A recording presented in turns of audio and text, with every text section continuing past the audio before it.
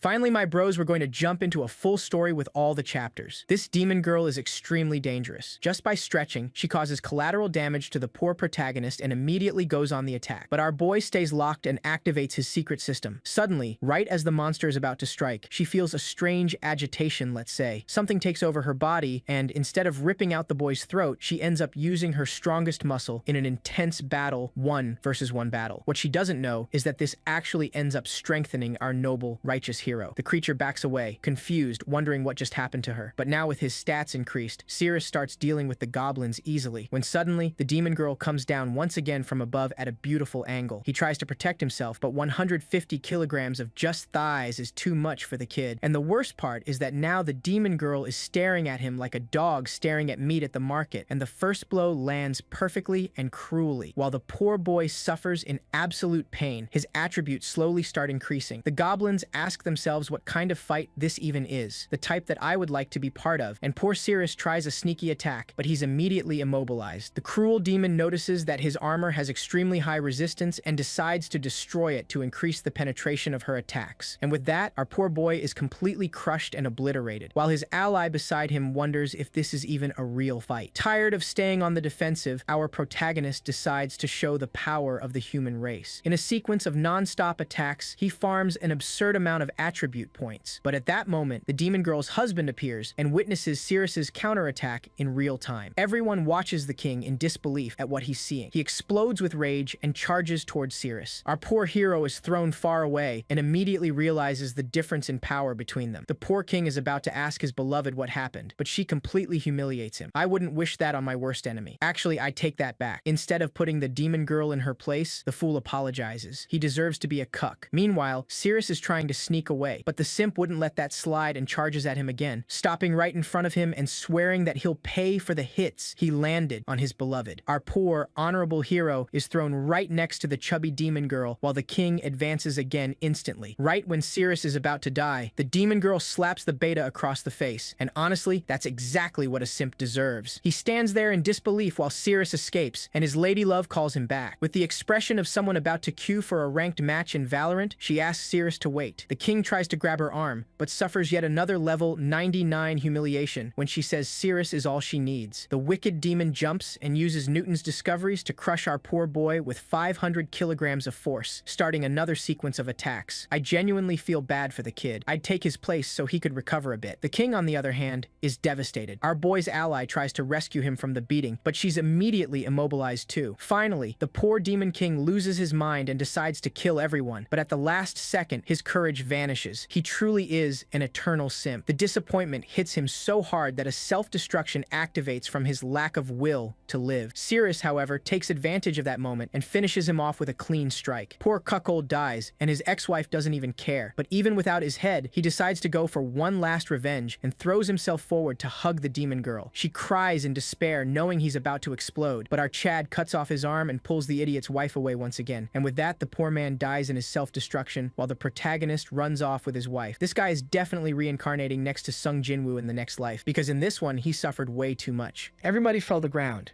There's someone above him and a lizard on top of his chest. It is the body of the demon queen Yub, but with a life value of 9. She took a little run by his body and went into his pocket. His friend is doing us a favor, but Cirrus just wants to look at the system that says, Lord Demon Barrack defeated successfully, reward for elimination, dungeon map. Wow, my reward is a map? Should I click on this map or not? I need to think very carefully. Our boy is taking his time for sure, like he really has to think a lot. Oh hey, how are you? Can you get off there please? Ah, she finally got off. He clicks on the system and opens the map of the place. The map is showing everything, where the dead ends are, where the traps are, the resources you can get, and even the boss room marked. He's excited. This way they can go straight to the boss room without worrying about getting lost. The blonde asks, what are you seeing there? He says that it's nothing. Only he can see the system. He gets up there and helps her. That's when he feels something in his heart. He falls to the ground vomiting weird stuff. The blonde asks what is going on. The hand of our guy is already turning purple. The little finger is shining. Damn, broken little finger. What's happening? He's agonizing. Rolling on the ground on his back there, something's already coming out. She asks what's happening, then comes to hug him. She feels that his body is hot as if he's catching fire. His little fingers seem to have dissolved. Our guy is going to lose consciousness in the arms of the waifu. After some time, he finally recovers.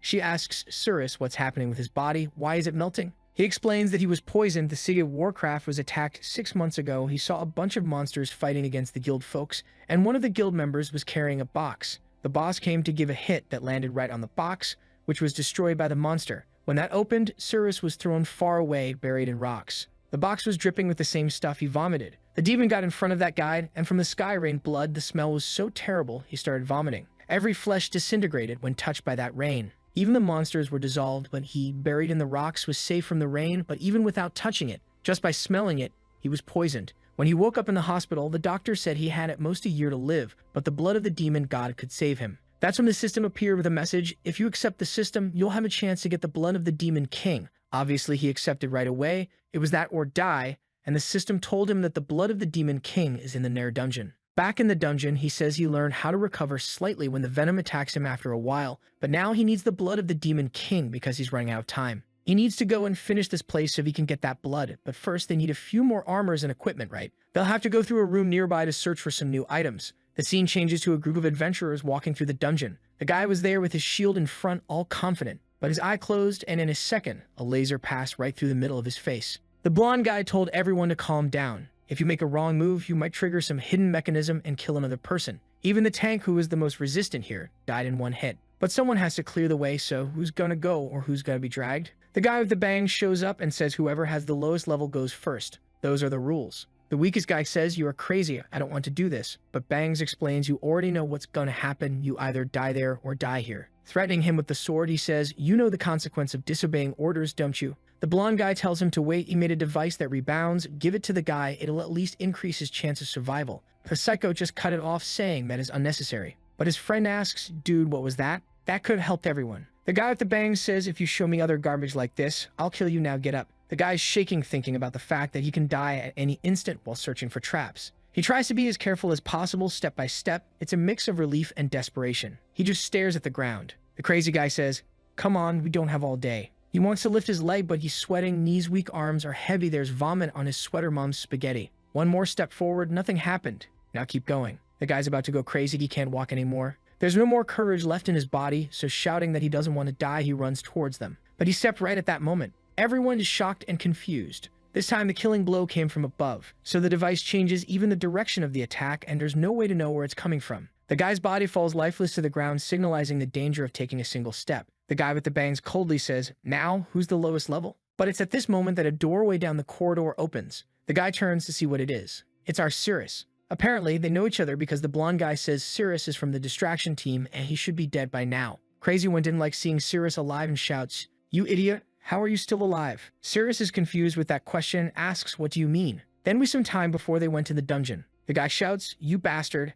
How do you know the color of my wife's panties? Explain how you have such accurate information about her body also." Cirrus says he's training his intuition for the next battle, and that's why he can perceive the color of anything around him. The cuck at this time didn't like that. He already goes to cut Cirrus' neck and asks him one more time, "Explain, why do you know this? What's your relationship with her?" The cut friends hold him back. "Calm down, Captain. You can't kill anyone in the city or you'll be arrested." Then hits his chest shouting, "I won't allow you to tarnish my integrity like this. I'll show you the result of my training. My intuition helps me with any gender, so I know this about you guys. The one on the right isn't wearing anything, you're wearing pink, and the two on the left are a couple." One of the cuck's friends looks at the captain and says, "Captain, I think we should kill this guy anyway. That's the best logical, mature decision." But on the other side, the guy says, "Captain, you can't kill him. If they find out it was you, you're screwed." That's when they got an idea. "Let's put him in the bait group that goes in front, he's gonna die anyway." Back to the dungeon, Cirrus is thinking, "Why did I meet the subjugation team again?" Cuck 2.0 says, "Siri, you come here now as the expedition captain, I order you to come." Cirrus knows what the guy's intention. He wants to see where Cirrus dies to know where the trap is. But the blonde guy tells Cirrus not to move and says, "Captain, we can just go back the same way he came. It's easier for everyone and no one will risk its life." "But do you think the villain's gonna do something smart?" He says no, they've already lost too many friends to get here. They're gonna move forward. What is the logic? None, and that's what the blonde guy thought. But the captain says they don't have to worry. Cirrus' intuition is so good that he's not going to die unless he disobeys the orders. The system tells Cirrus the safe route, and just to provoke the captain, our guy makes a stupid face and then goes in a direction. The blonde girl holds his hand and tells him not to go. She knows something's wrong with this path. It's better they look for another direction than to him just dying meaningless. But Cirrus says that is the captain's orders, so he has to go. He takes the first step, and everybody's impressed that he's really coming. How does he have all this courage? This rank F is out of his mind. But the system is telling him about all the safe spots, go forward 3 spaces, and then turn to the left. Without hesitation, Cirrus just goes the guys. Everyone thinks that he's the luckiest guy alive, and Cirrus keeps going smoothly. Turns left, takes 2 steps, turns right, he's already getting there. There's a little jump. The guys don't understand what he's doing, how can he be so bold and so reckless? Cirrus almost lost his balance, scaring everyone. The boss's captain is looking, thinking why he hasn't activated any mechanism. Yet, the system says it's just 5 more steps, and Cirrus is 100% confident that he's not going to die. The captain is just looking at him incredulously. He passes by the dead body and finally reaches the team. Everyone is thinking that he really has the best possible intuition, and that's why he survived and also knew the color of the captain's wife's panties. Cirrus then says, "This is the result of my training. I'm innocent." The captain instantly puts the blade on his neck. He can't believe it's all based on intuition.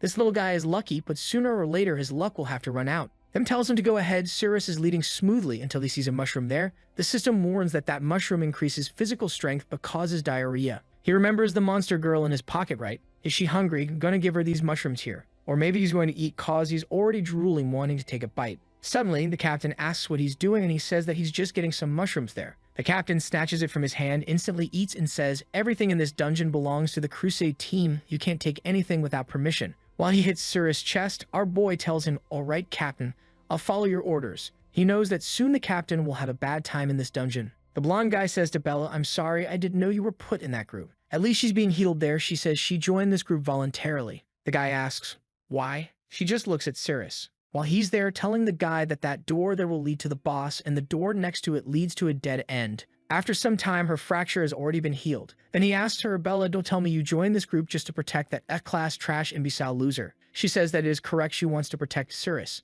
But the guy explains to her that the investigation and bait group only serve for us to discard people. Whoever is in this group is just a waste of resources. The only way they serve is to die on the front lines. She shouldn't do something like that again. But it's all right. He's going to protect her. Cirrus then tells the captain that this is the correct way. And he just tells him, "All right, then go open the door." Our guy doesn't want it. The captain tells him, "Wait a minute. Are you asking my powerful members to go in and risk themselves?" No answer. Just go and open that door. With that, Cirrus goes to open the door. The guy's already holding the sword there, scared that something's gonna appear. But the captain's stomach ache already started. Our guy opens the door very calmly. Everyone is dying with anticipation, but the guy in red is smelling something strange. Huh? Is this smell familiar? It's not human. The captain turns, "Stop talking nonsense and get running again, or you'll be poisoned too." The leader reaches a wall. The captain says, "Cirrus, do you know what the properties of that mushroom were, and that's why you ran, didn't you?" But Cirrus tells him, "Captain, no. What's the problem with the mushroom?" But the captain is holding his pants. One of the members gets a stone for him to sit and rest. "Captain, are you tired? You can sit down." But the captain just kicks it. "Shut up. I don't need to sit." Then put the sword on the Cirrus' neck, saying, "If you run again, I'll kill you." Our protagonist says, "All right, Captain, I'm not going to run, damn." Then they keep walking. Cirrus is always given the right calls. "Oh, don't step here. Ha, there's a big dragon right there next to it. Let's go this way to avoid the creatures altogether. Don't touch anything here." The captain finds it strange because the deeper we go, the less things they need to worry about, and besides that, they haven't seen any monsters yet. Is he really avoiding everything with his deduction skills? No, it's not possible. This guy would be eaten by a D-rank monster at any moment, let alone knowing the whole way. But Cirrus tells them that they were almost at the boss's room. The captain draws his sword, saying, "If we get to the boss's room, you won't have to be alive anymore. I don't know if it was luck, but yours ended here." The captain notices that on top of Cirrus, there's a pillar, so he activates an aura on the sword, sends a slash up there to hit right on our little guy's head. While it falls, he's thinking it's just an F-class guy who died to a completely normal dungeon mechanism. But something suddenly appears from there. Cirrus tries to protect himself while everything explodes. Something hits the captain in the chest. A big creature that was inside the pillar faces everyone. While Cirrus ended up on the other side, separated from the group. The captain in shock. If he hadn't blocked it, he would have been dead. Our guy puts his hands on the stone, thinking, "Dan, I'm stuck here." Then he heard a feline voice saying, "I'm a human being here." Oh, here comes another cruel monster girl for sure. The girl tells him that he's disgusting, making me remember the time that I confessed to my crush. And Jesus, this monster girl in Alaska, but have some big white mountains. Then we see the fight with the teammates against the rock creature that is already releasing a big shout with an evil purple aura. It's a B-rank scorpion puppet. Everyone is trying to keep the formation because this creature is way too powerful for this low-level team. While Bella finds strange that the sword she received is too heavy. Tyre, the blonde guy, orders the defense group to prepare. They grab their shields, then he calls the archers. The guys are at least organized. A rain of arrows is sent against the monster. Lightning is showering over it, but I don't think it's causing anything to the creature. That just hits the air with a blow that ripped everything off and even sent the arrows back. Tyre is in shock. All the arrows were stopped just with the wind of his blow. Not to mention they didn't even scratch it. The captain, who loves to order a lot and do nothing, says, "What are you standing here for? Go up now, there's no need to be afraid of just one monster." We're back with Surus, who's thinking, what was that voice? He sees a little glint in the darkness and suddenly something attacks him. He dodges it just in time to soon realize it was the tail of some creature that has already jumped on him. He moves aside and gets in the perfect position to punch the creature, take this one with 3190 power. Piercing the creature, it seems that all the hard work that he did with the last demon girl was pretty effective. The creature was evaporated, and the voice says, "You destroyed my creature with one punch." But Surus is thinking that the elixir to remove this poison from his body is right in the room ahead. He can't waste his time with these meaningless fights. That's when the B-rank female satyr shows up saying she doesn't mind that he destroyed it because she doesn't want anything touched by a human hand. She was going to use that creature to rip his head off, but now she's going to take care of that job herself. He sees that as another female monster and tells her, "My head won't come off so easily just with your hands, you're gonna have to use everything you have." But she tells him she won't touch his disgusting body with her hands, that would make her dirty. Then we see that she's controlling the monster on the other side with some lines. She says she'll deal with him first and then finish off the people outside, already lifting her foot there. Wow, the guy's already bleeding from the nose and all she did was lift her legs. Maybe she found Surus' weak point. But there he comes with his speech, saying that protecting humanity is his duty. He's gonna stay here. He's gonna fight even if she tortures him. The system is starting to activate. She rushes to give him a kick, but surprises him by grabbing his neck with her thighs, throwing him to the ground. Surus couldn't even react. The system finally locks on her, giving that little aura around that we know that is going to create some confusion in her mind. She's glaring at him from above. She's saying that he underestimates her abilities. The agitation is already at 16%. On the other side, her creature is getting shy and reddish, tired, seeing that thinks his attacks are taking effect. Then Satyr touches Surus' face with her lethal weapon, saying he's a human who got this far but now is going to be treated like a dog, torturing his face in a way that could rival some of the cruelest people in this world. She flicks on him very hard, saying she hates it when humans enter her room. Surus is thinking that she's too strong, he can't allow this to happen, but now he is powerless against such strength. He needs to finish her off now. Looking at her foot, he gets ready to attack it and then goes for a lethal blow. Satyr is confused. She asks what he's doing with her foot. He's crazy, but it's already plus 220 agility for our guy. Back on the other side of the fight, the knight was thrown to the ground and the monster still red-faced. Bella's noticing there was no movement on Surus' side. She just hopes that he isn't unconscious. She needs to get him out from under those rocks. Tara tells her to wait, but she thinks that she really needs to save Surus. She rushed, but the creature went to hit her back. She stopped there in a beautiful movement. And when she was about to get hit, Tara defended. Seeing the rocks, she thinks Surus is a guy that never gives up. I'm sure he's okay. Back to the other side, I think the cave is wet because Satyr's foot is wet and slippery. She says this water is disgusting. Our boy gained 340 agility. He almost lost his breath, but finally he freed himself. She's angry, saying she can't believe he dirtied her foot like that. Surus sees in the system that he can't use his only skill because he doesn't have a weapon to make a cut. If he knew, he would have brought even that broken sword, but since that's the case, he can only use his punch and he's already going for it. But Satyr easily dodges, giving him a nasty look. Now, he really took a kick in the face. But you know what he did when he took that hit, right? The legendary popsicle hit. He was thrown far, but he gave her 54% agitation. Satyr started to whisper with herself, wondering what she's thinking. What's going on? She activates her line on the ground. She needs to kill this guy quickly.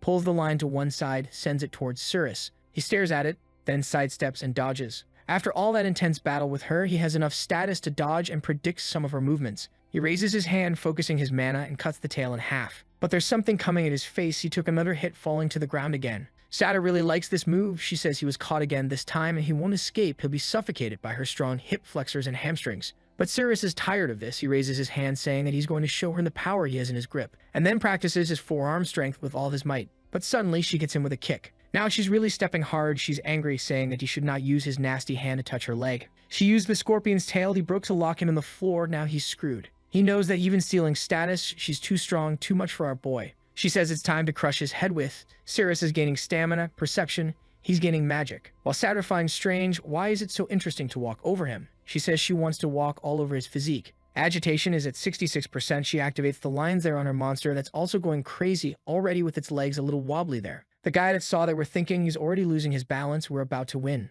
While Satyr comes with another aggressive blow, stepping on him. Look at the angry face she makes while crushing this poor guy. Belle's still running. Go girl, one day you will arrive, I believe in you. But suddenly, the scorpion's tail is coming in front of her. She defended, but it was a hard impact. Tyre sees she was thrown far. And the captain, there hasn't done anything but poop so far. Surus is telling Satyr to wait, but she has no mercy. She doesn't stop. The pain is intense, and the trauma is irreversible. The scorpion's tail this time is heading towards the captain, but he defends, ending the attack to the side that breaks the stone. Seeing that from the captain knew that if he hadn't defended, it would have pierced him. In the poor boy's side, agitation is at 95 this time. and the monster is coming for the captain. He wasn't prepared to defend himself, but too late cause there's nothing he can do. While Satyr is crushing Satyr, poor thing. The monster on the other side is vomiting out of so much pain. The captain defends himself and sees that the creature hesitated in front of him, and takes the opportunity to use his ability, the tiger that runs through the body. A bunch of cuts were done, and he sends the monster back. The group is impressed. Wow, the captain is so strong, my god, one blow, and he pushed it back. Meanwhile, the cruelty continues. Man, this is turning into actual torture. Even though before it was fun and games and toes, now it's been a long time since I've seen my breathing. The captain is approaching, saying he's going to end it, just watch. While Satyr is confused with why she's going crazy, why is she doing this to this human? She says she needs to calm down, there's something wrong, her body is heating, and her thoughts are getting wild. Cirrus, on the other hand, is saying it's really hard to win over her, she has flexible legs, and moreover, he can't find a place to escape. If it continues like this, his body won't hold up. Sugi needs to go for a Saitama-level attack. He opens his mouth as if he was about to eat a hamburger after starving for 100 days and goes for a crushing sequence of chewing. What he did not expect was that she would push her cruelty even deeper, telling him that he was saying too much and should just be stuffed in silence. Saying, I don't want to hear that disgusting voice of yours, shut up. That was the moment that Cirrus reached Ultra Extinct with 160 vitality plus concentration plus stamina. The captain is in his fight with the terrible creature. Here we are again, while the poor creature agonizes because of all quote-unquote pain. He defends the blow he's feeling himself. Everybody says, wow, it's the classic captain's move. The big one fell to the ground, while she lifts her foot after a precise blow to our kid. Around the creature, everybody's celebrating there. While our boy is gaining another 3,000 defense plus 4,000 agility, she's torturing a poor kid, 3,200 perception. The captain is confident. I'm very strong. Satyr was enjoying every second when she heard a voice in her mind. Satyr, why are so noisy out there? It's the lords and boss from this place. She backs off from Cirrus. Not even his power made her stay. She's confused and scared. Even for a moment, she forgot the lord's orders. She needs to kill this human quickly. She clenches her fist. I'm going to fix my mistakes. But Satyr gained 10,000 attack power and asked her, are you sure you want to continue this fight? She's confused. His aura looks like the boss Aura, the owner of this dungeon. Under such terrible pressure, look how big he is in front of her. Right now, she is now chance after all that intense, exhaustive fight. So she ran away scared. Cirrus didn't do anything. Just got cruelly stepped on and let her go. But Izini saw her running away. The thought, am I going to chase her or just forget about it? My goal here is the blood of the demon god. It's not worth spending physical energy on her. Everybody around the captain is praising him. Wow, you're the bravest, invincible. While Bella is running over to the pile of stones, she's going to dig when boom, look who's here, Cirrus. She asks, are you okay? Are you hurt? But he tells her that he's fine, relax. She grabs his arm. No, I need to take a look, let me see. He tells her again that he's fine, Shen can chill now. Tyre from far away didn't like that Bella was so worried with Cirrus. Captain raised his arm and gave a speech. Everyone listen, we're going to defeat the boss cause I'll show my strength to you all. Right now, the captain's confidence is sky high, saying he's sure that this dungeon is not even D-level. If he can win this, he'll be promoted and make a lot of money. Satyr is talking to the boss, Lord, there's a very strong human outside. Strangely, when he arrived, he seemed weak, but his power increased to an unimaginable size. Please be careful. The boss tells her, Satyr, what are my orders? She answered, saying, I have to look at the door and not let anyone in. Then he tells her, so what are you doing here? She got lost in her fear, saying that she was stabbed, and then he blew up in power and she ran without thinking. But the boss tells her that she will be dragged away, saying that he doesn't want to hear any excuses from her. He gave her a slap and sent her flying. She fell in a pile of bodies. She's thinking that she doesn't want to die like that. Will she help our buddy? The lore is making an offering to a demon there, saying it's finally almost ready. Thousands of humans were used as fuel, and now the demon's blood is finally starting to boil. At that time, the door explodes. Is it him? The captain. Lord looks back, asking who dares to enter his room. The captain says, I came to bring fear to your heart, and he's confident. The system shows that in the cauldron is something that can release Cirrus poison. The demon looks at the captain and asks, is this the powerful human Satyr spoke of? Cirrus is only thinking about how he can get that elixir for his curse. The captain and the guys are all cheering, go captain. Show him the strength of humans. Cirrus recognizes what's in the middle there. It must be the so-called blood of the demon. The boss made the pentagram, then just raised a finger and attacked the captain, the strong aura that consumed his armor. He was thrown far away. Everyone turned in shock, and he hit the wall. The soldiers were worried. Hey, captain, are you okay? While the demon asks, is this the most powerful human Satyr was talking about? She really was a waste. The captain is there, finished and thinking, one blow and I was destroyed. It was lucky that I'm wearing this Dragon S rank armor my brother gave me, otherwise I would have died. The guys there come to help him up. Captain, your armor broke? But the captain is confused. What's up with this dungeon? Why are the forces of these beasts so different? It doesn't make sense for me to try to beat this guy. I'm gonna have to use my team to weaken this monster's strength, and then when he's weakened, I'll act. That's the best course of action. He raises his sword, shouting, everyone follows my lead. Let's go for it. Everyone uses your special abilities. But Tyra says, Captain, if everyone just goes without a plan, we'll suffer many casualties. It's better to use the strategy with the front shield. The captain shouts at him. Are you questioning my judgment? Are you going to disobey my orders? Tyra says that this is not the case. Captain tells him to shut up already. He turns to everyone. Everyone grab your weapons and fearlessly go for it. Everyone rushes toward the boss and the devil says, you bunch of ants. It doesn't matter if you're alive or dead, your flesh and blood are not even fit for an offering. Everyone's going for it thinking that they have a chance. Now is the time to show him the difference between monsters and humans. But suddenly a laser came and wiped out everyone in a second. Cirrus saved the day, but the rest got toasted. The captain dodges to the side just in time, but his sword is done already. The boss goes in his direction, floating. You now feel fear. The captain understood that he couldn't win. He needs to find a way out. Tyra seeing the arms of his buddies all burned. The captain runs away screaming, follow my orders, retreat. But Cirrus grabbed him. The captain shouted, you bastard, let go of me. Sirius tells him, you said you were the strongest in this group. The battle with the boss isn't over yet, so you're not leaving. The captain swings his arm trying to get away. I'll do whatever I want, I'm the captain. If you want to die so badly, stay here alone.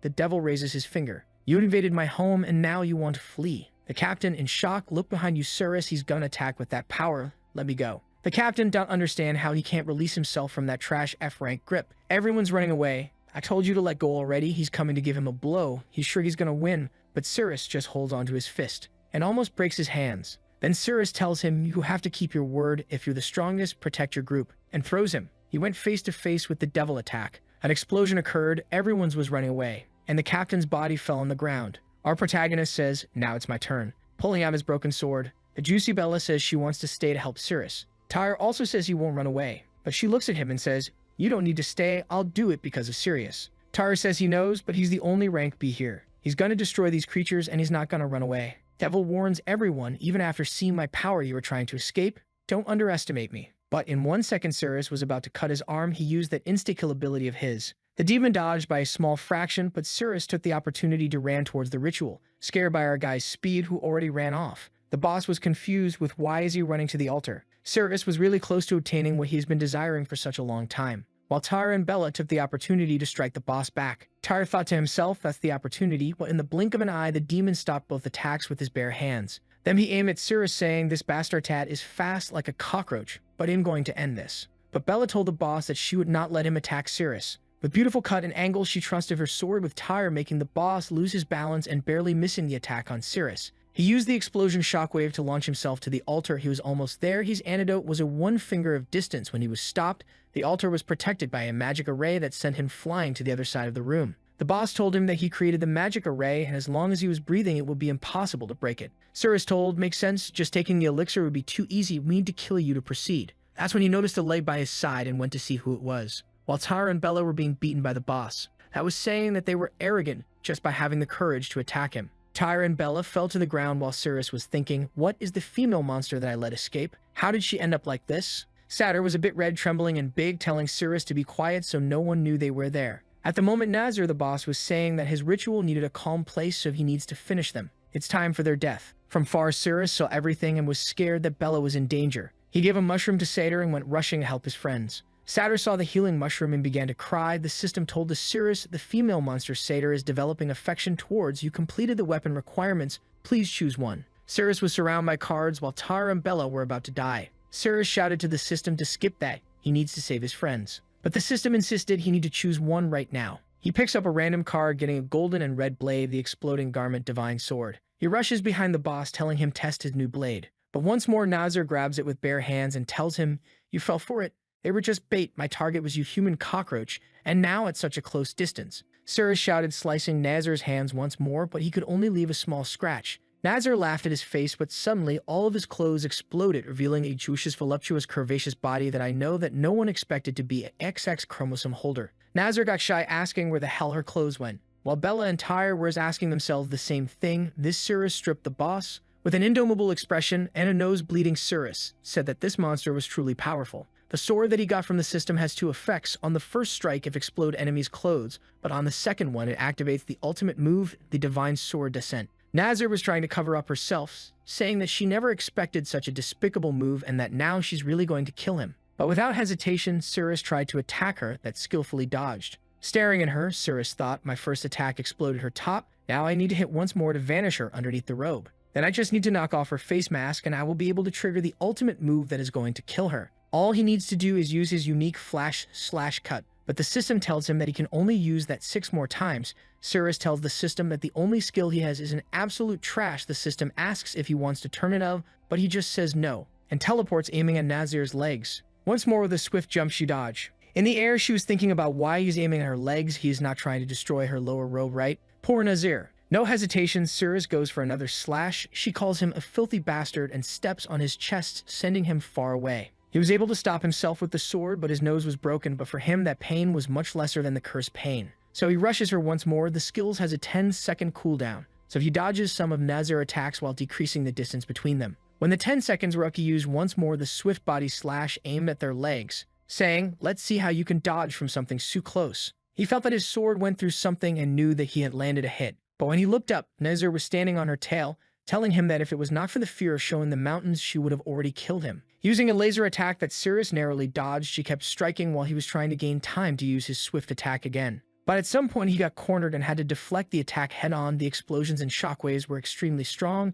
Tyre couldn't believe what he was seeing. How could F rank do that? Even he who is a B rank can't do anything. After the dust settling, Cirrus was impressed with his sword, that told to Nazir that now her attacks would be useless against him. Nazir told him that this was true. It was hard for her to kill him, but was easy to kill her friend, already send in a fire strike in her direction. At that second, Cirrus used his swift slash to cut Nazir's nails. While he instantly went to Bella's direction, Nazir shot one more time in Cirrus' back, thinking that he was dumbing from turning back on her. But in the middle of the way, he turned and faced the attack head-on again. Bella was there sitting in a very comfy and relaxing position. Just a shockwave was enough to break her armor, exposing Cirrus' strength that was exposed and became clear to everyone. Even Nazir was losing her patience with how hard it was to kill that boy. But that's when she notices that the ritual was in need of more firewood to keep going, or she would lose her 100 years of work. But Bella suddenly was feeling strange, saying her body was feeling hot, and I'm also feeling some extra warmth. Damn Bella. She lost her ability to control herself and enveloped her hands around Cirrus' head. Panting in need of some more oxygen, she pulled Cirrus closer while from behind Tyre was shocked.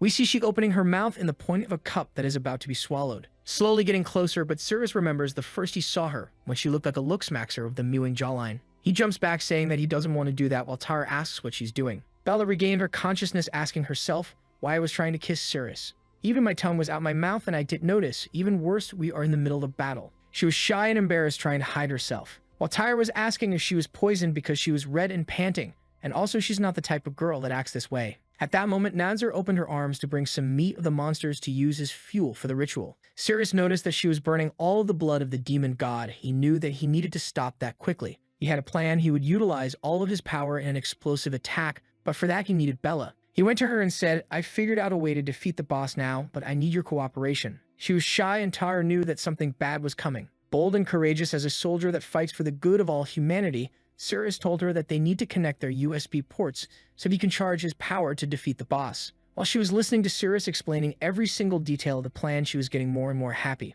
While Tyre couldn't understand how Cirrus could explain that plan with such a straight face. She was already on her side while Cirrus was trying to comfort her, saying, "I know it must be difficult for you, but I beg you." Her agitation value went up to 93%. But suddenly Tyre grabbed Cirrus' hand, telling him to stop thinking about those things in the middle of the battle. He looked at Bella and said, "Don't trust him." With a happy face, she told to Cirrus that she trusted his words. Tyre was shocked. While Bella was saying that she knew that would be embarrassed, but only to kill the boss she would accept.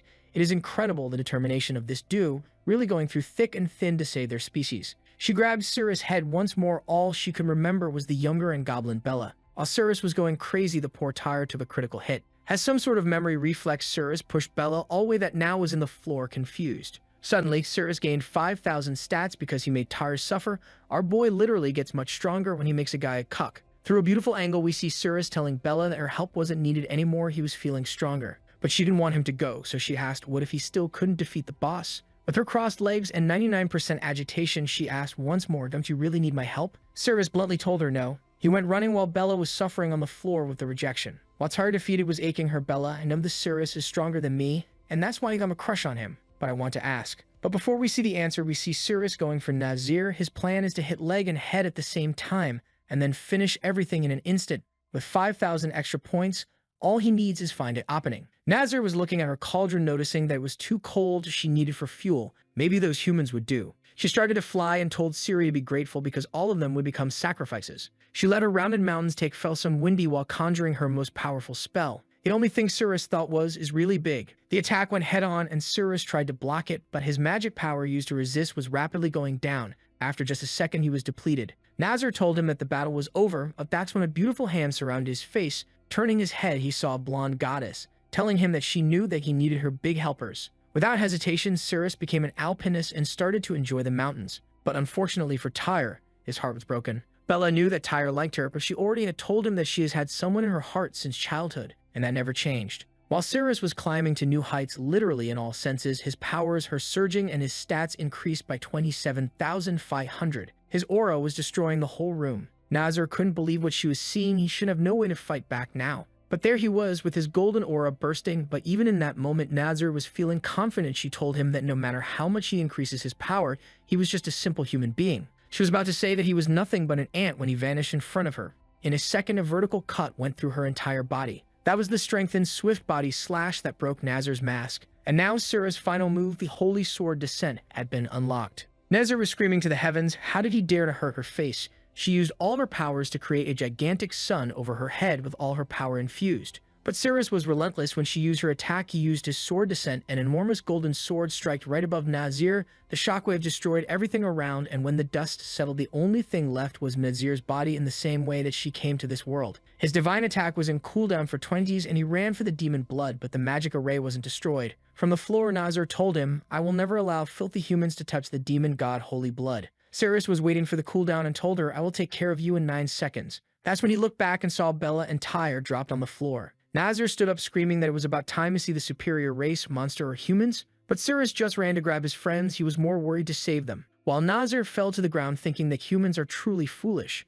Cirrus was shouting to the system to find the shortest route out of there, but a creature was observing them from the side and appeared in front of him. Bella saw how much Cirrus was fighting for her. She remembered that in their childhood everyone would make fun of her, but it was Cirrus that always would stand up and punch anyone who tried to bully her. Cirrus used once more his swift body slash to cut the monster while Bella's mind was being filled with all the kindness that Cirrus had shown her. But that's when Nazir made a critical move. She used herself as a sacrifice to the Demon King's blood. A dragon used a fire breath attack on Cirrus, but he skillfully dodged and finished off another creature. While Nazir was being burned for the holy demon, then suddenly Cirrus' weapon disappeared and the system told him the enemy has been defeated and the weapon has returned to the system. After 12 hours, the weapon will be back. Cirrus thought that it didn't matter cause they'd just reached the exit of the dungeon. Right at the entrance, the captain, the ones that were able to survive, saw Cirrus coming back. The captain lost his mind and shouted, "Cirrus, how dare you defy my order and attempt to run? You are out of the expedition team and the guild is not going to help you anymore, and now I will execute you." But one instant and Cirrus' foot was in his face. He couldn't care less about the captain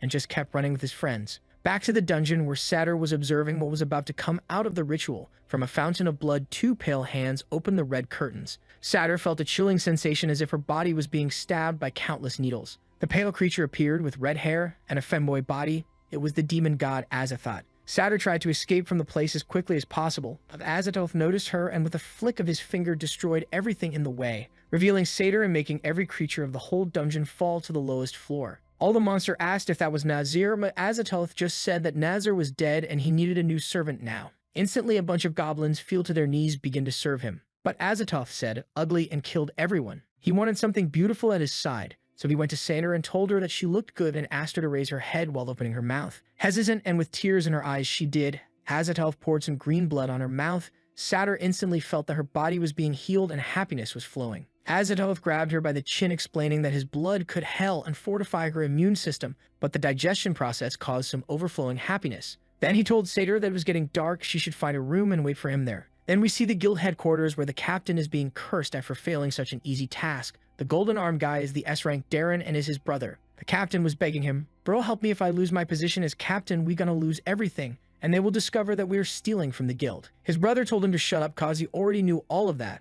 Then he asked, "What is the name of the guy that went against your orders?" The captain told him that it was Cirrus. Darren told him that they would put all the blame on Cirrus and he would be sentenced to death for desertion. Back to Satyr, she was feeling something soft and juicy touching her back. A warm breath made her ears red. When she got up and looked back, she saw a white-haired girl with Pixar mom proportions. Is Azathoth that explained that in the night she loses her strength and goes back to her original girl form. In that time, she needs Satyr to protect her from anyone that tries to cause harm, and she should never think about hurting her cause. With her blood inside Satyr, she can easily dissolve Satyr's body. While this was happening, Cyrus was running around searching for where the demon god blood went. He wasn't going to give up even if he had to scour every corner of that place. He had already left Bella and Tyre in the hospital. Azathoth explained that she needed her heart that was within the Heroes Guild. Even though at night she becomes a weak human, when the day comes she's going to retrieve her heart and recover 100% of her powers. That's when Satyr heard something. Someone was approaching. She told Azathoth that she was going to stop whoever it was, but Azathoth told her that if she got more than 5 kilometers from her, she would be instantly killed. Cyrus was running for a door. He knew that it must be their cause. He had already searched every place, and the system told him that the blood was present in the dungeon. What he wasn't expecting was that Satyr with her skillful foot was about to kick him once more. She went for a vertical overhead attack, but she noticed that it was Cyrus. She stopped saying, "It's you, the disgusting human being again." But strangely, inside the room, Azathoth felt immense comfort. That was the reaction that she should have when finding her heart. She was confused. Satyr told Cyrus that Nazir was already dead, so he came back. He should hurry and leave the place. But Cyrus told her that he was happy that recovered herself and could fight again. Maybe the mushrooms that he gave her were helpful. Satyr got shy and red, telling him that wasn't the case at all. Those mushrooms were the most disgusting thing that she has eaten in her whole life, and he should get lost. But her agitation instantly went to 71%. Bounty Cyrus pointed to her, saying that he knew that she had some favorability towards him. Satyr vanished and tried to kick Cyrus' face that was able to dodge. She was trying to step him once more. Out of shy, she closed her eyes and kept stomping the poor boy, saying that he was disgusting. But when she opened her eyes, he wasn't there. Cyrus was running to Azathoth's room. In front of the door, he could feel the presence of the blood of the demon god behind. But before he was able to do anything, Azathoth suddenly opened the door. But he was running fast and wasn't able to stop his body. The only thing that could stop his advancement was a warm snowball. Cyrus retracted while Satyr asked to Azathoth came out of the room. Without hesitation, Azathoth grabbed Cyrus' spears. While Cyrus was screaming in pain, Azathoth could feel that her heart was inside his future family nest. Cyrus freed himself, asking her what she was doing, but the system told him that she was the blood of the demon god.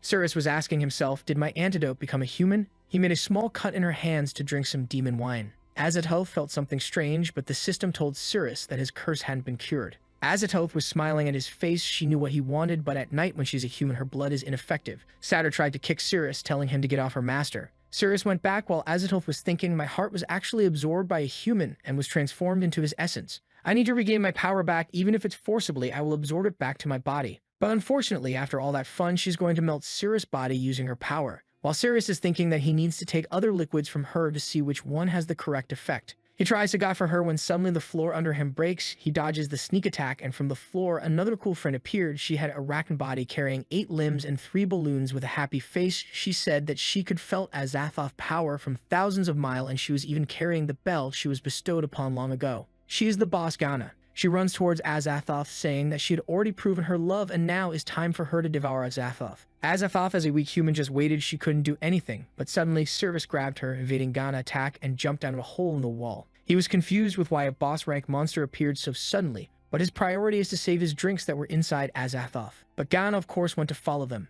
After some time, Siri put Azathoth on the floor, saying that he was finally able to lose that monster. Azathoth asked him where he had brought her. He told her that she was inside the Heroes Guild zone in his home. Azathoth was happy upon hearing that. Now she can recover her heart and go right into a killing spree. So she grabs Cyrus' neck, pulling him closer and saying, "Dear hero, I've been cursed by a terrifying monster. If I don't find a man to release myself, I will soon die, so please help me. I need you to save me right now." He insists he's noble, a righteous hero who can't exploit others' vulnerabilities. But she's already floored him, claiming her whole body hurts and she needs saving. Cyrus is on the ground, fearing the embarrassment of this situation. He's an honest man with a pure heart, unable to take advantage of others. Yet his sense of duty as a man tells him when someone asks for help, he must save them from suffering. He can't stand idly by, he must act, sacrificing everything he holds dear and endure the pain and suffering alone. Meanwhile, Azathoth threatens to eradicate all future generations of him and then kill him. But at that moment, Cyrus notices something odd. She has a tail, but why is it in front?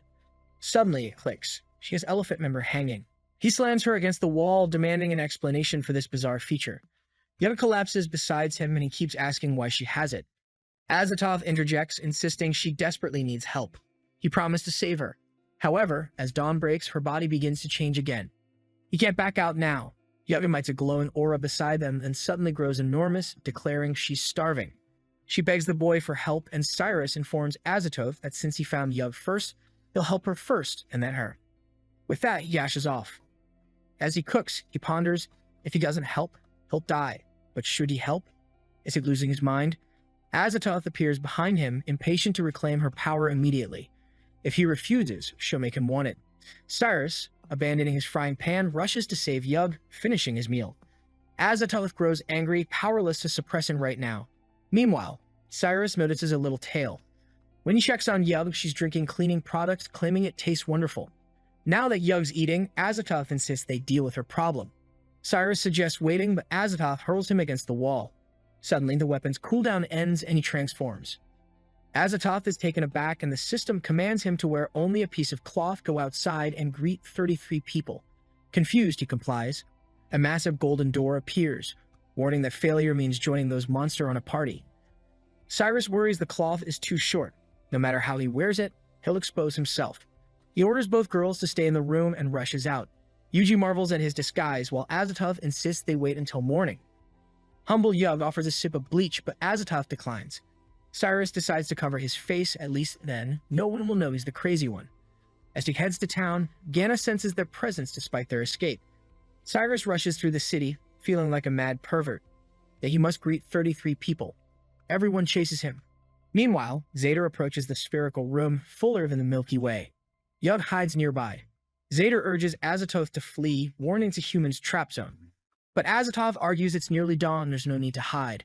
Once her power is returned, she'll drain the boy dry and gain the strength to destroy the place, instructing Zader to fetch him. As Zader races through the city, she knows, after she hands the boy over to Azathoth, she'll drain everything from him and turn him into a blood pool.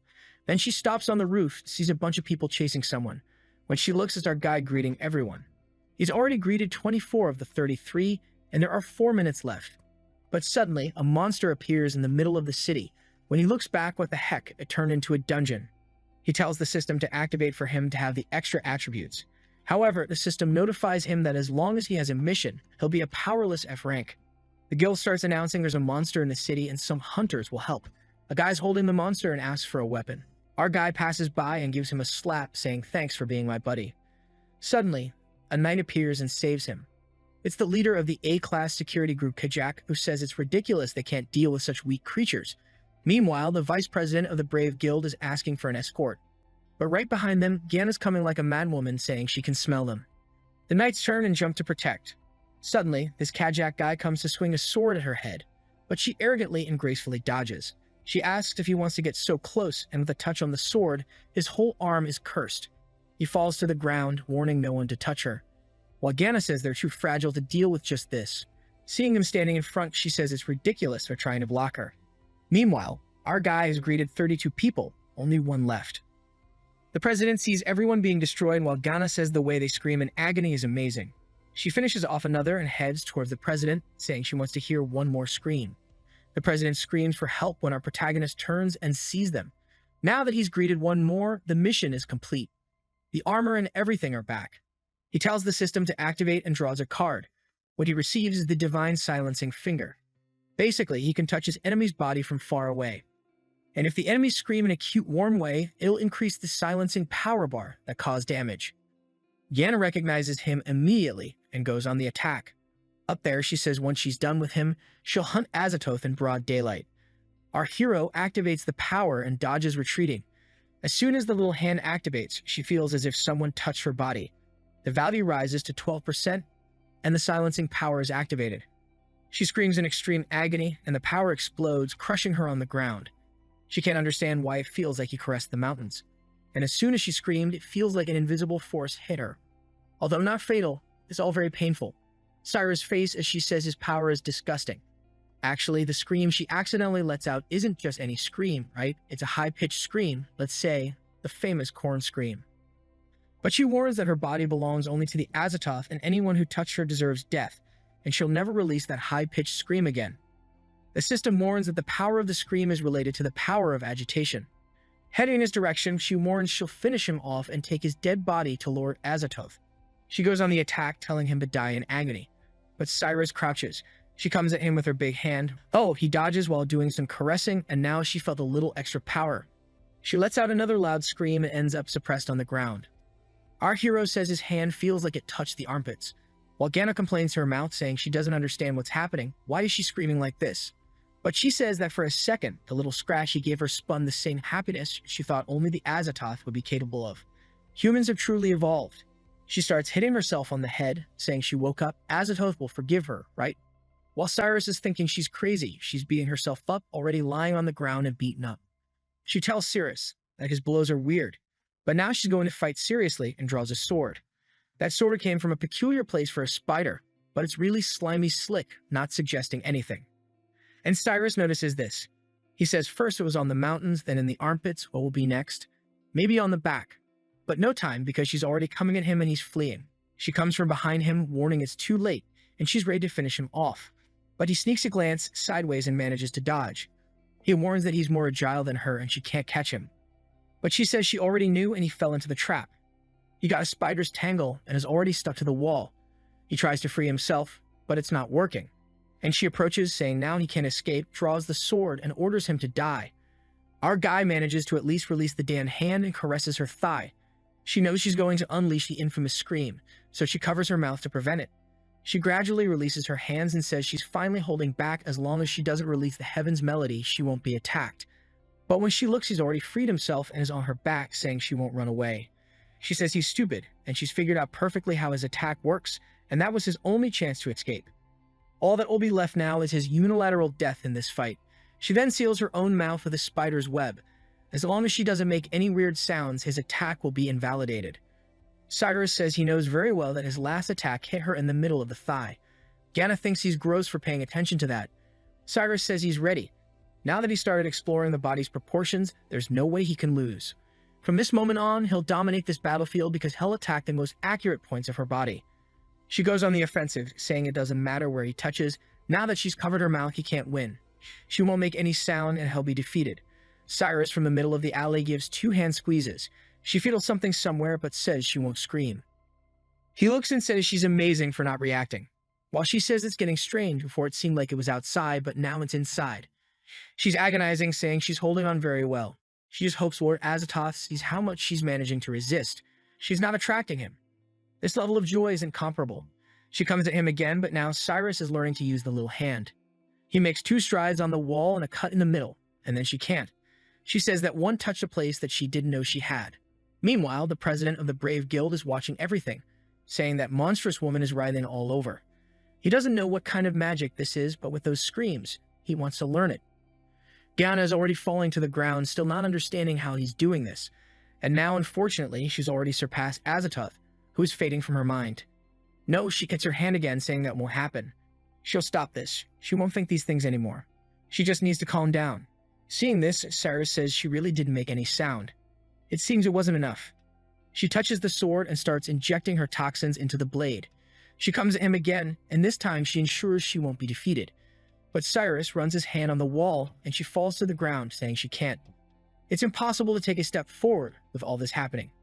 She has to kill him quickly, or Lord Azathoth will disappear from her heart. She sends the blade his way.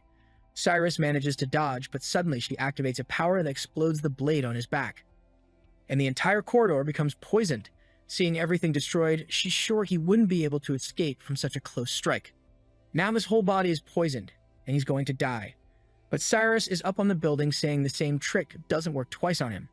She's incredulous that he thought of escaping in this situation, and he warns that now it's his turn. He jumps into the middle of the walls and slides down, dragging his hand on everything. Then it's over for her. She even says, "Here we go again." He keeps sliding and she keeps slipping, pleading for him to stop descending, and it feels like forever. He's descending so slowly. Now even the web blocking her mouth starts to give way. It opens and lets out a huge scream. The gift from Azathoth explodes. The whole place turns into an atomic bomb, and she's being consumed. Our guy just gaining power. After everything settles, she turns into a spider. With that, the enemy is defeated, and the weapon returns to the system. Our guy goes over there and picks up another one. Favorability is already at 100%, and he unlocked the Conqueror passive. After defeating a boss, he receives their exclusive abilities, and now he can poison his own weapon. But suddenly, Azathoth appears behind him and says that she got him. Meanwhile, in another place, Zeta is pouring her blood on the floor, and at home, Azathoth vanished in front of Yug. The portal appeared in front of Zeta, from which Azathoth came out asking where was the human. Zeta got on her knees and told Azathoth that she unfortunately lost track of him. With the demonic fates, Azathoth explained that Cyrus' system was her lost power, and if she doesn't recover it before night, she will become once again a powerless human. That's when the explosion happened in the middle of the city, and Azathoth felt the energy of the system. She instantly rushed, leaving Zader behind, who didn't know how to respond. At that moment, Cyrus was using his new ability that made possible to send monster back to their home, while Yo was getting drunker and bigger at home. Suddenly, a small spider appeared in front of her. Of course, it was Ganus' body. And then Azathoth appeared behind Cyrus. He tried to lock back and react fast, but Azathoth was saying that she would have to use some tough measures and went to devour him. Cyrus got scared. He flinched back, telling her to not do those things. While she was with female clothes, her body had clearly already changed. But with puppy eyes, she told him that he was very sweet. He tried to escape, but she easily stopped him with a red aura using her hands.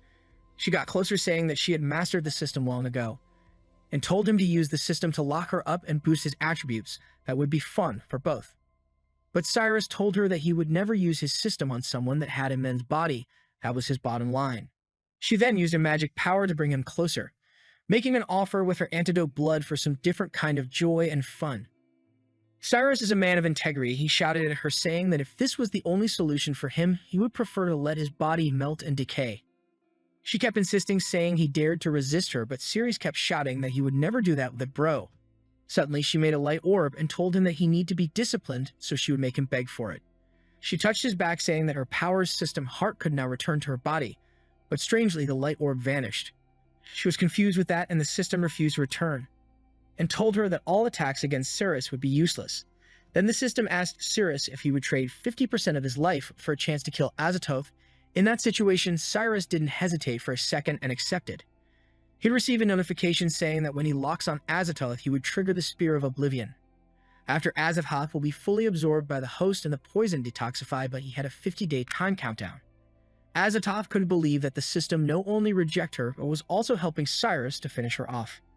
Cyrus looked back to use his power to lock on Azathoth, but suddenly a carmescent explosion filled the whole place.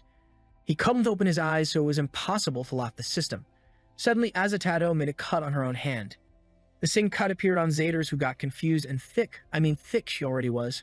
Her blood touched the floor, and the same portal appeared once more behind her. Azathoth came out of it sweating and saying that she almost lost her life, and the worst part is that she knows that the system locked her location. In a minimap, Cyrus could find where she was and was impressed that she moved so fast in a short period. Zader asked what had happened and if she was injured. Azathoth explained that no one could harm her right now because any damage would be transferred first to Zader. She asked if Azathoth took care of the human, and she responded that she couldn't, while asking if Zader was happy that the human had not died. She denied and said that since she couldn't hurt him, they should just go back to the dungeon. But suddenly, Azathoth smiled, saying that she's been with the system for thousands of years, so she knows very well she can't physically harm Cyrus, but she can make him die out of joy. Azathoth was sure that as soon as Cyrus died, the system would return to her, since it was hard to find a new host. Then she told Zader to go find the human this night again. She then made Zader transform her body in a heavy truck specialized in carrying giant circles, and then asked for a different appearance, while she said that would have to rely on Zader to keep the transformation on all night long. She became the most mid-girl in this series, but said that heroes love to save a beauty, so she would let him play the hero once and then find an opportunity to make things happen. Zader asked if it was really possible to kill with excessive joy, for which Azathoth responded that for her it was, and that's how she got killed, and even ended up abandoned by the system.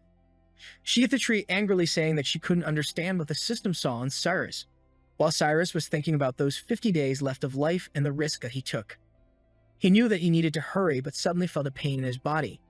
The poison was acting up again. He felt something on his feet and was unable to move it. The purple poison was consuming his little toe, and he fell to the floor in agony. His vision kept blurring, and from the side, the president from Brave saw him losing his consciousness.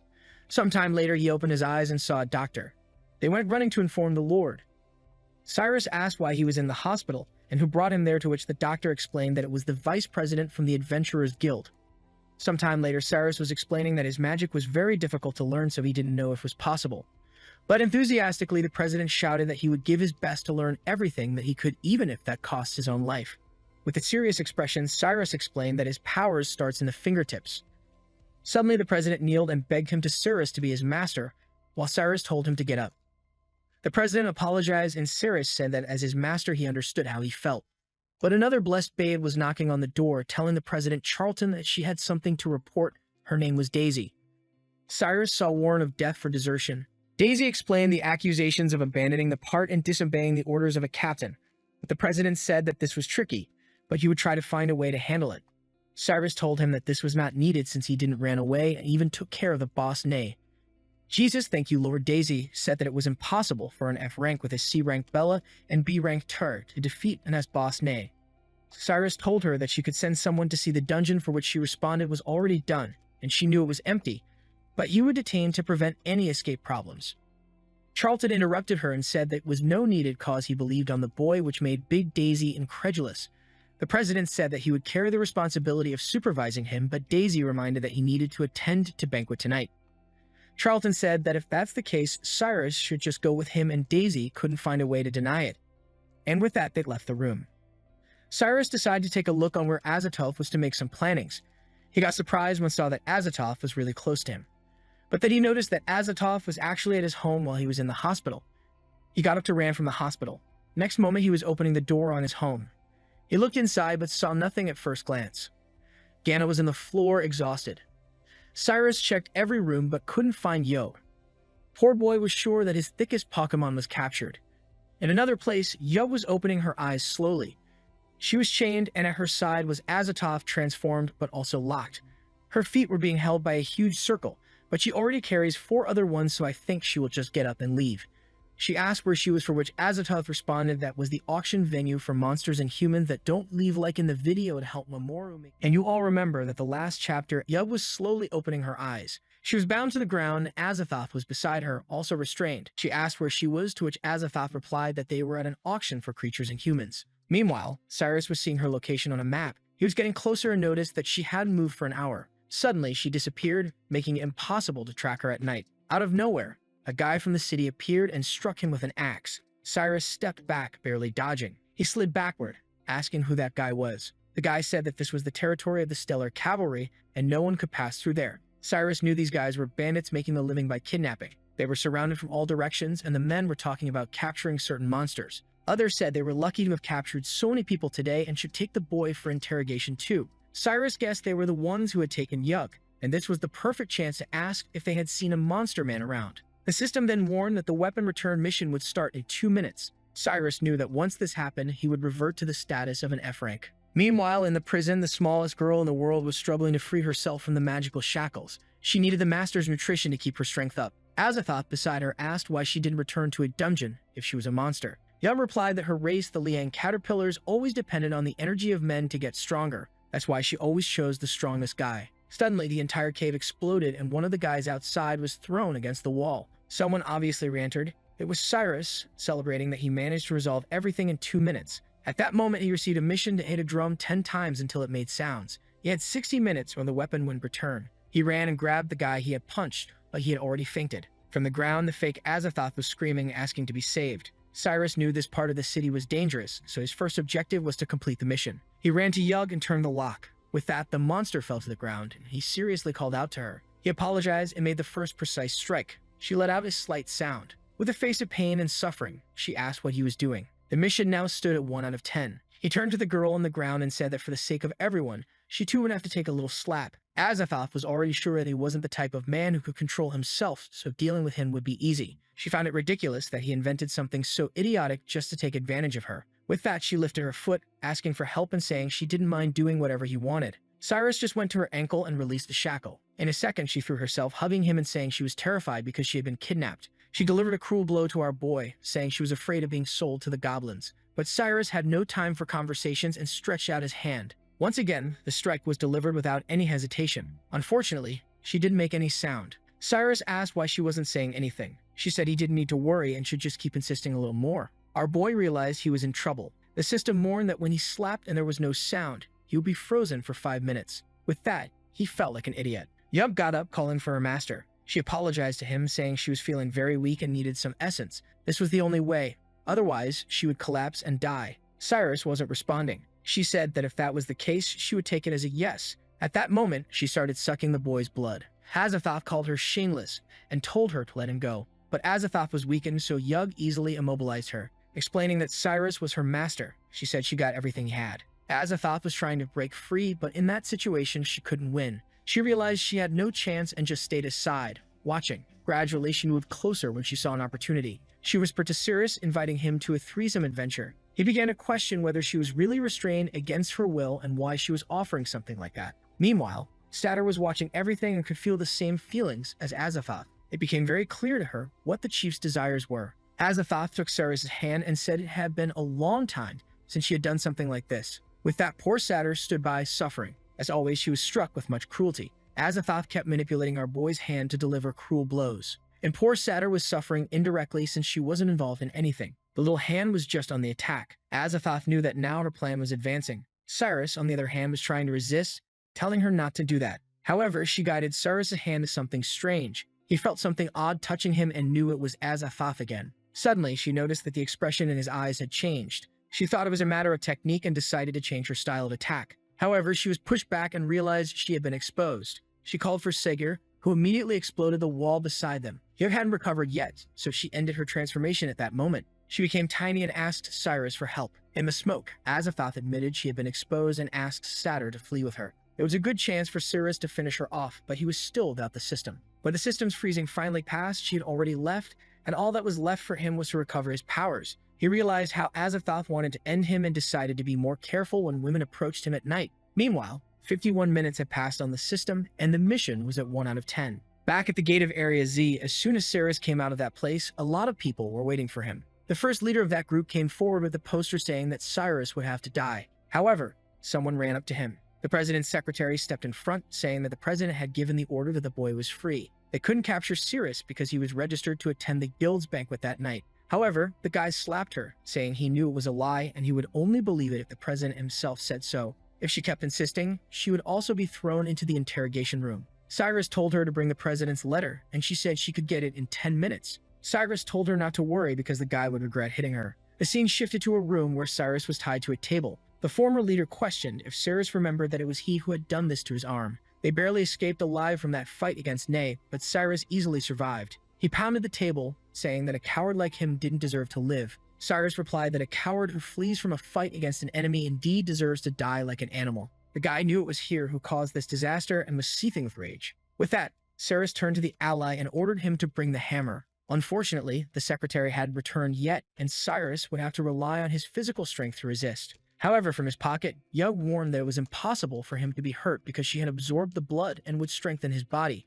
But when they got home, he would have to pay the price. Our boy already knew it was going to be a crazy request. As a hammer swung in his direction, the guy said he was joking and asked Cyrus to choose which finger he wanted to lose first. But before he could do anything, a man opened the door and said they had brought a message from the president. He saw the poster stating that the accusations against Cyrus were false. The guy got angry, realizing that the damn secretary was indeed from the president. One of them announced that they would have to release the boy since continuing would now be illegal. However, he just pushed him back, saying to bring that poster in half an hour. Cyrus didn't like hearing that. The man warned that now Cyrus would have to pay the price. Outside, the guy said the president wasn't answering the door, so unfortunately, they couldn't deliver the order. At that moment, the guy gave the first hammer blow. However, the hammer started to crack while Cyrus' hand remained intact. There wasn't even a scratch thanks to Yug's aura. The captain was confused, wondering how this was possible. While the man outside tried to stop the secretary, someone appeared. Both looked back and were startled. The president arrived, kicking the door open. The guy, all crooked, asked why Carlton was there. He showed the poster and ordered them to release Cyrus.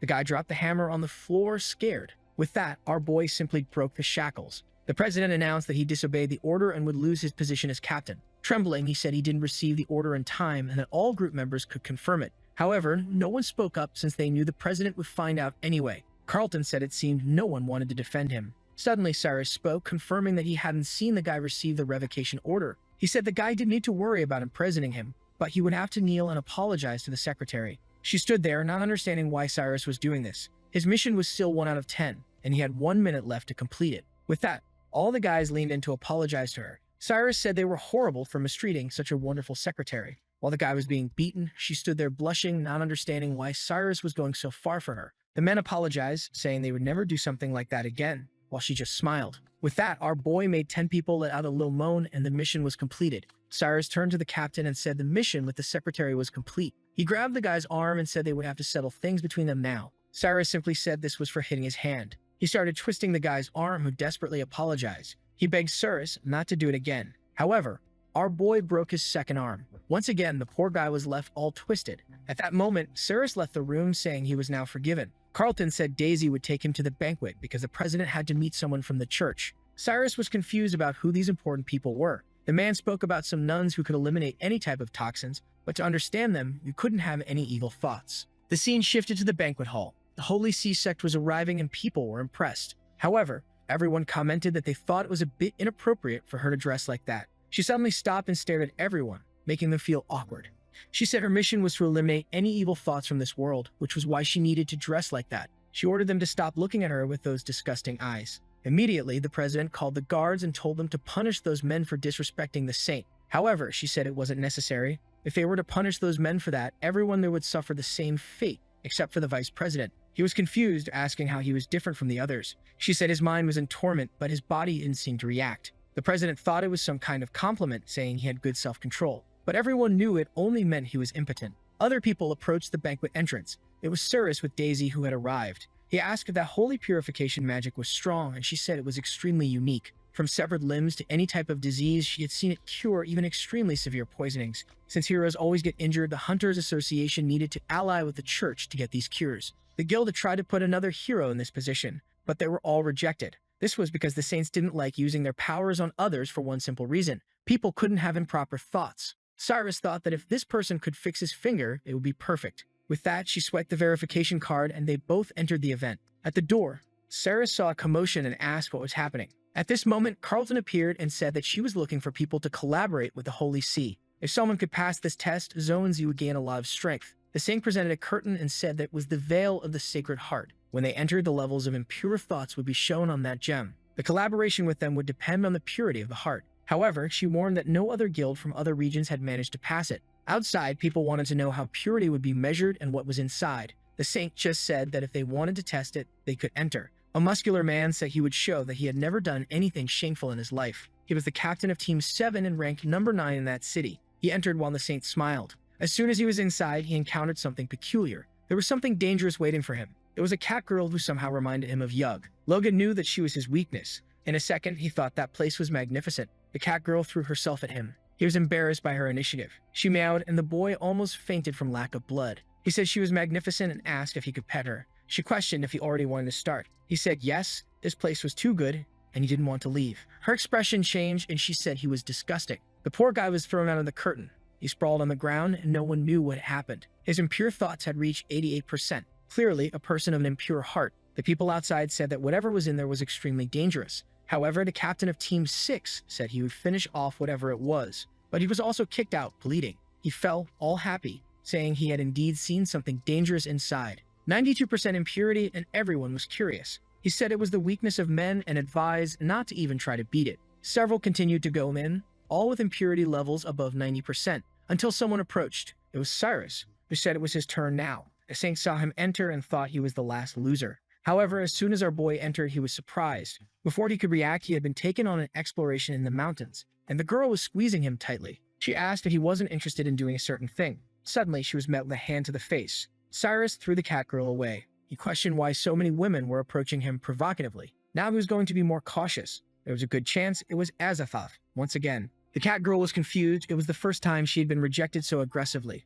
Outside, the saint was shocked. It was the first time she had seen a 0% impurity level. Truly, he had a mind as calm as water. Cyrus was thinking that before he continued, he needed to confirm the identity of that person. The girl stood there, unsure of how to react. He then initiated the system, which asked if he wanted to activate it on the person in front of him. The problem was that he only had one use of the Spear of Forgetfulness. If he wasted it and faced Azathoth again, he would be done for. The girl still hadn't recovered. It was the first time she had not only been rejected, but also thrown far away. And the worst part was that he seemed to be looking at her intently, yet there wasn't a trace of a corruptive thought. Cyrus was sharp, wanting to stay alert to any movement. Now she was angry, saying that he was worse than those who desired her, as it meant she wasn't capable of conquering what she wanted. However, she was determined to make his heart race somehow. Meanwhile, Cyrus was interested in finding out if she had any masculine characteristics. She jumped towards him, asking for a hug and telling him to stop looking at her so intently. Cyrus was more interested in checking if there was something between her legs. When she went to hug him, he vanished in front of her. Seeing him retreat meant she had been rejected once again.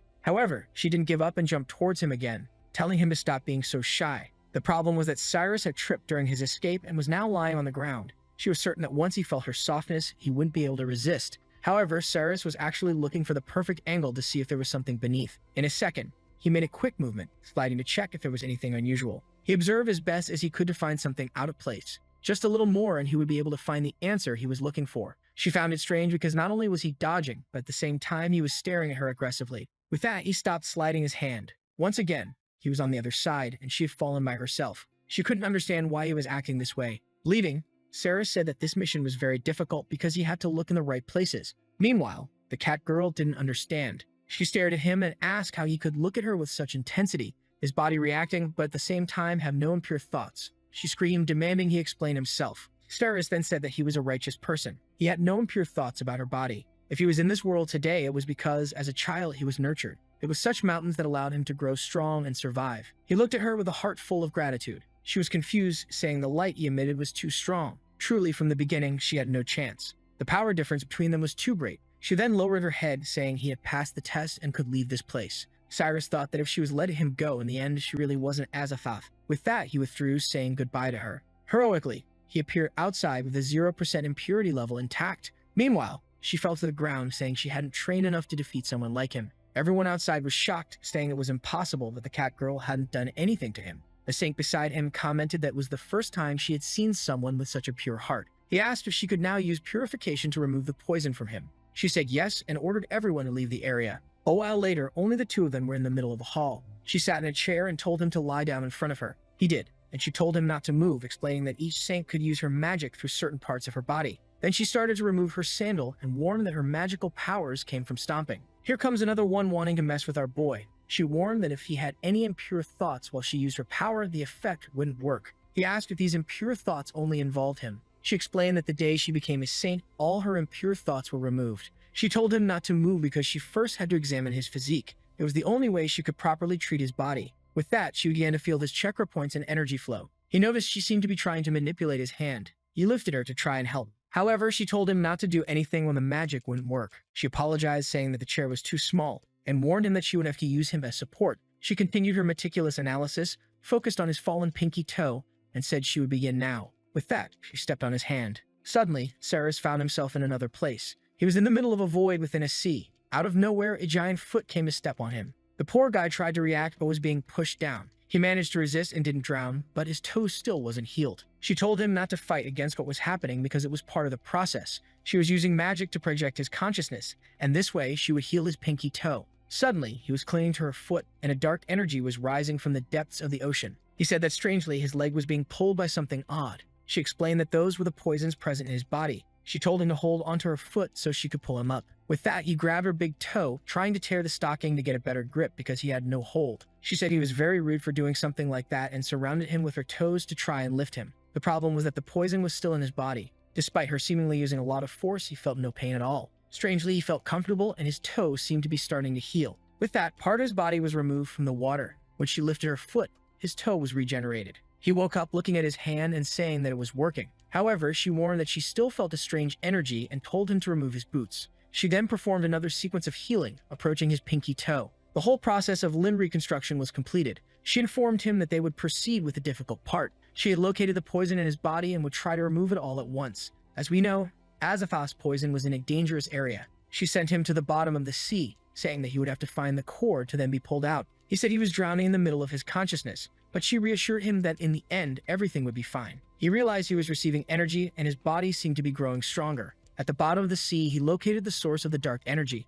Now with a golden glow, he approached. However, the saint felt strange. The favorability had started to count towards her. Once again, the evil energy was pulling Cyrus deeper into that place. He alerted her to pull him back as he was being dragged down. She insisted that it was part of the process, but he kept asking to be saved. She assured him not to worry, as she would begin now. However, at that moment, she became a target of the system and felt her body acting strangely. Suddenly, the poison began to dissolve. She gave him a protective shield and told him to go to the bottom of the sea. He swam, destroying all the poison, and was impressed that it was working so well. Gradually, he managed to get closer to the bottom of the lake. The strange thing was that he kept swimming but seemed to make no progress. She explained that the way distance is perceived in consciousness is different from the real world. It appears close but is actually far. The problem for her was that she had to continue using her powers to keep him alive. Yet, something strange was happening to her and Cyrus's shield began to crack. He shouted to her that everything was breaking and asked what was happening. The favorability was at 47%, and she realized that her purification wasn't working properly due to emerging wrong thoughts.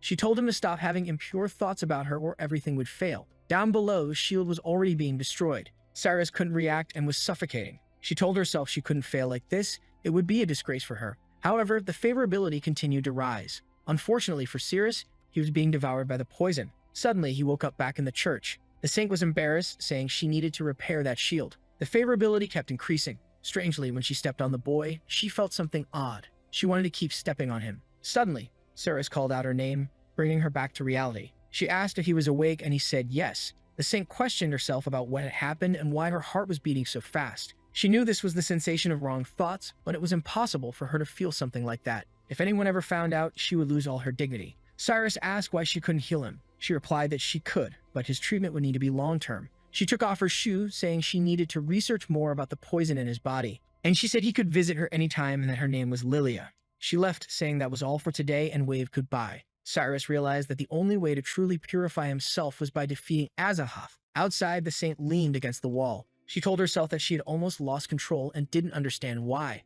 The problem was that the sensation had been incredible. The scene shifted to the captain being kicked by his brother. Skull found him and asked if he couldn't do something so simple. He apologized, saying it was the president, but his brother told him to shut up. He threw a paper on the ground and told him to look at it. He asked what it was, and his brother said it was the Shia dungeon, which he would not go to. The first captain said it was impossible because that dungeon was rank Estes. However, his brother explained that the boss of that place was extremely injured, so it would be very easy. He had intercepted this information, so no one else knew about it. This was the perfect chance for him to regain his position as captain. Excited, he thanked his brother, saying that this time he would make it right. However, someone delivered blood to the boss. Obviously, it was Azathoth, who said that now that she had done this, he would be recovered. At that moment, the boss stood up, saying he felt stronger than ever. He looked at Azathoth and said she had saved him once again, so whatever she asked, he would do. Of course, Azathoth said that his mission was to kill a simple human. Looking at the map, Cyrus saw that she had traveled very far. Back at the church, the president thanked Cyrus, because now they could cooperate with the saint. He said Cyrus could make any request he had.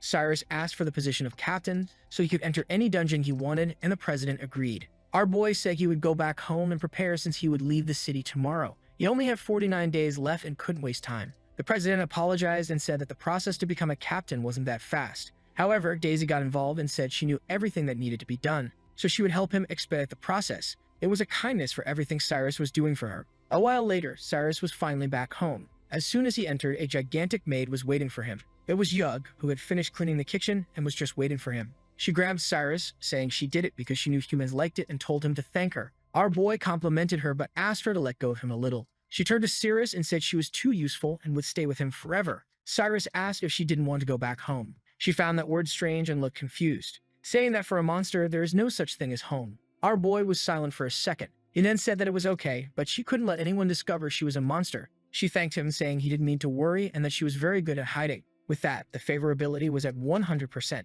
Now that they were closer, the values had doubled. She placed her hand on his face, saying that now that she had done everything, it was her turn. He was confused, and she reminded him of the promise he made when he protected her hand. She said that he had promised to repay her double, and he agreed that he had indeed promised that. He knew that getting closer to her was a good thing since it would double all of his attributes. In this situation, they would both benefit. Meanwhile, Daisy was heading to his house, feeling a bit excited. Suddenly, a piece of cloth was torn. Yub remarked that he had a very well-developed body and warned that she would start devouring him with a bite. With that, the poor boy was tortured as his defense rose to 2400. His agility and attack power were also doubling. While his attributes increased, she was recovering magical power. Suddenly, she grabbed him by the spine. But then someone knocked on the door. Our boy was immobilized by the monster while Daisy was on the other side. Cyrus turned to Yug and told her to go hide. She ran to the bedroom and he went to open the door. Excited, Daisy brought a lot of food and said she had completed the process he requested. He thanked her, and she said she also brought some fruit for him. Our boy said that was great because he was running out of food.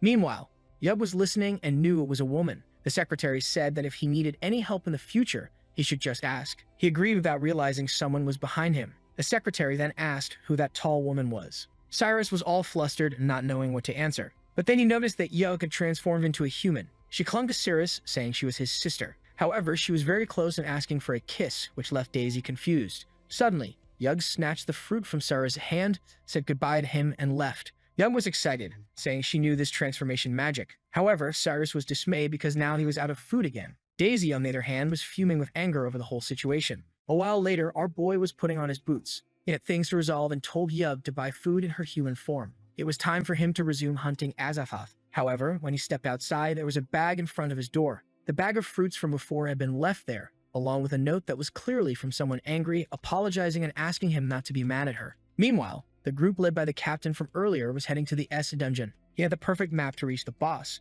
who was basically dead. Everyone was excited since it would be easy, and the items would be very valuable. He announced that they wouldn't share the items from that place with anyone else. While this was happening, Cyrus was walking through the dungeon, easily killing everything. He knew Azathoth was there because of the minimap. The approaching group heard the commotion in the area. The captain warned everyone to stay alert because there was something ahead. Someone was coming from the middle of the field. The captain was confused when he found himself face to face with Cyrus again. He immediately questioned if that bastard was there to steal their victory. He asked Cyrus what he was doing there, and Cyrus replied that he was hunting monsters. Cyrus then turned away, saying he came alone and was in a hurry to hunt. The captain suspected that Cyrus knew the boss was nearly dead and was there to kill him alone. He shouted to his group that they needed to move quickly. Cyrus once again opened the map. The system has always provided the information. He had to move the sword left or right to deactivate or activate the traps. The captain, on the other hand, had wrong information and believed that the sword could be pulled. He directed his team based on his incorrect assumptions, and seeing Cyrus standing there, thought the boy had the wrong information. The path lay straight ahead.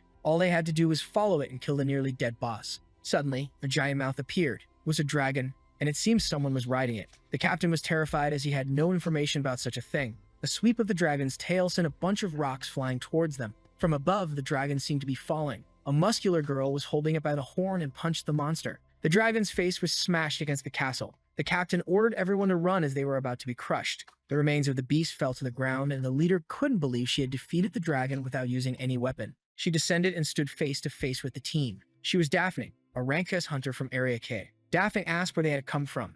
Embarrassed, the captain replied that they were from Area Z and asked if she was also there to complete the Shia dungeon. She informed them that Area K had not requested support from their area, so were they there to compete by chance? He said no, in fact, he was there to cooperate with her, and it would be an honor to fight together. However, she simply told him that he stood no chance. She did not cooperate with anyone because only weak people depend on others. With that, a strange bubble approached her ear. The energy warned her about a nearby dragon, and a hero asked for support. She crouched down and told everyone to disappear from there, or they would only get in the way. They had no chance as her rivals, so they should consider this a warning. She then jumped, breaking the ground. On the way, she knew by the sound and the warning that she shouldn't be far. Cyrus was nearby, impressed that she could fly. The captain was sure she went to the wrong area and thought he could grab the boss's items before she returned. Cyrus found it strange that they were in such a hurry. The captain struck a wall with a weapon, saying there was a mechanism there. Immediately, something activated and a door descended, trapping them in the room. The captain said they were now stuck in that place and would get all the items. However, Cyrus activated the sword in the center,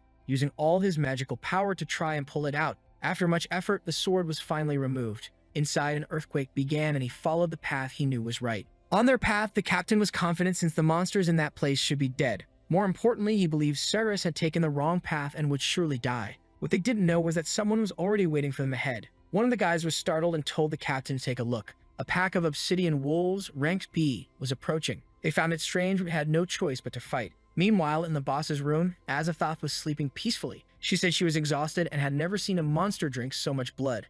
She reminded Shia to complete his part of the deal. The boss informed her that his strength had multiplied several times. Satyr asked if that boss was really stronger than Cyrus. Azathoth said that surely now he would die because that dungeon had something perfect. All the creatures there were male. Cyrus found himself face to face with the pack. However, he was confident because the sword he had pulled was very powerful. And the sword had an effect that activated when it hit the right point. For Cyrus, that dungeon was going to be a training tool. On the ground, he saw a guy that instructed him to make a cut to the left and to the right. He drove the sword into the ground and began following the movements. With that, the trap in the area was activated and the wolves were hit by arrows. The problem was that not all of them died and were heading towards him. But Cyrus was confident. He easily pulled the sword from the ground and cut down the first wolf. The second came from behind, but he simply turned and struck it in the middle of the head. Meanwhile, the captain's group was fleeing in desperation, unable to handle the situation. They ran back towards the corridor they came from but found themselves facing the barrier they had to close. At that moment, the captain realized he had made a mistake. They had no options as the trap was already behind them. He told the group to deal with the wolves while he found an escape route on the map. So they started fighting to buy time for the captain.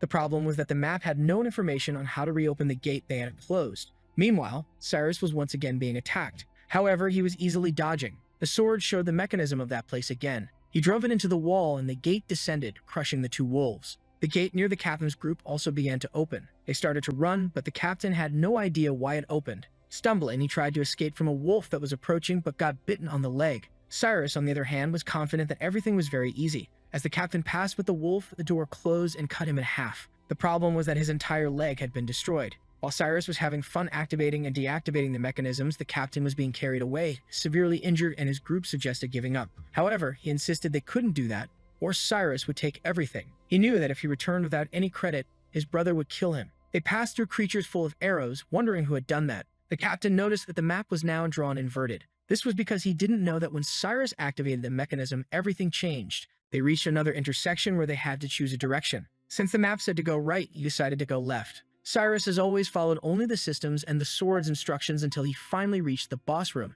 However, he noticed something strange. The boss of the place was unusually outside the door. At that moment, he understood that Azathoth was inside. The monster roared that he would take Cyrus's head to meet his goddess. Cyrus questioned the word goddess and asked if the monster thought Azathoth was a woman. The monster replied that Azathoth had a giant mountain, delicate skin, and an enveloping fragrance. If she wasn't a woman, then what was she, a man? Without hesitation, Cyrus activated the mechanism beside him, telling the boss he could think whatever he wanted. A giant axe emerged from the ceiling, heading towards the boss, who stood confidently. He easily broke it in half with one attack and shouted for Cyrus to come at him. Cyrus found it strange that the boss was dealing with the trap so easily. In a second, the boss began to approach, saying Cyrus would regret thinking his goddess was a man. Cyrus was more concerned with the fight and how fast the monster was. He barely managed to defend himself. The sword he had taken from the dungeon cracked in half. He realized this time it wouldn't be so easy to solve the problem. However, he assured that it was okay since now it was his turn and activated his quick cut ability. In a second, he disappeared in front of the boss and was already behind him, even with a broken sword. He went for a precise attack that the monster shouldn't be able to react to. However, strangely, a clone of Shia appeared behind him and defended the attack. Cyrus was confused as to how this was possible since he used his fastest ability. The monster explained that his ability allowed him to create several physical clones. He attacked Cyrus again, who barely defended himself. The creature said that his power had been multiplied several times because of Azathoth's blood. Cyrus began to realize that this was the strongest monster he had ever faced. The biggest problem was that while he defended against one, another was coming from behind. The cut was close to hitting him, and he had no chance. He stretched out his leg to try and change the direction of the sword. The problem was that even then, he was thrown. The poor guy was thrown against the wall. The monster was still laughing at our boy. With his strength increased multiple times, his clones wouldn't be easy for Cyrus to defeat. Meanwhile, the timid captain had once again been taken to a dead-end place. He was about to be crushed, crying for help, shouting to the heavens who would save him this time. Suddenly, the monster's weapon broke in half. The creature had a hole in its head and fell to the ground.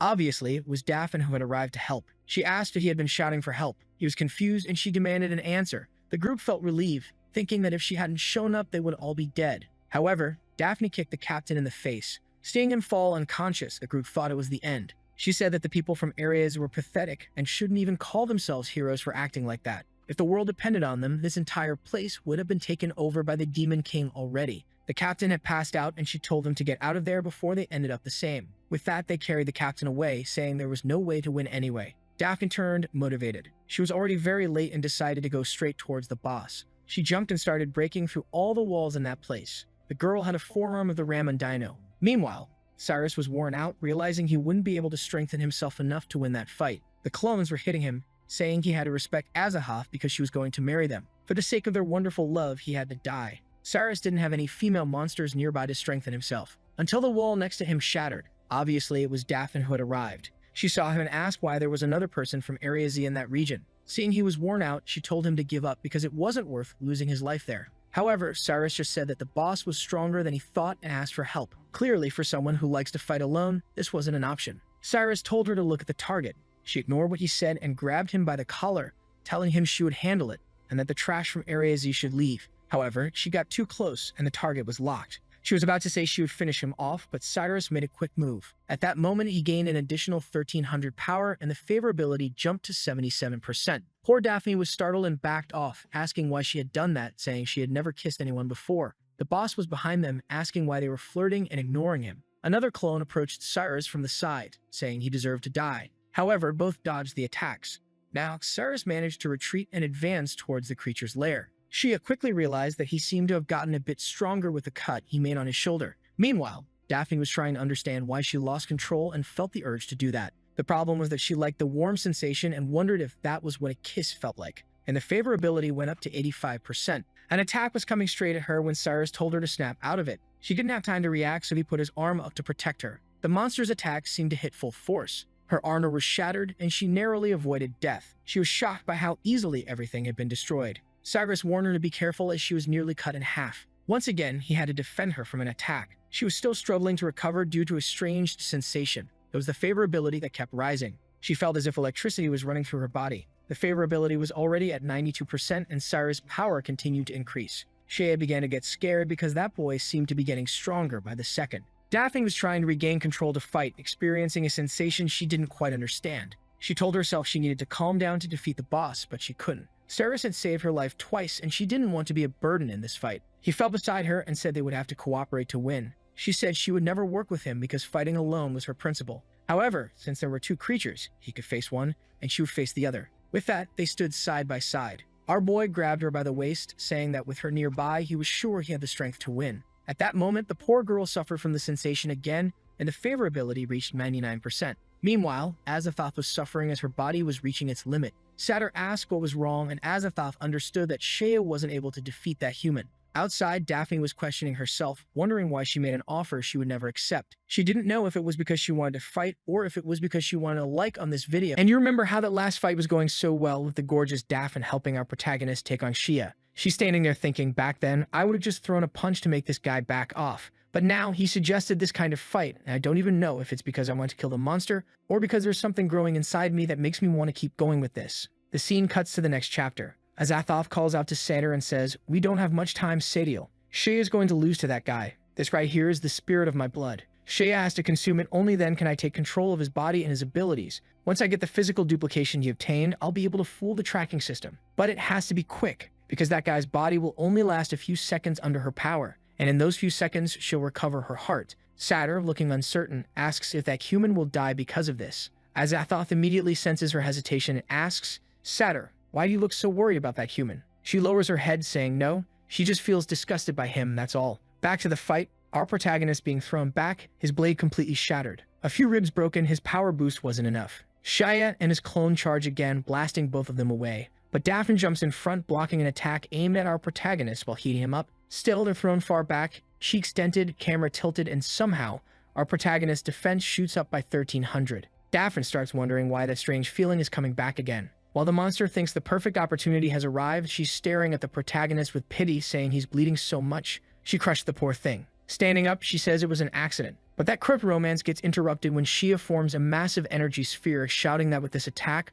both of them will disappear. The monster fires it like a giant Kamehameha straight at them, sweeping across the whole room and filling it with smoke and debris. When the dust settles, both of them are gone. Shia smirks. Those humans have turned to dust. There's nothing left of that trash. But the other clone looks confused. What the hell? Daphne had stepped in and tanked the hit for our boy. Unfortunately, for her sadness and the audience's delight, her armor got destroyed. She realizes I took in too much of the impact. Then she turns and asks, "Cyrus, are you okay?" He says yes, and she tells him he doesn't stand a chance against Shia. If he keeps fighting, he'll die. This fight was supposed to be hers alone. But as she says that, standing firm in her heroic pose, inside she's wondering why, when she crushed him earlier, she felt this strange urge to get even closer to his body. She wanted to hug him, to hold him, to feel the power pulsing through him. Whoa. Then she says, "Cyrus, I got no armor left. I need you to come closer and hold me tight." He's confused, and she adds, "I don't want that monster to see my body. If I have to keep covering my upper half, I'll only have one hand free to fight. So I need you to increase my combat efficiency. It'd be much better if you could cover me." But inside, she's panicking. What am I saying? Why am I having these thoughts, wanting Cyrus to do something like that? I'm an X-rank hero who's trained my body and mind for countless years. There's no way I can't control my own body or my own desires. Cyrus, however, gets up completely wrecked. "Ah, my ribs hurt so bad. We need to find Lilia for treatment." And Daphne just lies to herself, saying that now she understands. That was a wounded man. He wasn't after desires or anything like that.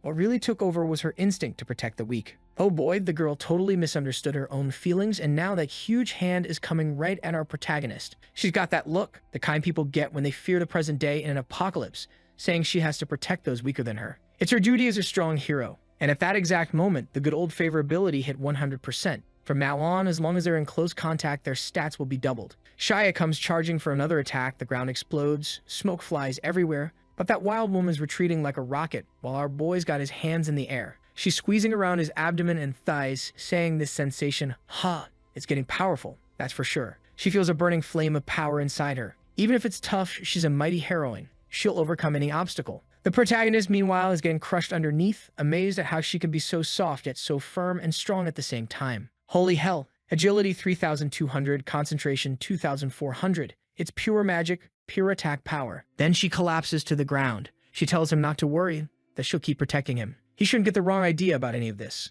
Cirrus replies, of course. I know that you, like me, are a righteous person. Every sacrifice is necessary when it comes to destroying evil. While they're talking, she is watching from a distance. Suddenly, they realize he's created 2 more clones. He warns them that his power is now multiplied 4-fold. This is the limit of what his body can handle. Daphne comments on it, saying that weird monster split himself into 4 more pieces. Meanwhile, Satyr is staring at a bloodstone, hearing a voice say, Satyr, you have to remember, you drank my blood. You resonated with my body. If I die, you won't survive either. It's a mental message from Azathoth. But Satyr's just sitting there staring at a little mushroom. Bob, that mushroom. I gave it to her ages ago. Looks like she only took 1 bite and saved the rest. Then we hear Satyr say, Sadiel, once I regain my heart, I'll reward you with unmatched power. You'll be worthy of becoming one of my consorts and experience infinite blessings. Now go find Shia. Satyr starts to leave while Azathoth closes her eyes to focus. Through the blood spirit, she can see everything happening outside. She just hopes Satyr won't disappoint her. But right then, we get a short flashback of Satyr's memory. When Azathoth grabbed her and asked if she didn't like the hug, Satyr replied that she wasn't used to people touching her like that and told her to back off. Azathoth, however, said she was dreaming. If she thought she could share any kind of pleasure with her, she was far from deserving something like that, so she better disappear right away. Satyr awkwardly agreed, but inside she was thinking Azathoth was even more disgusting than that human. Meanwhile, outside, another attack from Shia comes crashing down, while Daphne tells him to hold tight. The boy's holding on strong. I thought he'd block with his hand, but nope, he's blocking with his head. She throws a punch, knocking the sword away, while another clone comes from behind. She notices the attack just in time, while the protagonist's stats keep climbing. Defense 4,300, agility, concentration. She kicks her leg up, deflecting another sword strike. Magic power surges, 5,000 more attack points. Shia dives down from above with a vertical slash, but she crosses her arms and manages to block it with an elbow crush. At the same time, the protagonist underneath her gets smashed again. But somehow, it looks like he leveled up from that too. The two of them start glowing with a golden aura, and Daphne realizes, my body isn't moving and my energy is draining incredibly fast. Shia yells that now they'll feel Azathoth's love. He's going to have to sacrifice one of his clones and a bit of his power, but he says it's worth it. Then she notices they're forming another giant energy sphere, and this time she doesn't even have her armor. Shia shouts goodbye to the 2 humans, while the protagonist, now at level 25, gains 15,000 points across all his stats. At that moment, he grabs the demon's sword, and the sword itself says it's unbelievable he's still alive. But Cirrus replies, it's my turn now, and lands a solid blow right in Shia's abdomen. The creature gets launched backward, crashing through a wall straight into the room where Satyr was about to leave. She freezes, startled to see the monster buried under rubble. Daphne says her energy is completely drained, and Cirrus answers, it's fine. It's my turn to protect you now. Then the monsters fire a mix between a Genkidama and a Kamehameha. The blast heads straight for Cirrus, who activates his level 25 fist technique. The boy looks totally calm. One punch, and boom, the entire attack disappears instantly. Meanwhile, Satyr's thinking about destroying the Bloodstone, saying Azathoth is a disease. But the demoness answers that she's a treacherous brat and destroys her own arm, which in turn damages Satyr's arm, stopping her from breaking the stone. From that stone, some strange fabric-like thing appears, like something used to cover a bed. And from inside it, Azathoth herself emerges, grabbing the stone for herself. At the same time, she lands right in front of Shia and forces the thing into his mouth. The monster starts transforming while the protagonist stands there, completely lost. Suddenly, Azathoth appears in front of him, then another Azathoth, and another. Satyr looks just as confused, while the protagonist tries to make sense of it. At least he knows the system should identify the real one. He orders it to locate the true Azathoth, but countless markers appear all over the map. Azathoth, slightly nervous, says she needs to extract the heart from his body. Daphne rushes in to punch her, but one of the clones blocks it effortlessly. Daphne has no idea what's going on, and Azathoth just slaps her, saying, "Get out of my sight." She smashes through the wall and collapses under the debris, completely wrecked. Then the system alerts him he only has one chance to activate the Lance of Oblivion. Cirrus asks, "Wait, only one chance? How am I supposed to know which one's the real body?" Azathoth, standing nearby, says all of them are the real body, and by now you've probably noticed, the system's lost all its power over me. The only way for you to win is to fight until there's only one of us left standing. but at the same time, he still has that ability, the one that makes him immune to all of Azathoth's attacks. Oh boy, but Cirrus is about to lose in the worst possible way. Azathoth grabs both his arms and says she never intended to cause him pain. He's about to experience something much worse. Now remember, Azathoth's actually male. Don't get fooled by the appearance. He says the boy has a soft body, and there's no way he's escaping now. He moves closer, saying the system can't stop this kind of sensation. By the end of it, not even a shred of her heart will remain inside Cirrus. The protagonist, horrified, shouts, "Get off me, woman! I'm not interested in you. I only like women and beautiful ones at that." Azathoth smirks and replies, "Whether you're interested or not doesn't matter. We'll test that body of yours and find out what your true desires are. Only then will we know the answer." He goes in for the deadly bite, but just in time, Satyr swoops in, saving our boy's dignity, blasting Azathoth away. Right then, she warns him, Azathoth can only maintain that multi-form for a few seconds. Don't let her grab you again. The protagonist immediately breaks free and jumps back. He finally managed to escape, and now Azathoth only had a few seconds left.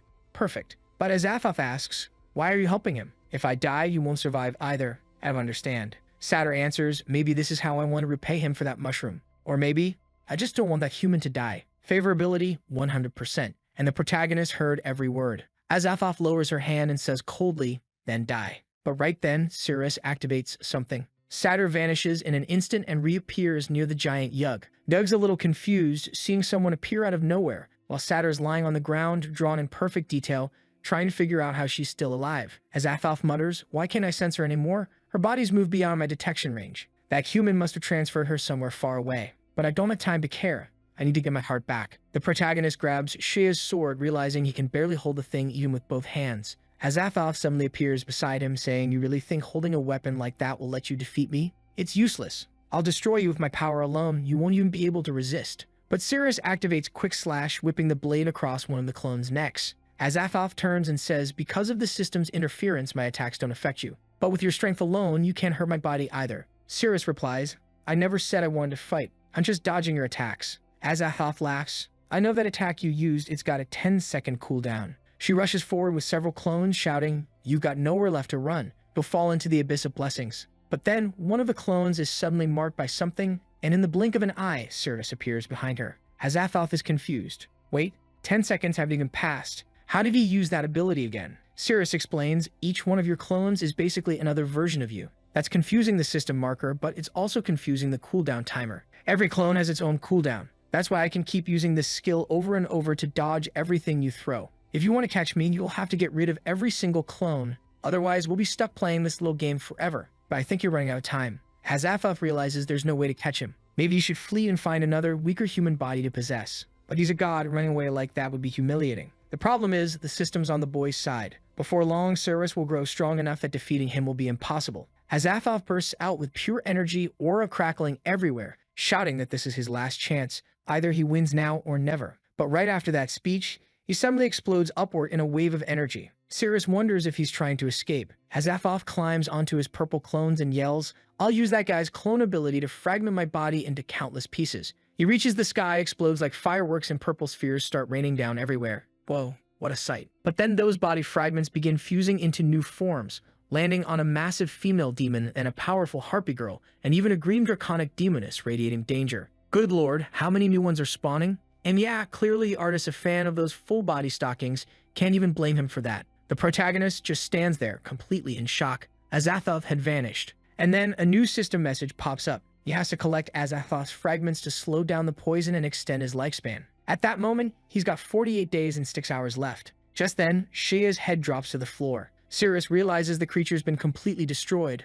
There's barely anything left. But the system unlocks a new feature, storage ability, my friend. Now the boy's got that classic apocalyptic inventory. The system says Shea's head has no real value, but asks if he still wants to store it. He says yes. In the background, Daphne's coughing, exhausted, and half collapsed on the ground. He runs over to help her stand, and she says she lost. She can't believe she was defeated by a single movement from that monster's hand. How could someone so strong like her lose that easily? Cirrus tells her they need to get up and leave this place first. Meanwhile, outside, the blonde guy tells that same idiot from before, "Should we go back to the guild? We need to get out of here." That fool of a captain from the beginning says, "Forget it, man, it's over. We're done for." How are we supposed to explain this to my brother? That's when Cirrus and Daphne appear. The guy points, saying Daphne's still alive, and the captain's shocked to see Cirrus standing next to her. Right away, he knows he needs Daphne to say something good about him. If she gives him some credit, he can still keep his captain title. He limps toward her and asks, "So you managed to win, huh?"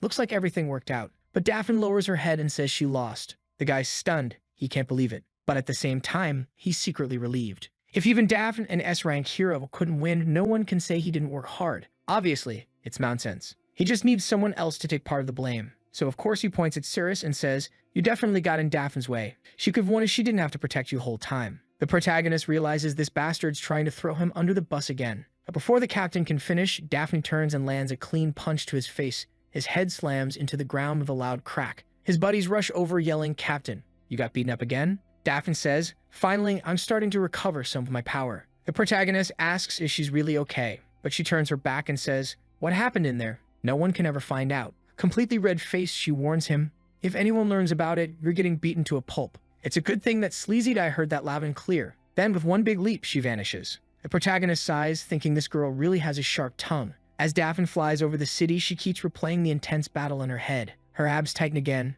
She's trying to understand why her mind feels so chaotic. Why are those strange thoughts eating away at her head? She seriously needs to stop thinking about it. The scene shifts to Zonzi's barracks in the conference room. Someone says, "You failed 2 missions in a row. Those were devastating defeats, and you'd better be ready to face the consequences." The man tries to explain, but Judge Blaze cuts him off, telling him to shut up. He hasn't even answered the question yet. If he interrupts one more time, he'll be thrown straight into prison. The captain goes quiet. Another officer with red eyes says, "If you've got the guts to lie to my face, I'll personally send you straight to hell." Now start explaining why the mission failed. The captain says, "We failed because there was no way to defeat the boss, Shia. It's all Cirrus's fault. Apparently, the lie detection skill isn't working very well today." The scene then cuts to the guild hall. The protagonist opens his storage and is pulling out, apparently, Shia's head. At the same time, the captain's still yammering. "That Cirrus bastard, he wants all the credit. He led us the wrong way and got a bunch of people killed. I had to sacrifice my legs just to get out alive with the team." Every time that Cirrus sees a creature, he trembles and collapses.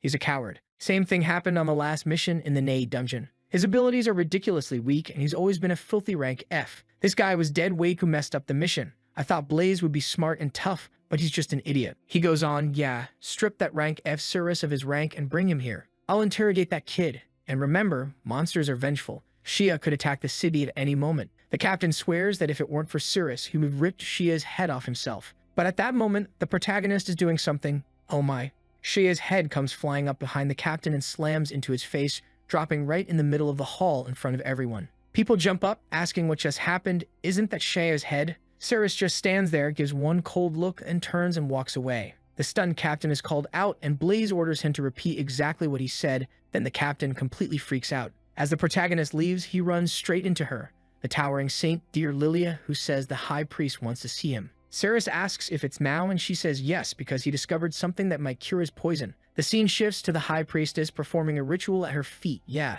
you can tell something big is coming. Cuts to the veteran mansion. Daphne's hitting a punching bag, flushed and sweaty, replaying that little kiss from Cirrus. She lands a blow and everything shatters. Damn it, why can't I forget those scenes? They won't leave my head. Kicking and punching this bag isn't doing anything to dampen that feeling. My body's at its limit. Someone calls her name. Her sister, Yahello, asks if she really failed a mission with an F-rank hero. Looks like only 2 trash survived. Where's the girl who always said she could handle everything alone? Daphne snaps, "What are you doing here? Get out." Yahello warns her not to be so rude. Getting that angry will mess with her hormones and ruin her skin, make her less gorgeous. She's just curious what this Cirrus did to make Daphne break her rule about never cooperating with anyone. Daphne tells her to screw off and says it's none of her business. Besides, they need to get out of her room now. Yahello asks her to calm down. She's worried about her big sister. "In this world, people grow brains while you only seem to grow muscles," she teases. Daphne fires back, "Yahello, I don't know if you managed to grow a head, but your body?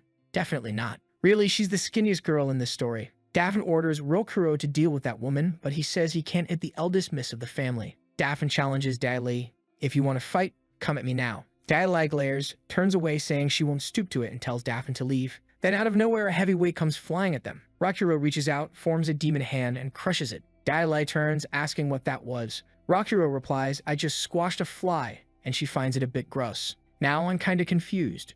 Is this girl strong or not? Daphne was staring as Yahello turns and says she should take everything her sister wants, and since apparently Daphne changed her rules for Cirrus, Yahello figures she might as well try to steal him too. Here comes another contender for the competition. My girl Cirrus is a man of grit, a straight-up honest soldier, and a proper gentleman. He would never give in to that. He's so upright that right now he's on his way to the church to pray for the nation's future. The saint hesitates for a second and tells him to wait and not to go in. He's confused and asks what's wrong. She, trying to act casual, says it's nothing. But you can tell she's hesitating. There's some fear there. Saris opens the door and walks into a huge room. From across it, he spots a woman sitting in a chair. You can already tell this fight is going to be tough. As expected, the artist doesn't disappoint and delivers another terrifying design. This monstrous being, Seprahina, is the high priestess of the sacred church. She props her foot on the other chair and tells him to come over because they need to talk face to face. Saris swallows hard. The kid's rattled. Seated, she says, I hear you've been poisoned after contact with Azathoth's blood. Monsters use that to strengthen their bodies while humans should melt away.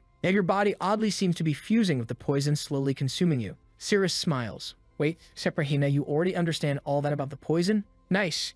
She snaps at him to be quiet with a precise strike of words and warns him not to open his mouth while she speaks. She nearly crushes him with her presence and says that if another creature consumes his blood, the consequences could be terrible. He's a catastrophe for humanity. To prevent that, she decides she'll consume him herself. Sarah stands up, stepping back. What is she saying? Why would she plan to consume me if we're both human? Suddenly, she rises, surrounded by a mass of blue tentacles. Seprahina announces she may be a monster, but she stands on humanity's side, and for the sake of everyone's minds, he must be consumed. The target's been marked. Cards appear, and Surus says there's no way that monster is eating him alive. He summons the name and receives the angel's blessing gauntlet. When he touches a marked target, the glove charges a shockwave and hits a single very weak point for a finishing blow. Dangerous stuff. Seprahina is holding an Azathoth fragment and says that peace is the only thing keeping him alive in this world. She consumes it and declares Azathoth's power was delicious. Her tentacles are weird as hell, and the protagonist notices strange mouths forming along them. Seprahina says, once I devour you, I'll have enough power to turn all humanity into cattle. The church will indoctrinate you, then consume and purify you. I'll create a world free of this corruption. Sirius replies that she doesn't sound like someone who wants to protect humanity, and he'll never let her consume him. Seprahina attacks, calling him an idiot if he thinks he can escape. The killer mouths lunge and strike his leg. He touches them and realizes those vines are part of her body. His sensitivity rises by 1%. He tests the gauntlet's firepower at 1%, but it does nothing. Isolated strikes against small parts won't do much. Unfortunately, the vines wrap around his body, immobilizing him and pulling him in. Seprahina asks where she should start devouring him. Then she notices his shoulder is bleeding and says something like that can't be wasted. The protagonist takes the first solid hit while she says he has the same blood as Azathoth. Really, the amount of power is intoxicating. There's no way she can resist. Sirius notices that the moment she swallowed a drop, the veins in the vine started popping out and she began strengthening. He needs to get out of this fast, so he flings an arm to the side and manages a small touch. Sensitivity rises to 15%. Seprahina pushes him back, asking what he thinks he's doing. She wants to devour his body, and he better not move that nasty hand. But Sirius is determined to win. As he ducks down, he goes for the most precise, weakened spot. He tells himself that if he lands this hit, the percentage will climb and he'll have the strength to finish her off. Seprahina reacts fast, blocking with her shin and locking his hand. Strangely, her nose is all red. She then slams him away, saying she'll break that arm, but I don't know where the hand went. What I do know is sensitivity dropped to 11%. He fires a flurry, sensitivity goes to 14%, but gets knocked away. She's panting, the fight is intense. The protagonist says each of these attacks emits a shockwave that drains all energy. I need to stay close and keep the intensity up. Only then will the glove charge strong enough to deal real damage. Seprahina's legs are shaking with rage. This terrible feeling is an absolute insult. It's unforgivable. He must die now. The attack comes again, and Sirius knows that at 14% he won't break the vines. To create an advantage, he has to stay close. Fleeing isn't an option. He charges like a ball through the vines, thinking, for humanity's sake, I have to push forward. I have to make contact with my enemy and raise the percentage. He's closing in behind her. The strike will be decisive. Then suddenly he feels something oddly resistant. That wasn't right. Sensitivity has apparently dropped to 6%, and he wonders if this wasn't a weak point after all. Seprahina tells him to let go and calls him reckless, then boots him. He's hurled toward one of the vines and his leg starts getting eaten. He realizes he needs a solution or he'll be defeated right there. He points his hand at one vine, knowing 6% is just enough to push himself. But he notices something weird in the vine's mouth and suddenly is swallowed. While he's being engulfed, Seprahina laughs that it's funny he didn't strike at the last moment. Apparently he gave up and surrendered. In the end, he had no choice but to be consumed. She's celebrating how wonderful the energy she's absorbing is. The protagonist, though, sees mucus on the wall and figures that's the clue. He runs a hand along it and lands a precise hit. She screams, asking what he's doing to those vines, and sensitivity jumps to 25%. She's agonizing. The vine spits him out onto the ground. Sirius coughs, ruined, and says the smell was horrible. He managed to raise sensitivity to 25%, and she has 4 vines, so he'll need to defeat them all. At least if he touches one more, he'll hit 50%, which might get enough. Seprahina seems to understand his plan. She can't let him touch her again. He must be eliminated and truly devoured. Then he sees a vine that used to look friendly suddenly grow what looks like a jaw. And then, oh no, it slams into his chest, nearly crushing it. The protagonist realizes this is the vine that spat him out earlier, and now, strangely, his speed is much higher than before. Another vine is coming up from behind, and he knows he has to test whether he can raise his sensitivity again. Instead of backing away, he thrusts his big arm into it, and immediately Seprahina feels the intense blow. 25% more sensitivity while she tells him to pull his hand out. And this new vine lashes out a spiny tongue that slams into the middle of the protagonist's chest, sending him flying. Leading and slammed against the wall, he notices that oddly his sensitivity got stuck at 25%. It didn't go up. I thought it would increase, but it looks like the second weak point must be somewhere else. 4 vines attack. He tells them to go to hell, smashing them with the glove. The attack almost hits Seprahina, forcing her to retreat. She realizes that after he managed that touch, his attack got stronger. Something's letting him grow in strength. Now charging forward, Cirrus figures out that since the weak spot is no longer in the vines, it must be somewhere on the body. For the sake of humanity and freedom, he has to search every inch. Seprahina asks how this freak can keep pretending to be a hero while talking like that. The protagonist, however, lunges like a zombie toward the main target, saying he'll start with one of the primary points. But a curtain of smoke from one of the vines rolls in and everything becomes covered. The smell is awful. He tries to regain his bearings and suddenly realizes she managed to put distance between them and is hiding. The problem is the Angel's Blessing glove hasn't charged. In this situation, he'll have to rely on his physical skills. But he's dizzy, and there's clearly some paralytic effect in the air. Then a vine appears and almost stabs him through the chest. It actually sinks in and starts drawing some of his blood. When he reaches for it, the creature slips back into the smoke. He realizes Seprahina is doing everything to avoid being touched. She says, "Soon your body will be paralyzed and you'll lose consciousness. Then I'll do whatever I want." Indeed, his vision is getting fuzzier and his body heavier. Seprahina notes that every time he touches her body, he emits a strange light, and now she's certain he can't get that arm near her. The protagonist spots a vine on the right side. He reaches to prepare an attack, but at the same time, another one appears behind him. Before he can do anything, it bites his arm. He sees it was just a trick to split his focus. While being dragged away, he thinks she unwittingly gave him the perfect chance to touch her. But then the boy gets spun like a Beyblade and falls flat on his back like an idiot. She, all graceful, says his body is pretty resilient. She thought that bite would be enough to eat his arm, but it's okay. After inhaling so much gas, he's about to become immobilized. Another vine emerges from the smoke, and another attack rushes in. She says that his arm will be gone soon, and she'll slowly savor every drop of his blood. Cirrus, though, thinks that's interesting. What she doesn't know is that the explosion ability comes from the glove, not from his hand. The trickster swapped the glove to the other arm, and now she bit the wrong one. She continues to writhe and scream, but sensitivity remains stuck at 25%. He pulls his arm free and triggers another explosion. He charges toward her, thinking this monster's body is truly unique. Although the exterior looks human, the internal structure is completely different. He comes in with a precise strike, saying he's already figured out that the densest cluster of nerves has to be in that unexpected spot. Then he starts preparing the Rasengan, doing those up and down spinning motions with the sphere. Seprahina is suffering from the charge, but it only bumps her sensitivity up to 38%, and Cirrus is stunned. So that wasn't the answer, apparently. And before he can free himself, her hand is too close. Seprahina screams, "Stay away," and kicks him, sending him flying. The protagonist manages to land on his feet. He checks the glove and decides he'll have to make do with 36%. He fires a blast toward her, and she's shocked that he's attacking again. She has to use the vines to defend herself, but now it actually hurts. The attack cleaves through the middle and starts tearing everything apart in the room. Outside, Lilia sees the wall crumble and wonders why there's a fight happening in there. And you already know how the protagonist will get stronger, right? We've seen this before. He's there with his hand on his face, saying, "Finally, the smoke's clearing. My mind's much clearer now, I can think." Seprahina says,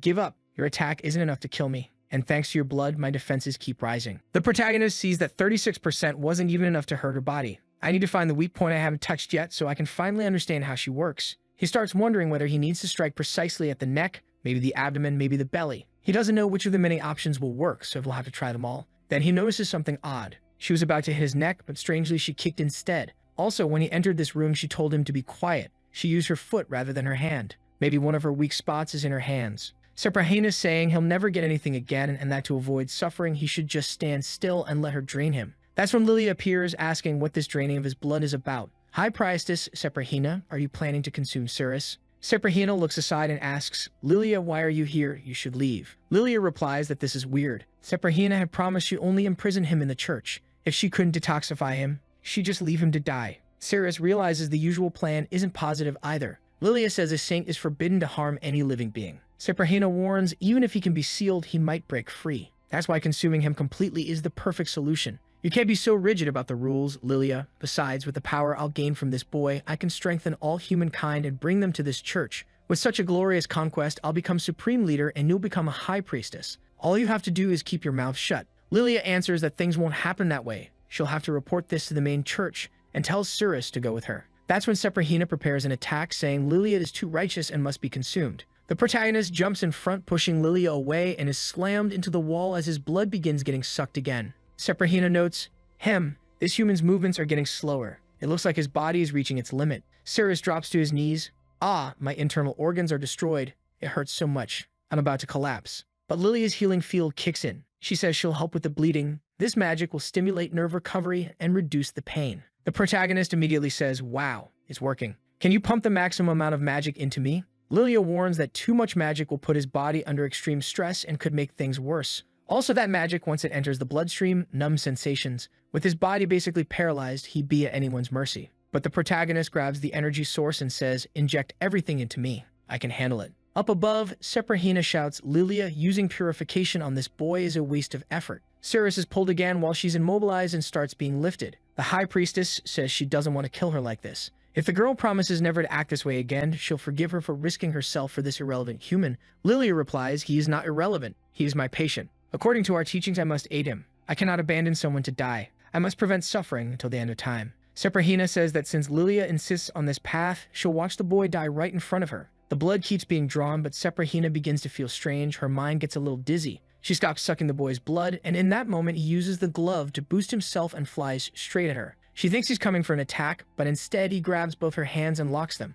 Immediately, his sensitivity shoots to 100%. She screams as the system announces it found the enemy's weak point and unlocked the final move. Of all possible weak points, hers was embarrassingly simple. She shouts, no, don't come closer. Let go of her hand. But it's too late. The protagonist has grabbed hold. He squeezes with all his strength and realizes her hand seems to expand beneath his grip. The truth is every nerve in Seprahina's entire body is concentrated in her hands. She drops Lilia, who falls to the floor, while Seprahina screams that a cruel electric current is climbing to her head. Oh my god. Seprahina starts spitting everywhere, and Lilia recognizes it as impurities being expelled from the High Priestess. It's like Cirrus is an inverse priest forcing her to purge all the filth inside her. Seprahina's face begins to fracture as she screams that she will never become food for him. She sprouts 4 eyes, a mouthful of big teeth, and lunges to try to bite him. The protagonist wants to raise his hand, but has no strength because of Lilia's healing. Seprahina screams that he must be devoured for the good and future of humanity. In response, he bites his own hand, lifts it with his teeth, and declares he refuses to submit. He channels his power at 100% and detonates an explosion that obliterates her. Lilia is knocked away, the energy levels destroy the whole chamber, and when the smoke clears, there's only a crater left. Lilia wonders what kind of magic Cirrus used while he pulls his hand out of his mouth, groaning that it hurts like hell. His teeth are ruined. Still, one of the targets has been eliminated. He recovers a fragment of Azathoth and increases his lifespan by 34 days. He also awakens a resident skill. He can use abilities corresponding to monsters that live in his house. At that moment, something called Yahello, the remnant of the carnivorous plant he acquired, appears. It grants him a large-scale smoke curtain skill that can make enemies dizzy. The protagonist immediately asks if Lilia is alright. She asks if he killed the High Priestess. He says no, she merely reverted to her original form. Lilia strokes him gently and says she understands, she's fine. The protagonist cheers that it's good to know, but then something's wrong and he faints, poor guy, face-planting into the ground. She grabs his head and says his body temperature dropped drastically. He used too much energy and needs to recover as fast as possible, or his life will be in danger. She lays him flat, stands up, and says she has to start healing his internal organs. As the Queen of the Stomp begins, the protagonist finds himself in an empty place wearing ragged old clothes. He wonders where the water is and why the floor looks like it's covered in moss. She explains that the moss is a manifestation of his ferments, showing how fragile his body is right now. He tries to stand but says the stuff is holding him down and his body feels colder and colder. She tells him to stay still and calm. She'll remove all that filth with her magic so his body won't turn to ice and he'll be healed before losing consciousness. She stomps down, and the protagonist, wearing a crooked little grin, says the heat feels amazing. His body feels like it's lying on the most comfortable bed in the world. It's almost beyond comprehension. Unfortunately for Lilia, she's targeted, and that sensation begins to creep back. She tries to keep the healing going. After all, as a saint, her job is to mend wounds.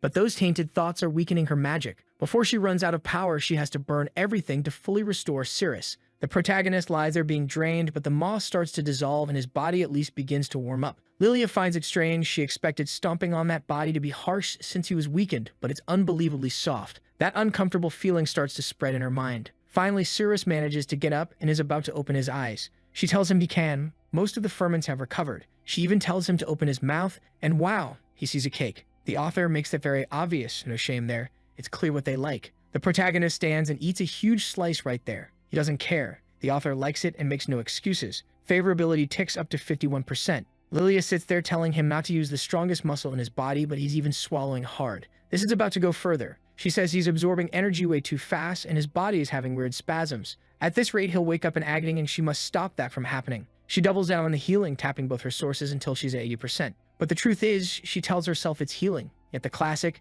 temptation keeps growing. While she works, she repeats that she's a priestess and must control these corrupt thoughts. She urges Cirrus to finish quickly because she can't hold on much longer. She's already at 84%. The protagonist increases his energy absorption and poor Lilia suffers for it. She reminds herself that in her order, everyone renounced desires, all she has is innocence and the will to be sincere. This creeping feeling is evil. She must remember her principles, suppress it, and not be controlled. Somehow she brings it down to 79%. Good on her, she manages to control herself. That finally signals the treatment's end and the values drop to 67. The protagonist gets to his feet saying, "Whew, I feel better," and at that moment Lilia's energy begins to rise. Healing, he'd given it bigger energy boost than anything she'd ever received, and she can't figure out how that's possible. Strangely, fixing his wounds doubled the amount of magic she had. The protagonist is getting up, stretching. "Lilia, your magic is incredible." She, on the other hand, is thinking that at this rate, Cirrus might be her chance to become an archbishop. She tells him he should remember that whenever he's injured, he can come ask her for help, even for a tiny scratch. He thinks that's weird, but says it's fine. A little later, Daisy and Charlton show up in front of the church, confused about why there's a hole in the wall. At that moment, the protagonist coming out the entrance and sees the two of them, also baffled. Apparently, he already told the story. They're shocked that the archbishop is gone. Lilia explains they'll have to wait for the church to choose another archbishop before the collaboration between the church and the hunters can continue. Charlton tries to argue, but she explains it's the only path. There are too many steps to do it without an archbishop, so it's better to wait for a new one. The protagonist waves goodbye and says he'll be back later, but the guy asks him to wait and tells Daisy to take the boy home and tell him everything that's happened in the past few days. Cirrus is a little confused, but they get in the car. Daisy says a strange demonic beast invaded the city and it seems to only be killing warriors. Countless A-rank knights had their blood sucked out and died. The protagonist finds that odd. He explains that not only was the blood being sucked out, but their masculinity was being taken from them as well. Also, their bodies had the phrase "not even you" carved into them in some strange beast language nobody's heard of. It seems the demonic beasts are searching for someone. The protagonist wonders, sucking blood and cutting masculinity. Are they looking for me? She says that to prevent the problem, Daphne over in Zone D is investigating everything. She seems to be hunting these demonic beasts, but it's not easy. We see someone with a cigarette by the window, and dear Satyr entering the room looking as lovely as ever. Why does she always look more beautiful when she gets into the room? Yu asks what she's doing there, and she explains there are countless soldiers outside. There's no way to escape. Yu wants to know if she plans to live here. Satyr answers no, she knows this is the enemy base, so if they're captured, they'll all die. Yug should be careful. Yug says she knows. She has transformation magic, so she won't be captured. She's relaxed about it. But Satyr can only change other people's appearances with her magic, and leaving her current form would be dangerous. She has to find a good place to hide. Then she spits blood and suddenly collapses face first to the floor. Yug tells her to stop faking illness just to stay with her because she won't share the master. Satyr remembers that when the protagonist teleported her after Azathoth's attack,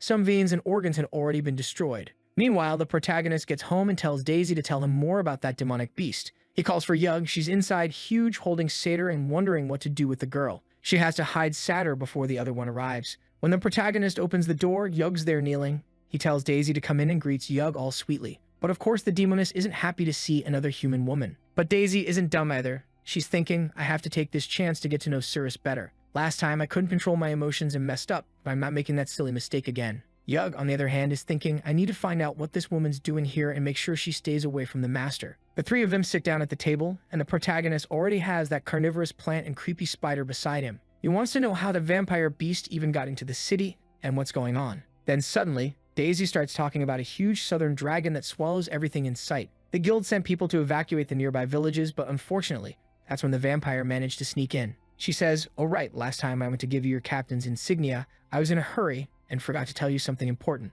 As the secretary and vice president of Zone Z, I'm also responsible for knowing the lives and preferences of every warrior. That way I can serve everyone here better. So please fill out this paperwork so I can learn a little more about you. The protagonist asks if that's something special, and of course, Daisy made that one just for him. There are normal things like name, age, height, and weight, but then it goes deeper. Who he's dated, what kind of person he likes, what traits he admires most, what personality he prefers, what he expects from someone he likes, and even what kind of clothes he likes seeing on a woman. He looks at it and says, why is there a whole section here about wives? Do I really have to fill out all this? Daisy, blushing hard and embarrassed, says, yes, every new captain goes through this process, I promise. It's how we understand everyone in the guild and evaluate performance. He replies, well, if that's the case, I'll take it seriously. Daisy's clever. She knows with that information, she'll be able to become exactly what he wants, even more than Yug, and that way she can get closer to him. But then someone coughs, startling everyone. Daisy asks if there's someone in his room, while Seder, who's there too, wants to know why another human's in that place.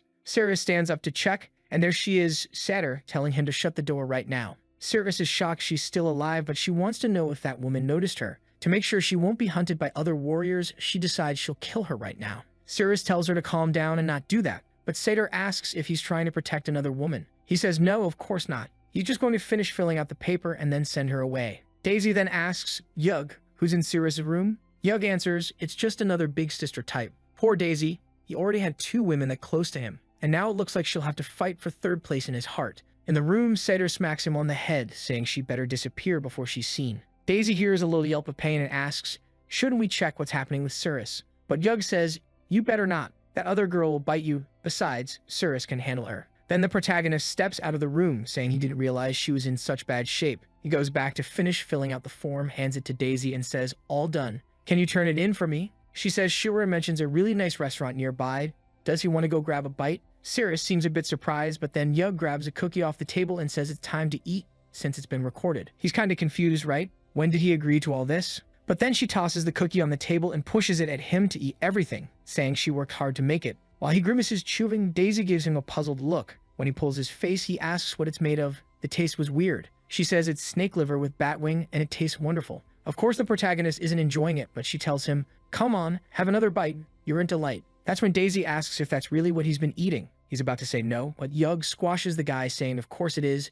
They eat that every day. The master loves to eat like that. If she doesn't like watching, she can leave. Daisy stands up, saying she'll go and apologizes for the interruption, wondering if they're really that close. Then someone knocks at the door. Outside are Dailai, Daphne's sister, and Rokuro, the bodyguard. Yug isn't thrilled to hear another girl's voice. Hey artist, are you trying to trick us by drawing Dailai all chubby like that? We've seen her from other angles. She's a stick. Don't pull that on us now. Daisy wonders why Sirius isn't opening the door, and Rokuro says he'll handle it. A twist of the knob and everything explodes as he opens the door for her. She steps in smiling, and there are people inside. Why didn't you open it? Sirius runs over, swearing at her. He yells a lot, can't repeat it, and complains that the damn door cost 100 silver coins and those 2 broke it. She says she'll pay 1,000 gold coins and that he can withdraw the money wherever he wants. He immediately asks, what can I do for you? The girl sees he likes money and ups the offer, 500,000 gold if he comes to work for her. The protagonist is floored. Yug wonders, why are so many women always trying to steal my master one after another? Meanwhile, Daisy says, Sirius, don't say yes. If I remember right, you 2 are from Zone D, aren't you? Dailai answers, that's right, old lady. What's the problem? Daisy gets mad and says Sirius is extremely important to Zone Z. No way is he going to Zone D. The scene shifts to town where an old man has been drained. Someone says, the blood hasn't fully corroded. The body's intact enough. He didn't die long ago, maybe 5 hours. Daphne gets a message that Miss Dailai, for some reason they call her Diana, visited Sirius. She thinks that little witch loves to be a nuisance. She tells everyone, I got something important to handle, keep me updated, especially if you find that vampiric beast and I'll take care of it. Then she jumps up and flies off, saying she won't let Diana steal anything from her again. Man, who I miss right now is Bella. Remember her from the start? The blonde one. She was strong. Haven't seen her in a while. Elsewhere in town, suddenly a giant hand erupts from the ground. A huge, steel-like dragon with a green eye appears. Clearly, it's a big problem. This is the giant southern dragon Bigo. If normal girls are already huge, imagine a giant. It says it's starving and is absorbing the entire city. People nearby say, well, at least we managed to evacuate everyone. The trouble is those dragon scales are the toughest defense in the world. Only a true dragon-slaying blade can pierce them. Some guys nearby say this is the perfect chance. Normally, that dragon consumes an entire city, then goes to sleep, and where it devoured everything. Countless treasures usually show up, so as long as it's not heading for the Knights Guild, they don't need to risk anything. Just wait and see what happens. Back at the apartment, Daisy says, you guys are brave to come here and steal the captain of Zone Z. You went too far. Diana replies that if Zone Z offers the boy more money, she won't complain. But really, she's just curious what Sirius thinks. The protagonist is greedy but not dumb, and he's wondering, why are you guys offering me so much money? Nothing in this world comes free. So tell me, what do you want me to do? Diana says, first you'll have to explain why Daphne, who never cooperates with anyone, agreed to work with you. I want every detail about what happened in that dungeon. He asks if there's more. She says, of course, it'll appear on a TV show and tell your story to the whole city, announcing how Daphne betrayed her values and decided to work with you, breaking her principles. We want you to name her. The protagonist laughs. Understood? If that's the plan, I refuse. Diana is startled. She's offering 500,000 gold coins. It's basically a once-in-a-lifetime opportunity. Cirrus turns and says, if I tell everyone, Daphne will be hurt. I promise her I wouldn't do that. If you've got anything else to say, then leave. Diana gets angry and thinks promises don't matter. I've got plenty of money, and money can solve everything. I'll get what I want. She prepares another offer, but Daphne suddenly comes up behind her. When Diana turns, bam, Superdrill-style entrance. Daphne looks amazing as she barges in, telling that bastard to get away from Cirrus. She lands a huge punch powered by massive muscles, and the whole hallway echoes with the impact. Rokuro says, Miss Daphne, there's no need to be punching Miss Diana like that. She tells him not to get involved. Daisy's shocked. Wait, why does Daphne from Zone D care so much about Cirrus? Diana asks, why did Daphne come running? Has your confidence dropped so low, you don't trust your partner's word? Daphne sees that the brat's trying to stir trouble between them. Cirrus stands in the background, making a little gesture like, I didn't say anything, which only makes Daphne happier. Not only did he fight beside her, he also resisted the temptation of money. Then Diana, trying to recover face, fires off some inflated boasts and laughs, telling the little sister that not everything in this world can be bought. Filling her brow with stuff won't make her more confident. A surgery to add an implant only shows how insecure she is. Diana's embarrassed and says her sister's gone crazy. She's always been that big anyway. She storms off. This place is full of disgusting people. Let's go, Rokuro. As she leaves, she thinks, there's got to be some secret about this boy, and I'll make sure Cirrus ends up at my feet. I'll humiliate Daphne 10 times over later. Daphne goes over to the boy and says she's impressed. The sister came to bother him and he just kicked her away. The protagonist mimics how bad the relationship between the two is. Right then, Daphne gets a message. Captain, we found the vampire beast. It's here in Zone Vi, and it's a white-haired creature. The moment Daisy says she's leaving, the protagonist turns around and Yug suddenly shouts that Satyr's sick. The story doesn't slow down for a second. Our guy rushes over and sees Yug holding the girl in her arms. Yug explains her body temperature keeps dropping and I don't think she's going to make it. In this condition, only powerful magic or some rare herb from a high-level dungeon could save her. Cirrus looks heartbroken seeing her like that. He knows she needs something to strengthen her body, and he remembers that his blood gave power to another monster before, so maybe it'll work again. He cuts his own head and starts letting it drip. Yeah, not on the scalp like you'd think, but right into her mouth. Meanwhile, Yug suddenly makes a strange expression. Satyr starts recovering, glowing faintly green, and then opens her eyes. But far from the house, the scene pans toward the massive dragon that's been devouring everything. The creature suddenly catches a delicious sweet scent, something it desperately wants to consume. Down below, the heroes around it are confused. Wait, why did the dragon stop consuming the city and turn around? That hasn't happened in hundreds of years. Another responds, the worst part is that direction leads straight to the warrior city. We need to inform the guild immediately. The dragon's marching right toward them. The dragon has picked up the scent of Lord Satos, apparently the finest flavor in the entire world. Back at the apartment, Yug's in a daze, mumbling about how amazing that smell is. She sees Satyr's reaction, bright-eyed and cheerful, saying she can't waste a single drop. The protagonist tells her to take it easy, that she's pulling too hard. But Yug's drooling now, trying to resist as she edges closer, claiming she's not feeling well either and needs to recover too. She grabs the poor guy and drags him down under the mountains, practically crushing him, and starts sharing with Satyr. Cirrus pleads with them to slow down, his arms going numb, but both of them start feeling something strange yet wonderful spreading through their bodies. It's like their very beings are being purified. That explains why Satyr healed so fast. She can't help but be tempted by it.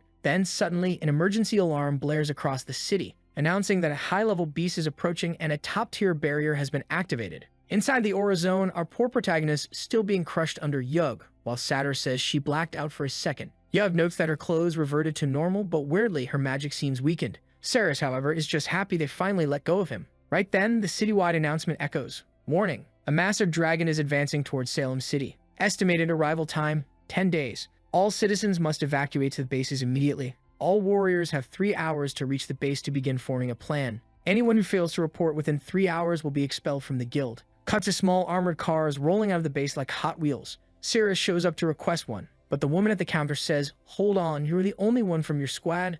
Sorry, but we can't assign a vehicle for less than 2 people. Confused, Cirrus asks, wait, you're telling me to run 100 miles in 3 hours? She explains, kid, Zone Z is under threat. Vehicles are scarce and everyone's trying to get to the base. We can't just give one to you alone. He's still complaining when a tall blonde walks through the door. The secretary reminds him he needs to recruit someone. He's a captain after all, but he has no idea who he's going to pick. She comes over offering, hi, I'm Irian from Squad 1-4. My captain's got the vehicle. You could come with us if you want. The protagonist lights up and says, well, I'm the captain of Squad 15, Rank F. She freezes for a second. Hold on, Rank F captain? Are you kidding me? Then she spins around and says, all right then, let's pretend this conversation never happened. I'd rather not waste time on a loser F like you. Harsh humiliation. but relax, the one I missed is back. Our dear Bella shows up saying she wants to join Squad 15. The protagonist is surprised and she goes, "Hey, how are you, Cirrus?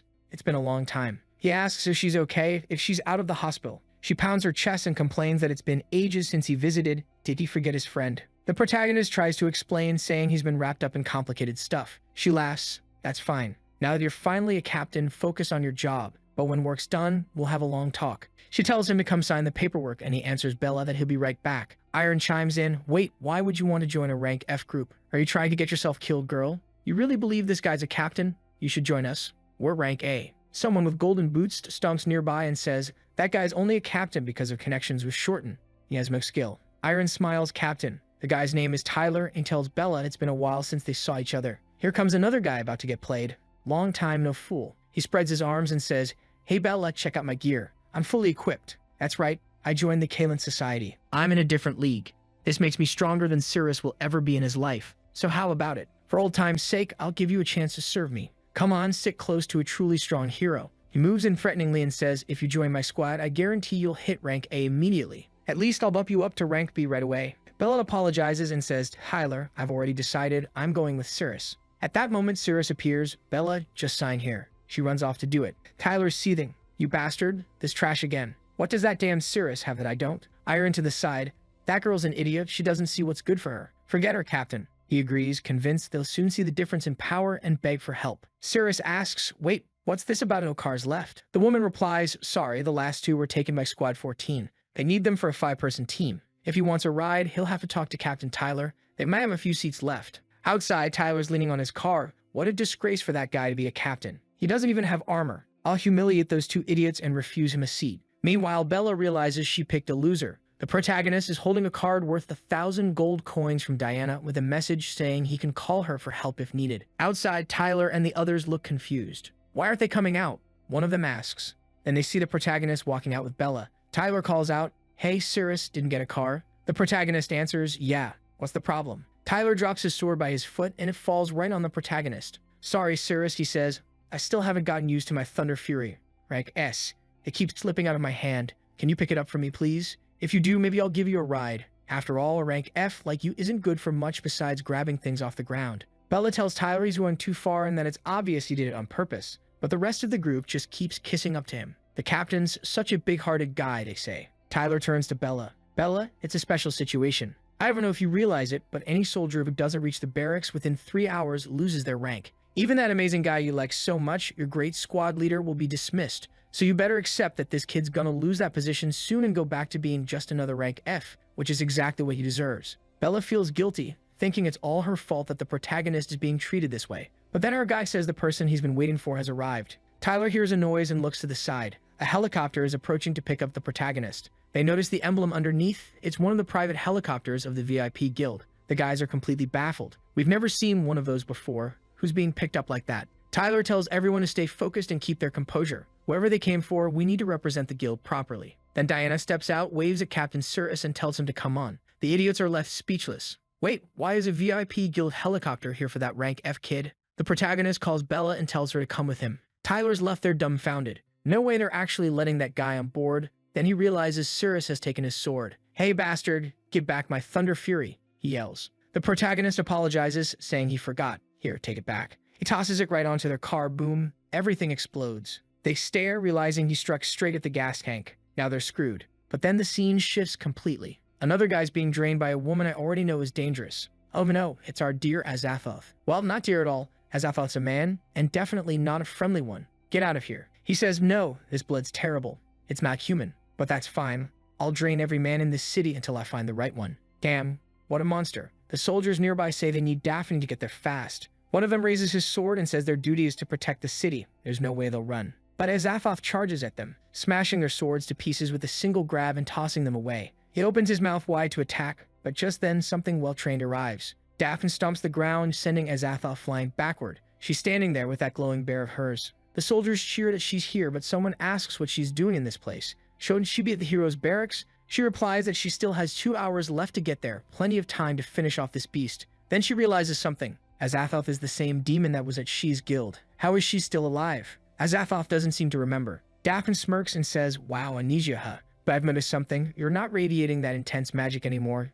You've gotten a lot weaker. As Azoth replies that it's obvious. After all, she's just one of countless fragments of the original being now. She's only there searching for something, or rather for a certain man. Something in his blood makes her crave it, and she remembers having fought this person before. Right then, Daphne is sure of it. During her fight with Cirrus, Azathoth said something similar, so she must be after him. Daphne immediately declares that if that's the case, she'll have to stop her here and now. The scene shifts to another building. Our protagonist is entering while Diana explains that down below lies the sealed dragon sword kept there for emergencies like this. Bella looks nervous, asking what they'll do if a demonic beast happens to be there. It could be dangerous. Diana tells her to relax. The sword is just ahead and the place is extremely secure. No demons around. But as they turn the corner, they find everyone on the floor defeated. Instantly, confusion spreads with the reports they received wrong, and in the middle of the room stands a statue of a sleeping maiden, something that shouldn't even be there. Bella quickly notices one of the men is still unconscious and props him against the wall, while Diana realizes from the scene that this was a complete massacre. She demands to know what's going on. The injured man weakly tells her to stay quiet, make no sound. If they wake the statue, they're all done for. But it's already too late. The sleeping maiden lifts her head, locates them, and fires a laser in their direction. It looks like Diana is about to be hit, but Rokuro jumps in, activating his claw to block the blast. The maiden stops for a moment, closes her eyes, and returns to her slumber. Diana asks if Rokuro's okay. He says he's fine, nothing serious, he'll heal soon. Bella's busy healing the soldier, and Cirrus notices that any noise makes the statue move its eyes and shoot a laser. The soldier warns that 3 steps from where they are marks the death zone. Cirrus tells Bella to take care of the soldier and Diana while he handles it. Meanwhile, Diana orders Rokuro to go in and destroy that cursed thing. The protagonist says, well, the statue's got only 2 eyes, so each of us will handle one. At least if one of us gets caught, the other can try to distract her. Rokuro shoots him a look. I heard your rank's pretty low. You really think you've got the power to destroy that thing? Unfazed, the protagonist charges forward. We'll find out right now. The statue hears the sound, opens an eye, and fires a laser, but Cirrus dodges to the side. At that pace and speed, he can evade, but getting close would be tough if his energy runs low. He needs to finish this quickly. He kicks off the wall and sprints while the statue's beam tears through the room. From afar, the others can only watch, and Bella realizes she doesn't stand a chance against something like that. The protagonist keeps moving forward, noticing she always targets the spots where he steps. He throws his sword. It clangs behind her. The statue turns toward the noise, and that's when he rushes in from the side. He realizes she always reacts to the loudest sound. Now that she's facing backward, he closes in from one side while Rokuro approaches from the other. Perfect timing. He slashes at her shoulder with full force, but his sword snaps in half. Still, Rokuro moves in from behind, saying that's exactly the limit of a rank E. He forms a massive hand, saying only he can crush it. The statue turns, clenches its fist, and smashes the center of its own head, leaving just a small crack. Rokuro's stunned. Even his strongest attack barely made a scratch. Then the statue grabs him by the neck, preparing to fire a laser. But just then, the protagonist appears from behind, shouting for it to eat this hammer strike. He's about to smash the back of her neck, but then a third eye opens beneath her hair and fires a laser that shatters his axe. At the same time, Rokuro blocks an attack from the front. Diana, clearly falling for Rokuro, cries out his name. But the moment she does, the statue suddenly stands and locks eyes on her, blasting a laser straight in her direction. Oh no, Diana, poor thing, takes the hit head-on. Right then, Rokuro grabs the statue's head and covers its eye. He yells to Cirrus, we have to bring this creature down before it destroys Diana. He pulls its head back while the protagonist rushes forward to push with all his strength. But suddenly, something feels strange. The statue's warm.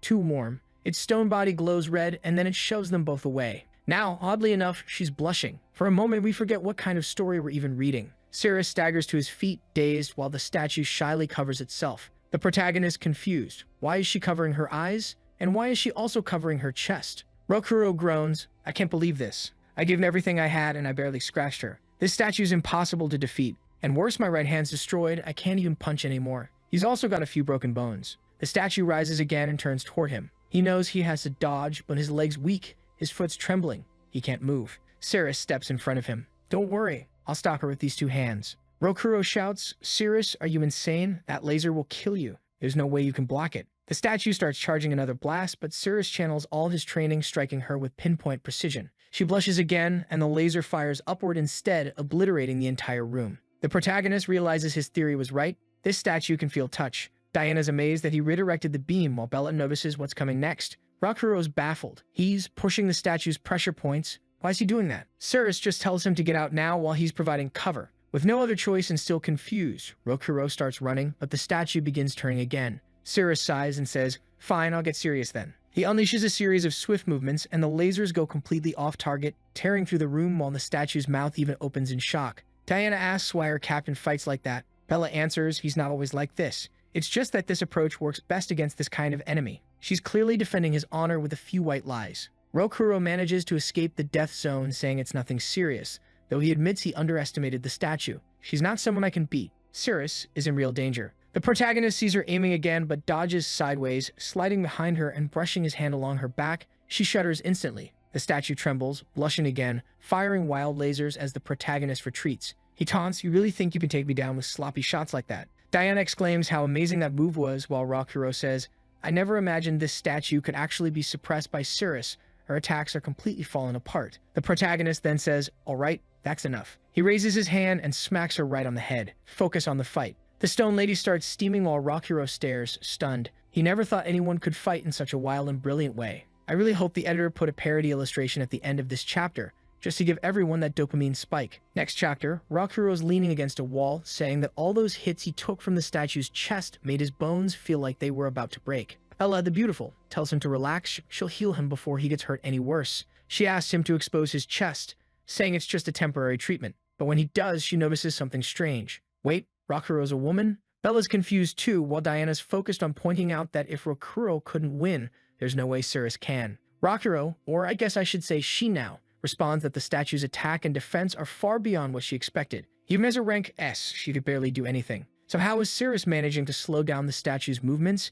He had complete control over it. It was clear that the boy's power surpassed that of a rank S. The protagonist says, "Queen statue, your laser's slowing down. Is it because your little eyes closed or what? Are you shy?" He steps closer, preparing to act, but then realizes the statue's avoiding eye contact. It seems she not only feels touch, but also embarrassment. Here he goes again. He says that when she's shy and closing her eyes like that, she looks like a really cute woman. Then he charges in, saying her defense is completely exposed. He's about to strike from below, confident no one has ever gotten this close before, when the statue suddenly steps back and kicks him in the stomach. The trio is ready to rush in, but Cirrus grabs her foot. Obviously, that just makes things worse for the statue. Bella's dying to jump into the fight, but Rokuro tells her to stay put. She'd only mess up Cirrus's rhythm. He's managing fine. She needs to watch carefully. It wasn't that the statue kicked Cirrus, it's that he grabbed her leg. Then Cirrus shouts that she's about to feel the heat of his power. The statue looks startled. As the protagonist runs his hand along her, she fires another laser, but he dodges again. And this time, the beam's thinner. Rokuro notices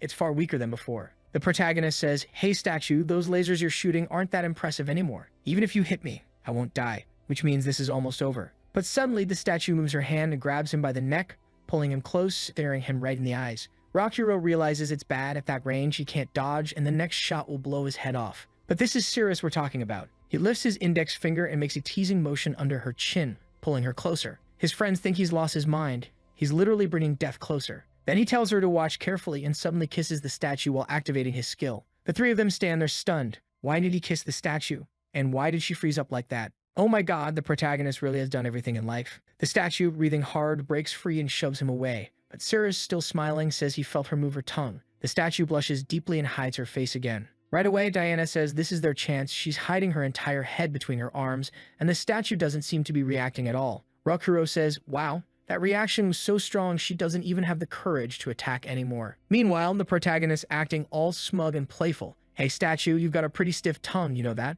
But she doesn't move or respond. The protagonist calls his friends over, and the three of them realized he somehow won in the most unbelievable way. Proud of himself, he tells them to relax. She's just turned into a shy maiden now. And apparently, these episodes were released around Christmas, because at the end of every chapter, the artist drops another crazy surprise. Next chapter, we see Tyler standing before a passage saying that something's off. The intel said this was supposed to be the place. Iron agrees, saying the information came directly from headquarters, so it has to be accurate. Probably another team passed through before them and changed the terrain. The scene shifts to the city. Everything's in chaos, with the dragon tearing it apart. Everyone's asking why the association hasn't brought the dragon blade yet. A soldier up front says it looks like the entrance is blocked by an unbeatable creature. No one will be able to retrieve the sword, and without it, they can't stop the dragon. Then a guy channeling green energy tells the captain they've managed to trap the dragon's foot. The problem is the chains won't hold for long. He orders everyone to attack, but the dragon just yanks its leg free, sending the poor man flying. The steel alarm rank as captain tells everyone to calm down. He'll handle this.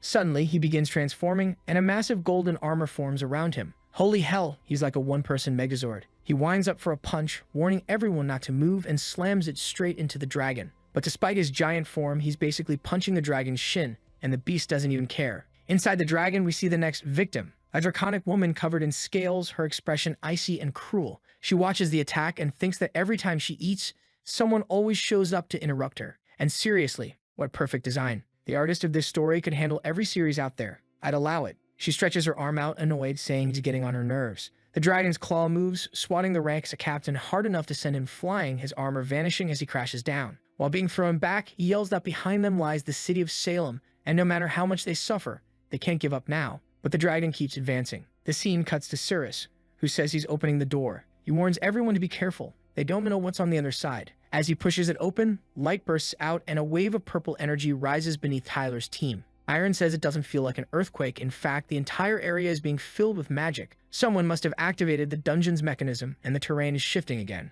The protagonist keeps pushing the door and a massive laser erupts skyward. In the city, everyone feels the sudden surge of magic, and in an instant, it seems everyone inside the dungeon gets thrown out. Suddenly, they're standing in the open. Rokuro realizes the terrain completely changed because Cirrus opened that door. Diana's half-conscious, some of the others are throwing up, and the captain collapses. Another rank S, named Tiger, calls him a disgrace. The guild gave him a chance to reclaim the sword, and he failed. Now the whole place is transformed in moments. He can feel the magical pressure in the ground. It's so dense, it's terrifying. The scene shifts again to Cirrus, now standing face to face with the legendary weapon itself. At that moment, Iron calls the captain over, telling her to look. Right in the center lies the fabled Dragon Slayer sword. Cirrus realizes that, at least in theory, this is exactly what he came for. But the others nearby start shouting, the ranks kids there to claim it. Tyler, watching from afar, can't believe it. How can that guy be so lucky? How did he end up that close to the sword? He can't let that brat take it before him. He tells his group to move out. They'll pull it out of the ground together. The sword itself seems to wonder why so many people are gathering around,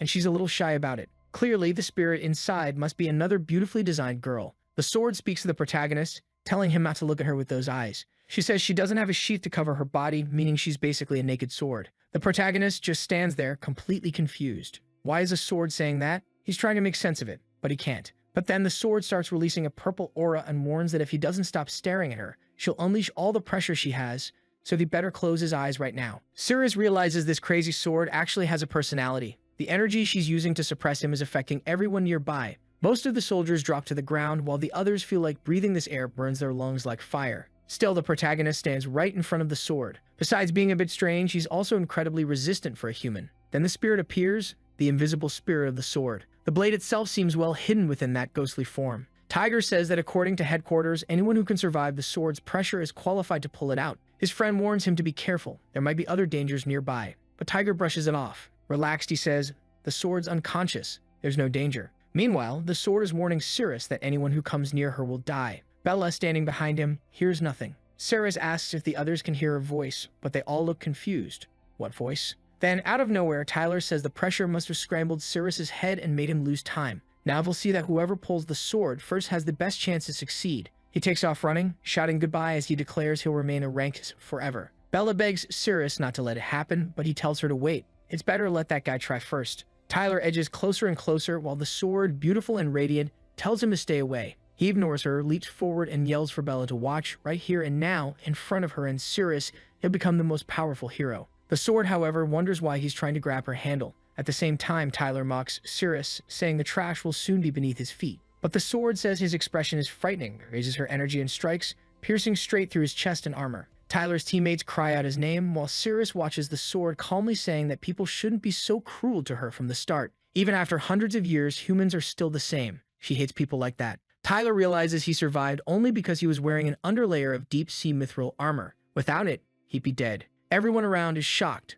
The sword attacked him. That means not only has she awakened, but she's also rejected him. His confidence in claiming the weapon instantly crumbles. Still, Tyler laughs, insisting it's fine. He's not a failure. This sword isn't meant for just anyone. Clearly, this must be a test for whoever seeks to slay the dragon. Only the one who passes it can become her wielder. He stands tall before her and says, I am Tyler, a rank knight who survived your first strike. You must be excited to be mastered by me now. But the sword replies coldly, saying she isn't excited at all. She despises rude, arrogant men like him. Even killing him would feel disgusting. Cirrus tells him, I think the sword didn't kill you because she probably found the idea of mixing with your blood too revolting. Tyler snaps, yelling for him to shut up, claiming he doesn't understand anything. Meanwhile, the sword thinks to herself that at least the younger one, the protagonist, seems to understand her. Tyler, ignoring everyone, lunges forward in a dark frenzy to grab her. He manages to grasp the hilt, which feels like touching her neck. The The sword shouts at him to let go and releases a purple aura that begins melting his armor away. Everyone watching is stunned by how destructive her power is, while Tyler is convinced this must be a final trial.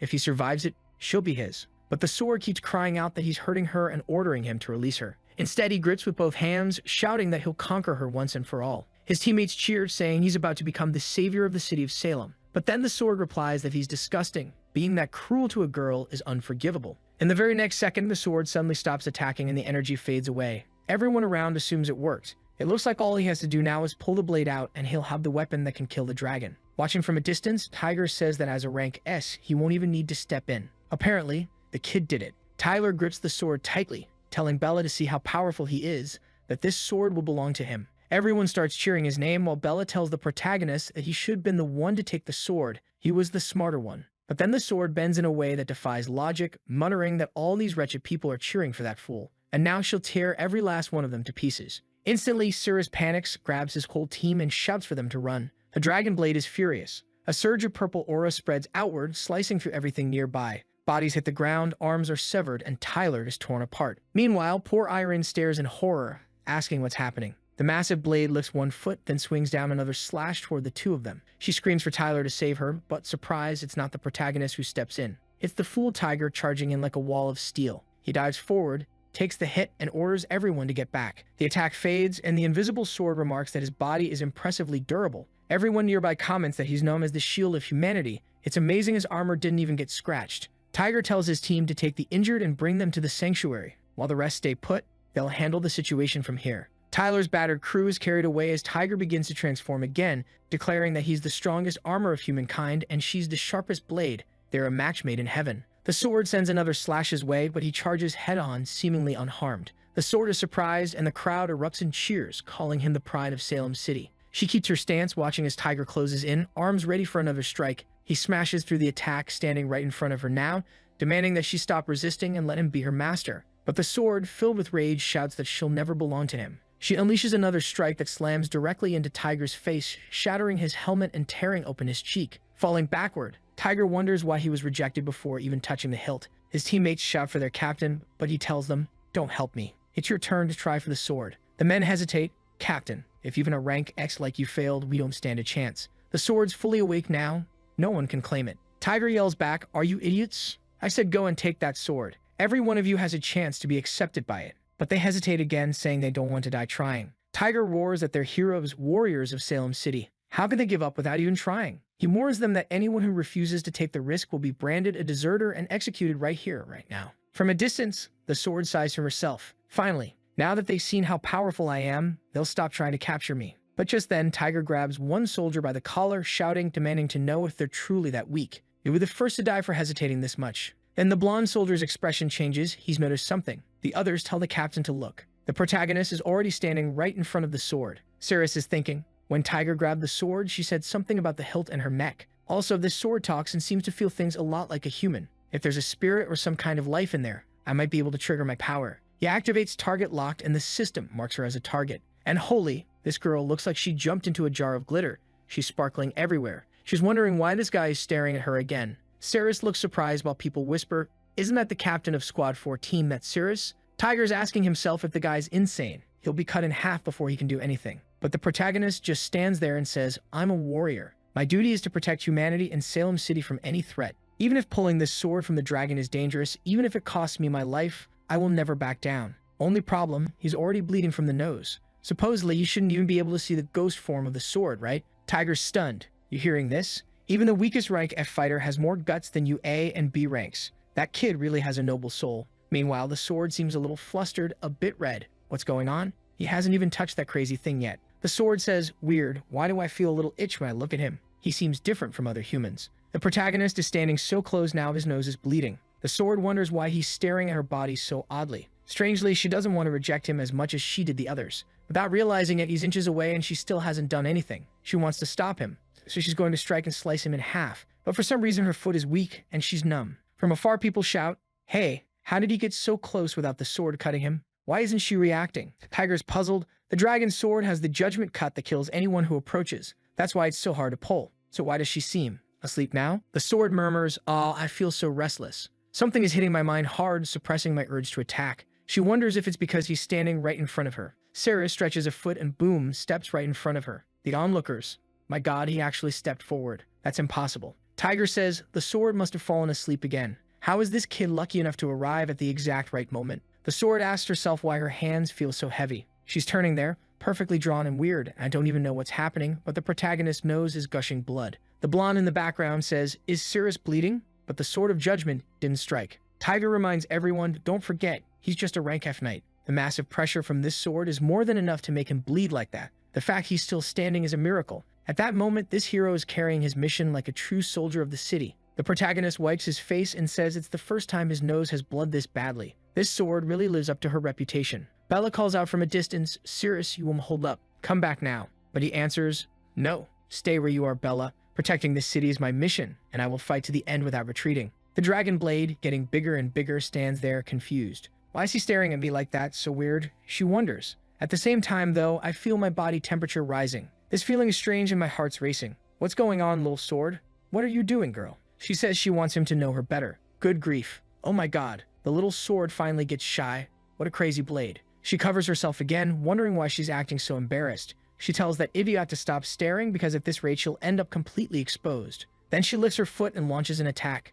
Everyone nearby notices the edge of her strike forming. It's impossible to dodge when Cirrus is standing right in front of her. But Cirrus decides to counter. He grabs the blade with his hand and slams a move onto its little foot. The sword feels something odd, then he swings his arm up and it runs down her whole leg. The boy unleashes a powerful attack. She bends back from the blow, screaming. People watching from afar shout, what? He actually broke her attack sequence. Tiger says, hey, she didn't even break Cirrus's armor. How did he take that full force with only his body? Wasn't he just a rank F? How is his body so tough? The sword trembles, saying she's only felt something like this once before. She'd only gets these sensations when she cuts through armor and flesh, when she shatters a magic shield, when she tears down indestructible gates, or when flames and hammers forge her. These are feelings she's never had. Good heavens, what's happening here? She says there's electricity running through her and an itchy feeling. She's panting and now she's not sure how she'll survive this. Meanwhile, the protagonist stands right in front of the blade. He steels himself, grabs the sides of the sword, and says the time to pull her free has come. She's blushing and pleading.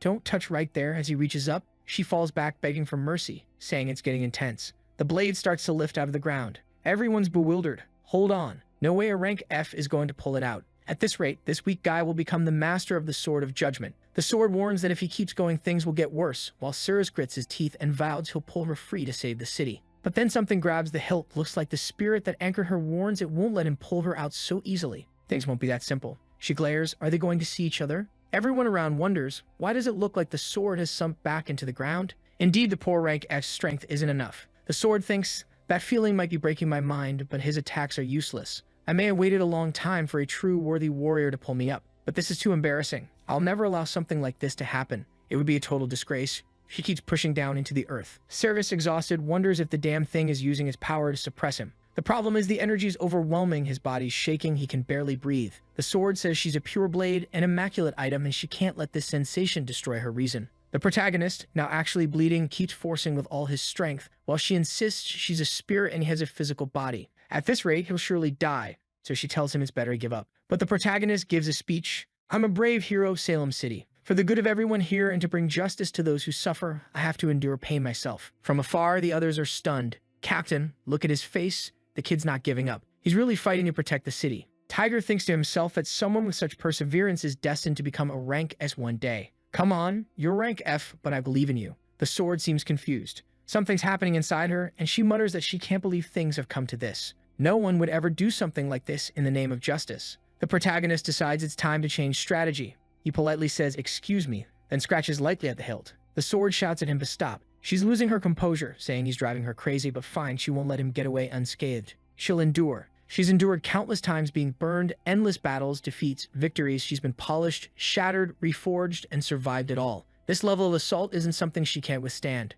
But the protagonist grips the blade, and his attack lands perfectly. I don't even know what's happening anymore. All I know is that he says her power truly is overwhelming. But finally, her energy begins to wane and the perfect opportunity arrives. The blade starts to lift from the ground, and people in the background shout that it really looks like it's coming out now. But then the sword's eye glows, and she declares she'll endure no matter what. She decides to unleash 100% of her suppressive power. Energy bursts outward, purple waves tearing through everything, lifting chunks of stone into the air. The protagonist groans, saying it's far too heavy. This pressure's on another level. My bones are starting to crack. She's trying to crush me where I stand so I can't move at all. From afar, Bella screams and runs toward him, but her own blade evaporates the moment it touches the aura. Tiger yells, "Don't get close." Fall back now? That's a high-level gravity ability. The density's so extreme you can see it with the naked eye. Anyone who touches it will be vaporized. The sword's confused. Why isn't his body disintegrating? The difference in power between them is enormous. She glares down, saying, "Your hands, your body, nothing of mine will ever move, not even a millimeter. You don't have a single chance of pulling me out, so disappear before you're crushed into a pile of flesh."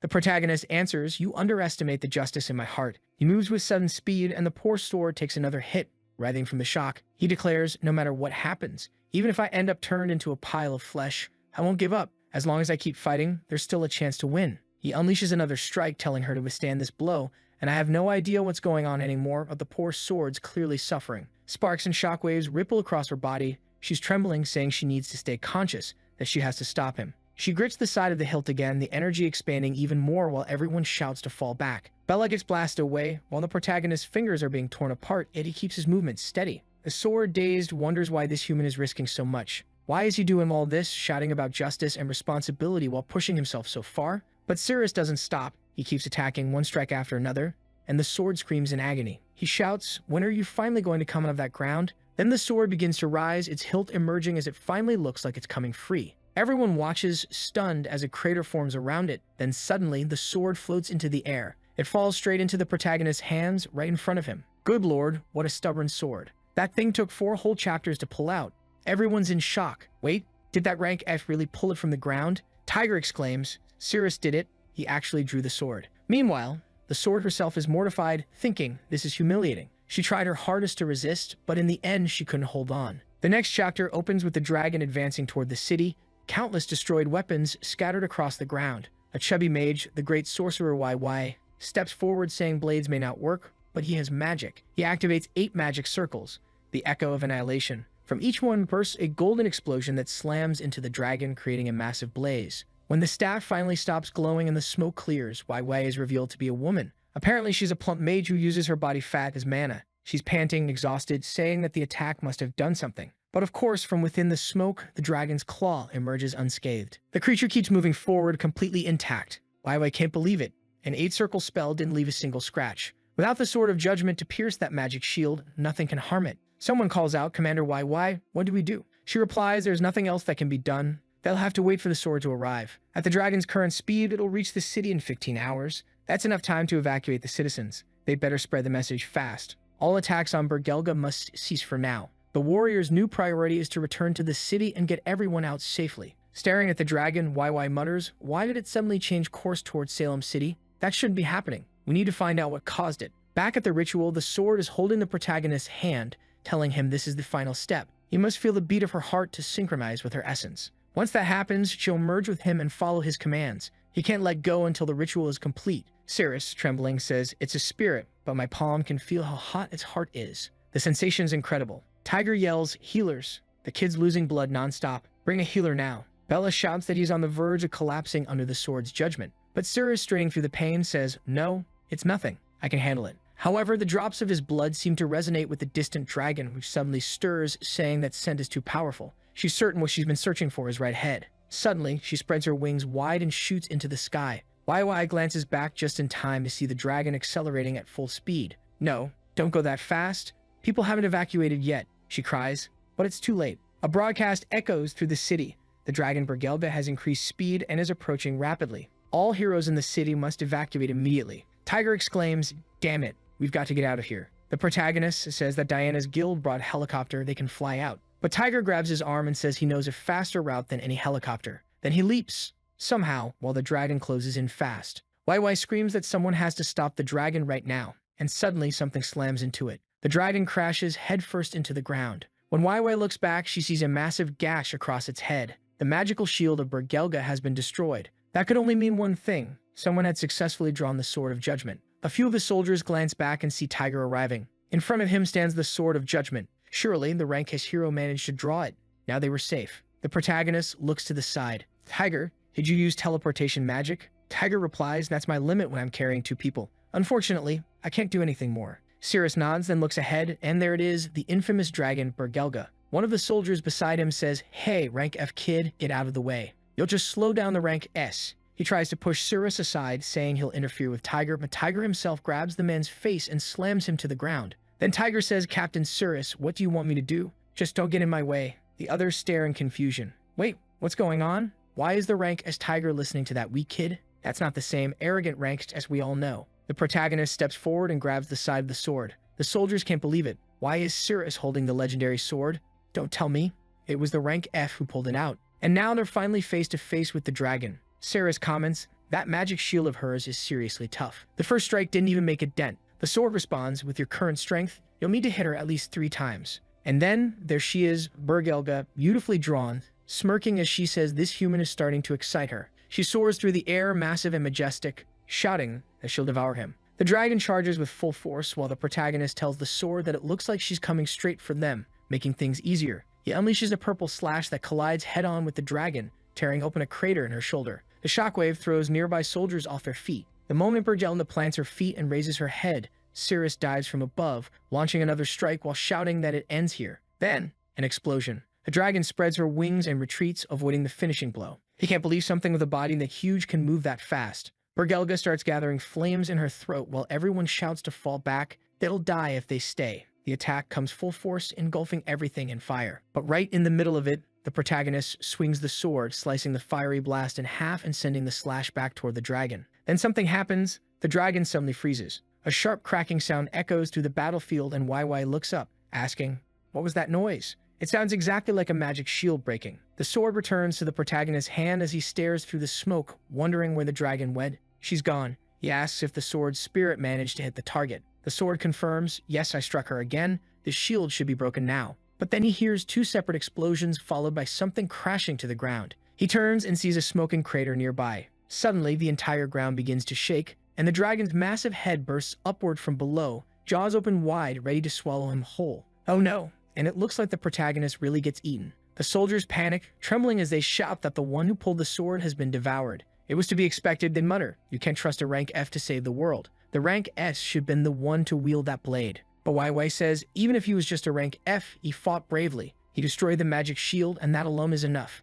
Now it's up to the remaining rank A and rank S fighters to finish this. The boy's death won't be in vain. She declares that they'll begin the counterattack. Meanwhile, Cirrus is falling into the dragon's stomach, along with parts of the ruined city. And honestly, if I know this guy, there's no way he's done for. You already know what's coming next. He's looking around, saying, inside this stomach there's lava and houses? What's going on here? Then he turns to the side, and there she is, the primordial spirit of Bergelga. She says, "You're inside my stomach," which means you've already been consumed. Right away, the protagonist realizes this is her true form. She warns him, "Give up now and be peacefully melted in the lava. You'll be absorbed into me." The lava around him starts to move, but the protagonist quickly activates his instant slash. Wait, what just happened? He's already behind her. He didn't realize she was that huge, my god. She turns, shocked by his speed, and he strikes her foot full force. But nothing happens. He's confused. Wait, why didn't that cut her? I already broke the magic shield. She answers, "Boy, dragon scales are just a minor defense. My true primordial form isn't something you can defeat so easily." The sword chimes in, "With the power you have right now, Cirrus will need thousands of strikes to break that armor." And then comes the tail. Nobody likes the tail. It smacks the protagonist right across the face, sending him flying. He realizes he has no choice. It's time to get serious. He locks her as a target, and that familiar purple aura flares up. As he's pushed back, cards appear around him.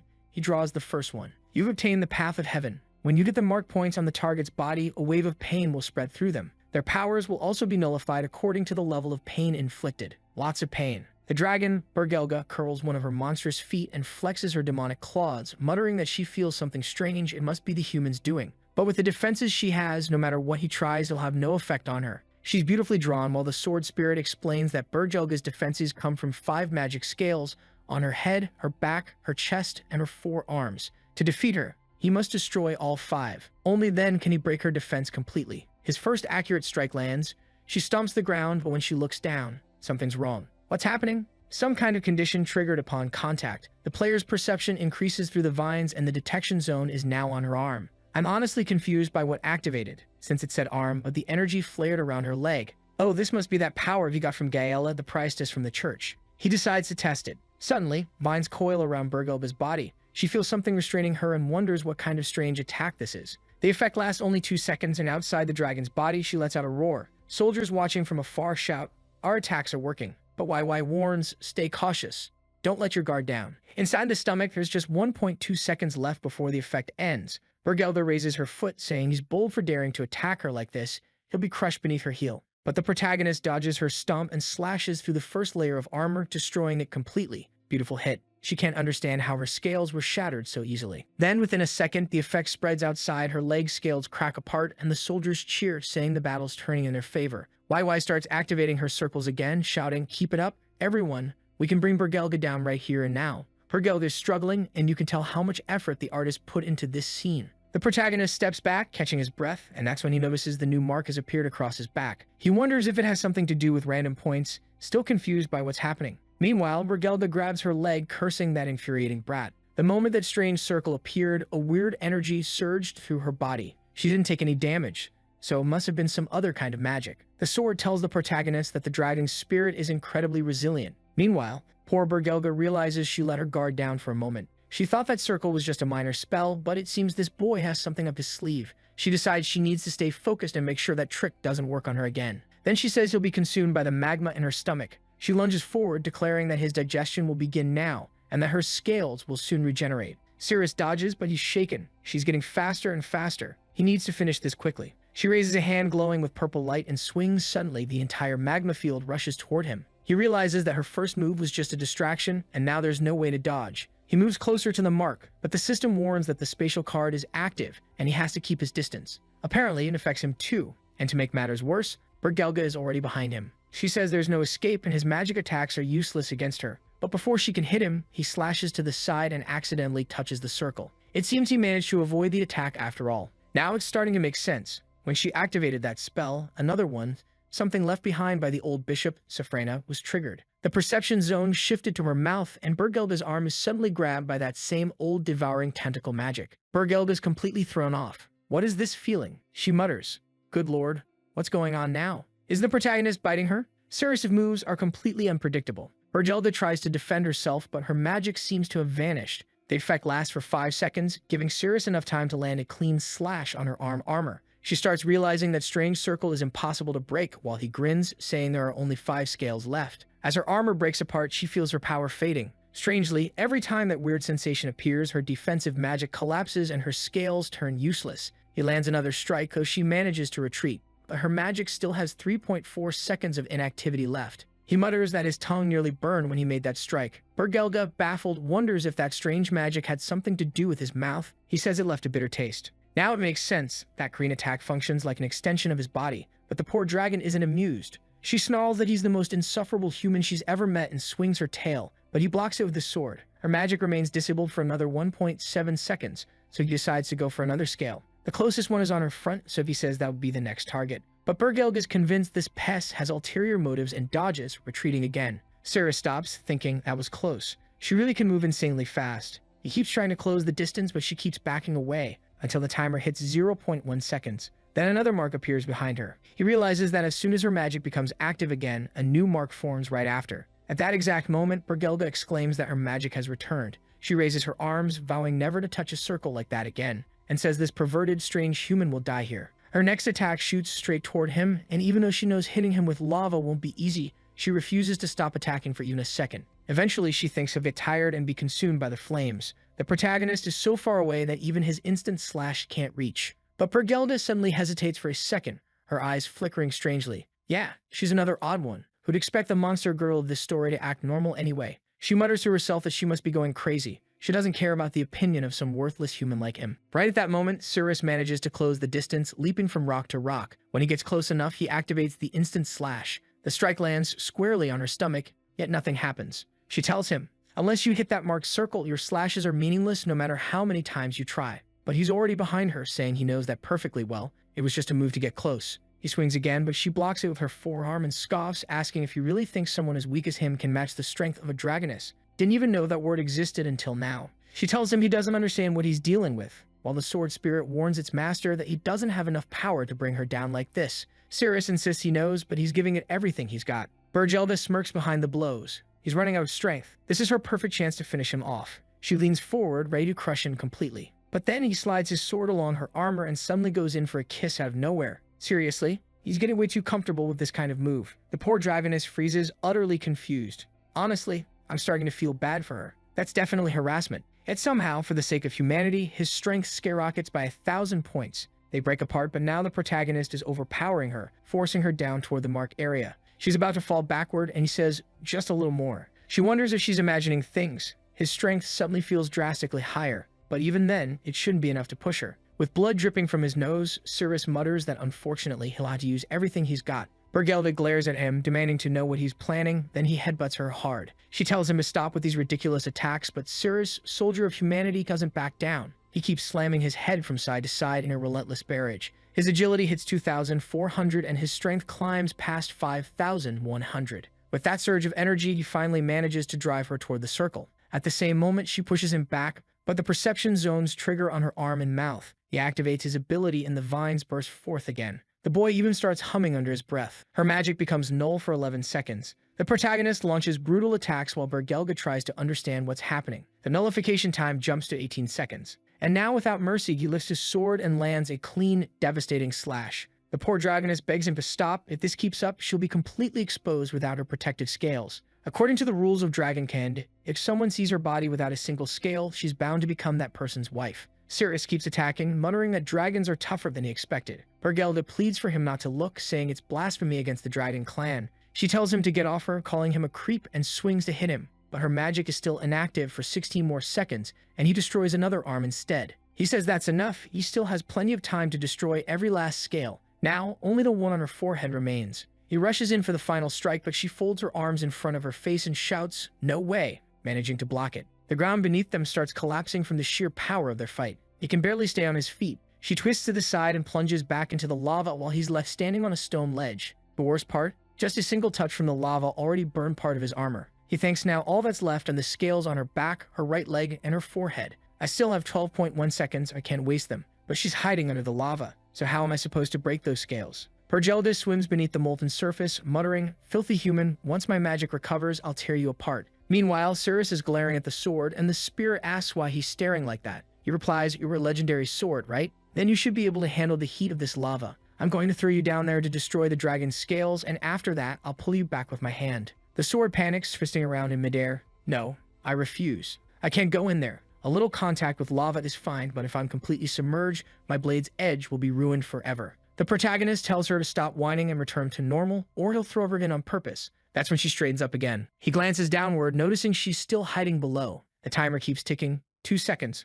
1 second. Then suddenly, a new mark appears. He finds it strange. Why did it show up there? Until now, all of them had appeared close to her. Are these things really random, or do they follow some kind of pattern? At that moment, Bergelga rises from beneath the lava. The fewer scales she has, the less time she can stay submerged. She needs to end this fast. Cirrus feels something approaching as she roars, promising to burn him alive this time. He's in midair, realizing she's given up on frontal assaults and is trying to catch him off guard. From above, he looks down. Where is she? Is she hiding under the lava again? Then he notices something interesting. The sequence of those glowing symbols seems to form a diamond-shaped pattern. I need to figure out what this Path of Heaven ability actually means. But before he can think further, the lava beneath him explodes. Bergelda bursts out, and he senses the attack coming from behind. But too late. He barely manages to turn and block. It still gets sent flying. He tries to throw the sword toward her, but she dodges and dives right back into the lava before he can hit her. She's learning she knows she can't let him touch her again. That weapon won't affect her now. Worse yet, Cirrus is falling through open air with nothing to land on.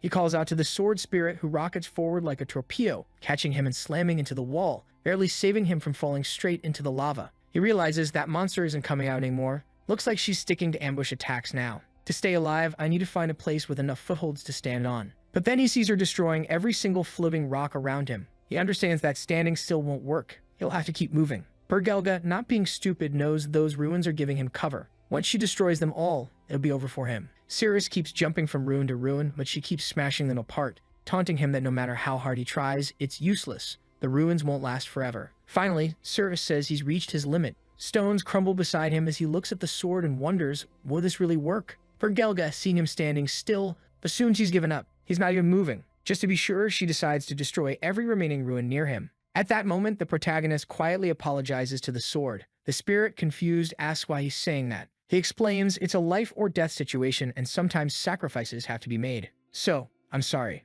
At the same time, Bergelga destroyed the last remaining piece of stone behind her and emerged from the lava, smiling as she said everything was now clear. Cirrus looks at the sword and tells her she'll have to endure this. Bergelda gathers her energy, her massive body glowing as she prepares her final attack. The lava burns hotter than ever, and even the rocks are melting. The protagonist knows she's coming. She dives straight toward him through the molten waves while he raises the sword, saying the time has come. He aims directly at the marked point and throws the sword with all his strength just as Bergelda charges from behind. The blade pierces through the stone and trembles slightly before the sword spirit speaks. Now I understand why you apologized. The marked zones activate, but since it's not Bergelga herself touching them, they only trigger for half a second. At that same instant, as the timer hits 0.1, she rises from the lava. When she breaks through the surface, her eyes widen. Right in front of her is the glowing mark. She can't understand why the shining circle is there. Too late, girl. Circles appear all over her body. At that moment, the protagonist explains that the 4 markings formed a cross with this last one directly in the center. Now, the full body marker has been activated. The entire area of her body lights up, and he becomes one with her through the connection. He swings, landing a perfect strike while channeling an electric current through the blow. Bergelga screams for him to let go, but there are still 60 seconds left. Cirrus doesn't hesitate. His hand slams against her back, shattering her armor completely. An unstoppable warrior who shows no mercy to his enemies. Outside, the dragon roars in agony. Bergelda can't believe that a mere human broke through her back armor. Soldiers on the ground cheer, shouting, "Let's go, everyone." The dragon's scales are breaking apart. Finish this once and for all. YY, exhausted, nods and says, "Yes, just a little more." The dragon will fall soon. At the same time, the armor on Bergelga's forehead shatters as well. Cirrus is relentless. He strikes her thigh next, breaking through another section. Bergelga cries out that she doesn't want to eat him anymore. She's had enough. She pushes him away while roaring in pain, the dragon's body trembling from outside. The city erupts in celebration. Come on, everyone. The dragon's giving its final cry. This is our chance. Give it everything you've got. As Bergelda shoves the protagonist away, she growls that she's sick of him. And she opens her mouth and spits him out. He crashes to the ground in front of everyone, sword in hand, completely drained. The soldiers stare in disbelief. Cirrus, you're still alive? Bergelda rises into the air, but her magic is still nullified for 44 more seconds. Everyone scrambles to finish her before she recovers. If they fail now, all their effort will be wasted. Cirrus remembers her flight magic. Once her power returns, she'll be able to use it again and escape far out of reach. The soldiers fire off attacks, but none of them land. Everyone starts climbing to higher ground, desperate to hit her before she gets away. Bergelga, furious, can't believe she was forced into this position by a single human. At that moment, Cirrus places a hand on one of the soldiers' shoulders and says he has a better idea. Meanwhile, the dragoness struggles in the air, wondering when this strange sensation in her body will fade. Her magic won't activate, and it feels completely wrong. The burly soldier looks at Cirrus and says, "Are you sure about this, man? I can't promise you'll make it out alive." Cirrus replies firmly, "Just do it. We're out of time." There are still 28 seconds left, and the man braces himself, apparently preparing to launch him. Up in the air, Bergelda sighs in relief. Ha! At this distance, there's no way he can reach me. I just have to wait a few more seconds, and my power will be restored. Down below, the soldier slams his fist into a rock, sending the protagonist flying upward like a projectile straight toward her. Cirrus soars past her, gliding under her massive wings, and that's when she suddenly senses something. He's there shouting, he jumped off the rock, and now he's right up against her face, shouting that today she won't get away. 10 seconds were left when he lands another strike right on her head, telling her to get back down to the ground. You can feel it. Different from before, this slash actually seems to be doing real damage. And wow, Bergelda really felt it, because she gets shoved down and explodes into the earth. Everyone screams that the dragon looks like she's fallen, and they start moving in. At least he landed on her wing, so in theory she shouldn't be able to fly anymore. She still had 6 seconds without magic, and the whole army was spread out in front of her. People were hyped and closing in. The problem is the nullification hit 0. Bergelda lifts her head and taunts them, "You fools. Do you really think you can beat me just because my scales are gone?" Then she raises her head and activates Requiem of the Soul. Everyone feels the pressure, covers their ears, and YY is in agony. Good God. She senses something strange, her eyes roll, and her soul literally leaves her body. Even poor Cirrus sees his body start to be abandoned. Lucky for him, he's got that giant sword spirit holding him together. Jesus, when that kid's in spirit form, his life looks better than ours. And the beast says she won't let him fall, she pushes him back into his body. At the same time, Bergelda is devouring everyone's souls, saying that everyone here will become food. She realizes she needs even more people to fully recover and expands the soul-sending field. The entire city is affected and the knights start collapsing to the ground. Miss Bergelga is powerful. Even as Athoth and Daphne fainted, it seems. The priestesses, Satyr, Yug, none of them had a chance. The gluttonous thing is pulling every soul to her. Then she opens one eye and says, their problem solved. Cirrus looks around and realizes all the heroes are down. Bergelga jeers, "You're impressive. I couldn't devour you." He asks what she means and she replies, "Obviously, I devoured everyone else's souls. There were so many souls that it will take a while to digest, but it's enough nourishment to restore the scales he destroyed. Lucky there were so many people in this city. Now they're all inside her. Cirrus snaps, I'll make you spit everyone back out. You don't have those scales anymore, so I'm going to finish you fast. Bergelda tells him to stop being stupid. If she dies, the souls inside her will vanish too. Cirrus thinks, if he kills her, everyone dies. But if he doesn't kill her, she'll keep eating everyone's souls. He's in an impossible spot. Bergelda offers, how about this? I'll eat only you and spit everyone else out. Cirrus is no fool. I refuse. Don't you think I know that once you recover by consuming me, you'll devour everyone? The monster laughs. That was clearly her plan. Then the old system chimes in. He thought something good would happen, but it turns out the Path of Heaven ability that activated hadn't finished, so he can't draw another card yet. Suddenly, Bergelda asks why he's here. No, stop that. Cirrus is half agonizing and confused. What the hell? Why is this mad thing talking to herself? Then Bergelda's eye goes red. Was she taken over by Azathoth? She calls Cirrus by name. Of course he recognizes it. The damned Azathoth had possessed her. I was already impressed Bergelda was stronger than the big villain. And now this. Next chapter opens with a stomp and a grin. This flame mixed with her power is even more lethal. She doesn't hesitate and breathes out, tearing the entire battlefield apart. Cirrus dodges the main impact, but the flames expand so violently that he's about to be hit anyway. The energy rushes toward him, yet he manages to swing his sword. But even the smoke alone is enough to burn one of his eyes. He turns and slashes behind him, but another blast hits his chest, sending him crashing across the rocks. The poor guy's bouncing around helplessly, taking a brutal beating. He wonders how he's supposed to dodge when he can't even see, especially with attacks coming from every direction. At the same time, Bergelda's massive hand comes swinging toward him. But then the sword suddenly activates some kind of strange resonance, asking him if he can feel it. She's resonating, and now, even with his eyes closed, he can see through the blade's vision. Thanks to that, he manages to evade her incoming strike. He lands on his feet just as Bergelda conjures another attack, mocking him. Since you like dodging so much, you deserve another one. Flames burst from behind him, forcing the protagonist to retreat, but suddenly, the fire stops. Bergelda notices it right away. Damn it, that spell hasn't recharged yet. I used the flames twice and they're already depleted. Azathoth snarls at her, calling her useless and demanding she finish absorbing the souls so she can regain her strength. And Bergelda obeys without resistance. Inside her body, she's straining, saying that absorbing thousands of souls like this is too much. It's a constant stream of energy that can't be interrupted even for a second. Still, she reassures Azathoth that she'll give it her all. And now, zooming in on her head, you can actually see the glowing mark on her back. Outside, Cirrus realizes what's happening. That cursed Azathoth has taken control of Bergelda's body, slowly regaining strength by feeding on souls. The longer this continues, the worse it'll get. He decides, I'll have to go inside the dragon again and force that thing onto the mark. It's the only way to end her magic. But before he can act, another colossal stomp from Bergelda shatters the ground. The protagonist is thrown back, engulfed in smoke.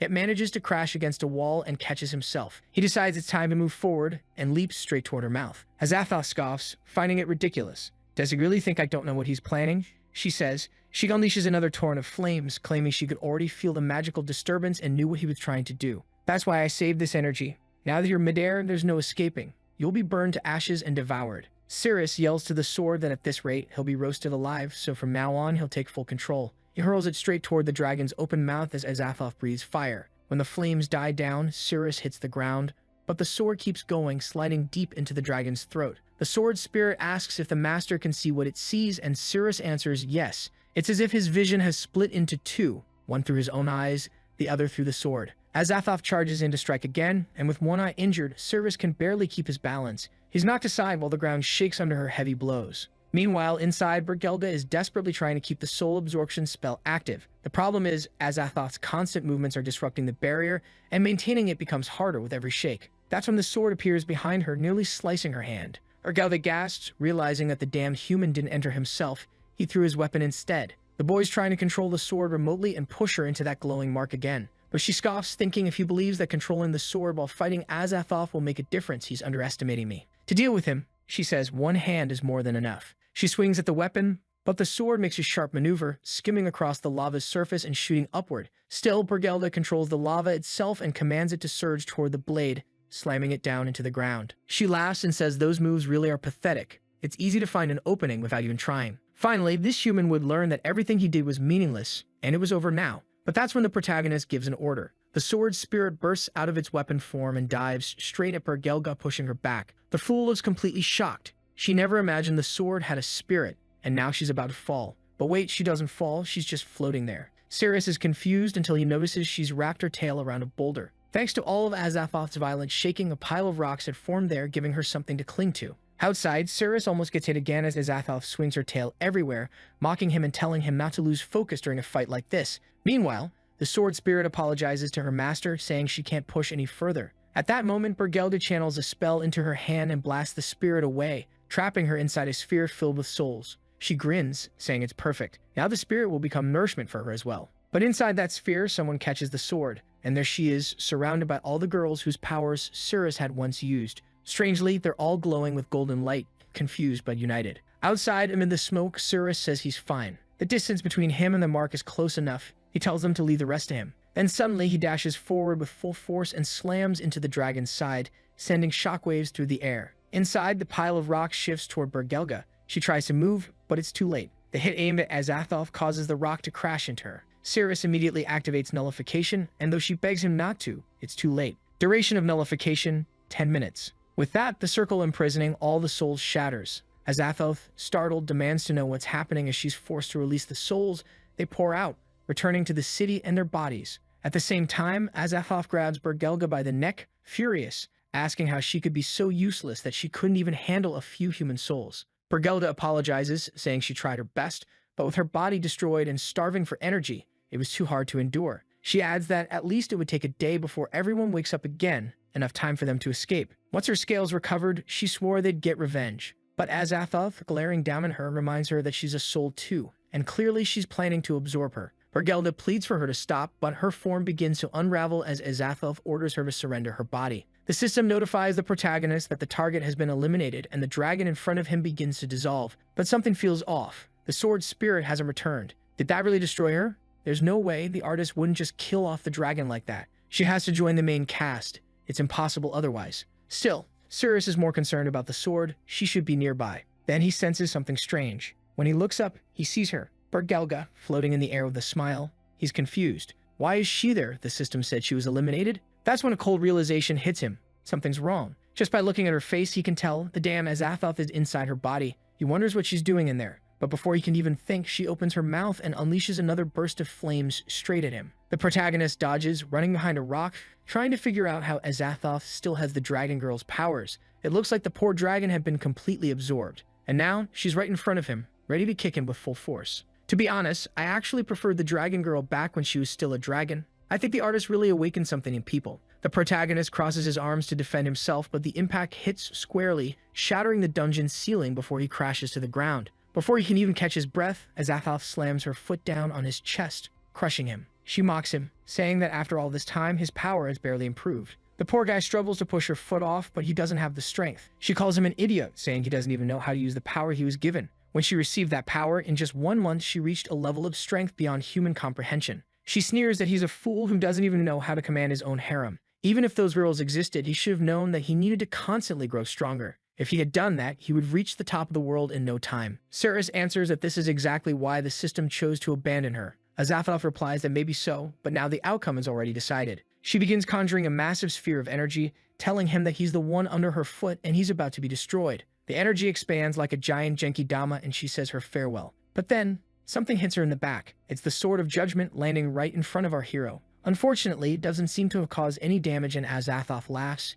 She says goodbye and launches her attack. At that moment, the sword spirit gives Sirius a kiss on the cheek, granting him a power boost of 2,000. For an instant, he manages to smack her foot away while the sword strikes her arm, deflecting the attack. Sirius slides back and retreats while Azathoth looks confused. The sword spirit apologizes for taking so long, but says at least she managed to bring everyone else here. When Sirius turns around, he sees the whole gang. More than 600 kilos of pure, unstoppable energy. Bella puts her hand on her hip and says he'd better explain how all these girls know about his special magic. Yug immediately argues that she was the first and the one who cares the most about his power. She's there to help him fight. Satyr, clearly annoyed, says she's not like Yug. She only came because she heard that if the dragon isn't defeated, her soul won't return to her body, and that's why she decided to help. The saint, calm and radiant, says she's there on a mission. Even in her soul form, she can still use purification magic, and healing his wounds is her duty. Daphne, who somehow looks even more mature now, says she still has an unfinished fight with the vampire back in the city, so she can't die here.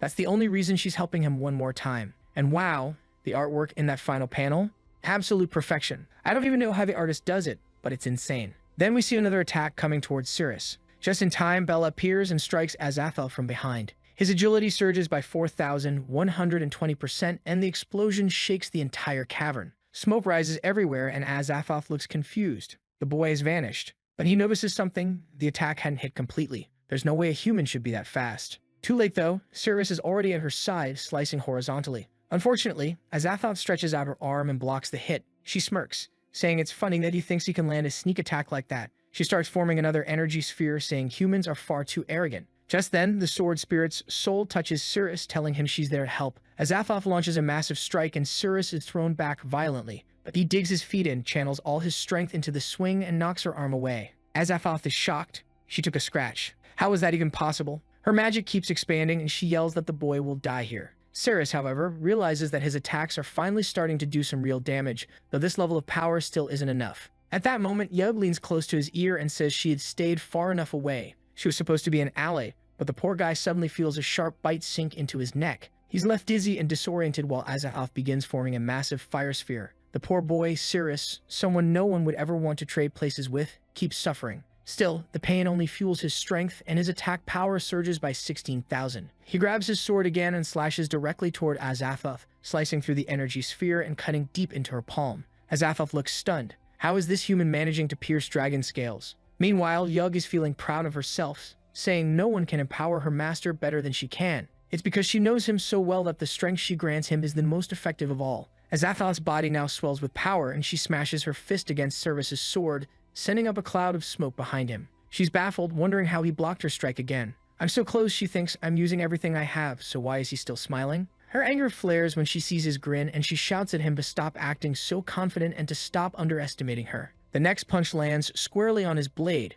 hitting just behind his head, and the poor guy is thrown back, crashing hard against the wall in an explosion of debris. Azathoth looks at the wreckage and says she finally hit him directly. No matter how much he smiles, with his face shattered, this is the end for him. The girls all start calling out to the protagonist. He's in terrible shape. But if he's broken, what he needs now is healing. From beyond the physical realm, the saint channels a spell of body restoration. She smiles, noting that in her spiritual form, she can move freely, making it even easier to cast. She says he'll be fully healed soon. And sure enough, our boy starts to recover. Azathoth watches the smoke from a distance, and then Cirrus appears again, smiling, saying that punch really did hit hard. Azathoth can't understand why his face doesn't have a single scratch. She starts to lose it, forming another massive orb of energy in front of her mouth. Raising her head, she releases streaks of purple lighting everywhere as the energy expands violently. Cirrus realizes this attack is completely different. It's on a level far beyond the previous ones. He's going to need a lot more power to counter it. Then suddenly, Satyr grabs him by the face, and he's blasted apart yet again.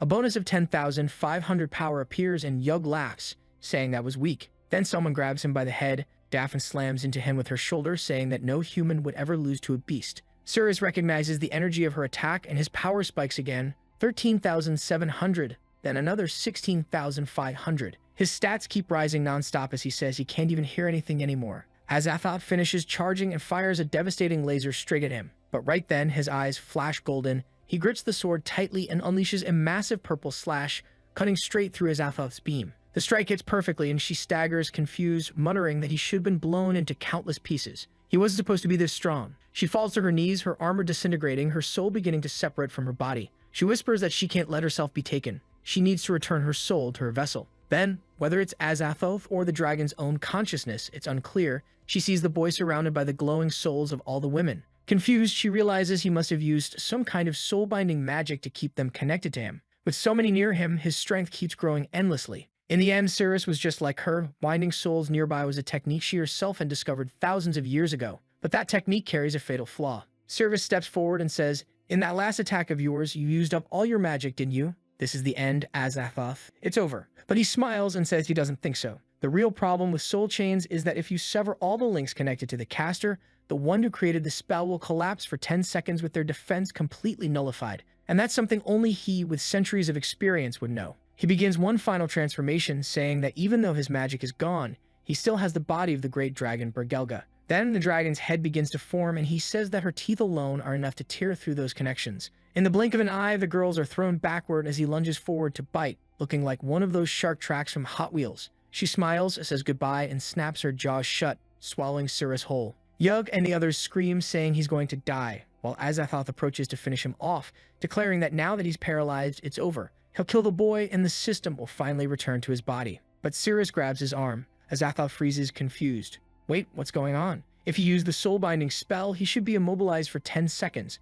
So why is he moving? Cirrus twists his arm and Azathoth lets out a cry of pain. Cirrus draws his sword and says that the bastard has scared his companions enough. He swings one powerful slash and everything around is ripped apart along with the dragon's head. The ground itself is torn open as the girls shield their faces from the shockwave. Bello looks through the dust and sees only smoke. The entire area has been split cleanly in half, reshaped by a single strike. It was power far beyond what any ranked warrior could display. Through the smoke, the dragon's body lies, severed down the middle. Azathoth's voice echoes weakly, asking what kind of soul technique this was.